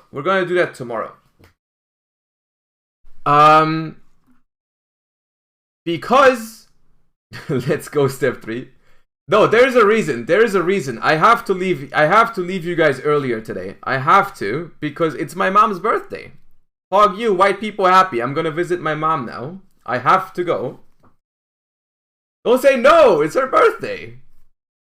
It's her birthday, I have to. It is mandatory. Field's birthday man's in chat. Today's stream was amazing. We've hit insane viewer numbers. There's been like over 1,000 people here watching me suffer in Ishizu mirrors. I appreciate it. But unfortunately, I have to go now. I'll be back tomorrow. If you enjoyed today's stream, tomorrow we will be, doing the same pretty much. Except for we're going to be trying to beat this with other decks. How many W's does your mom have? I don't know. Not in Yu-Gi-Oh! But she is still worthy of celebrating her birthday, even though she has not won a YCS, I think. Who do we raid, chat? Who do we raid? I'm always confused who to raid when Nadir is not online. I don't even know who's playing Yu-Gi-Ohs. Anyone else? Yu-Gi-Ohs? Literally no one. Cool. Literally no one. Maybe duel. Maybe Master Duel. Maybe Master Duel. Nifroth. Nifroth, you say? Okay. Well, there's no one online playing. There's no one online playing the TCG. But I'll send you guys over to some Master Duel gamers, and then I'll be back tomorrow to bring you more TCG content. You know. Anyways, thank you guys all so much for the follows, for the subs, for watching the stream. I appreciate all of you. I hope you have a great rest of your day. And tomorrow we will, you know, tomorrow we will cope into this Ishizu meta game. But yeah, I mean, we'll see how it goes.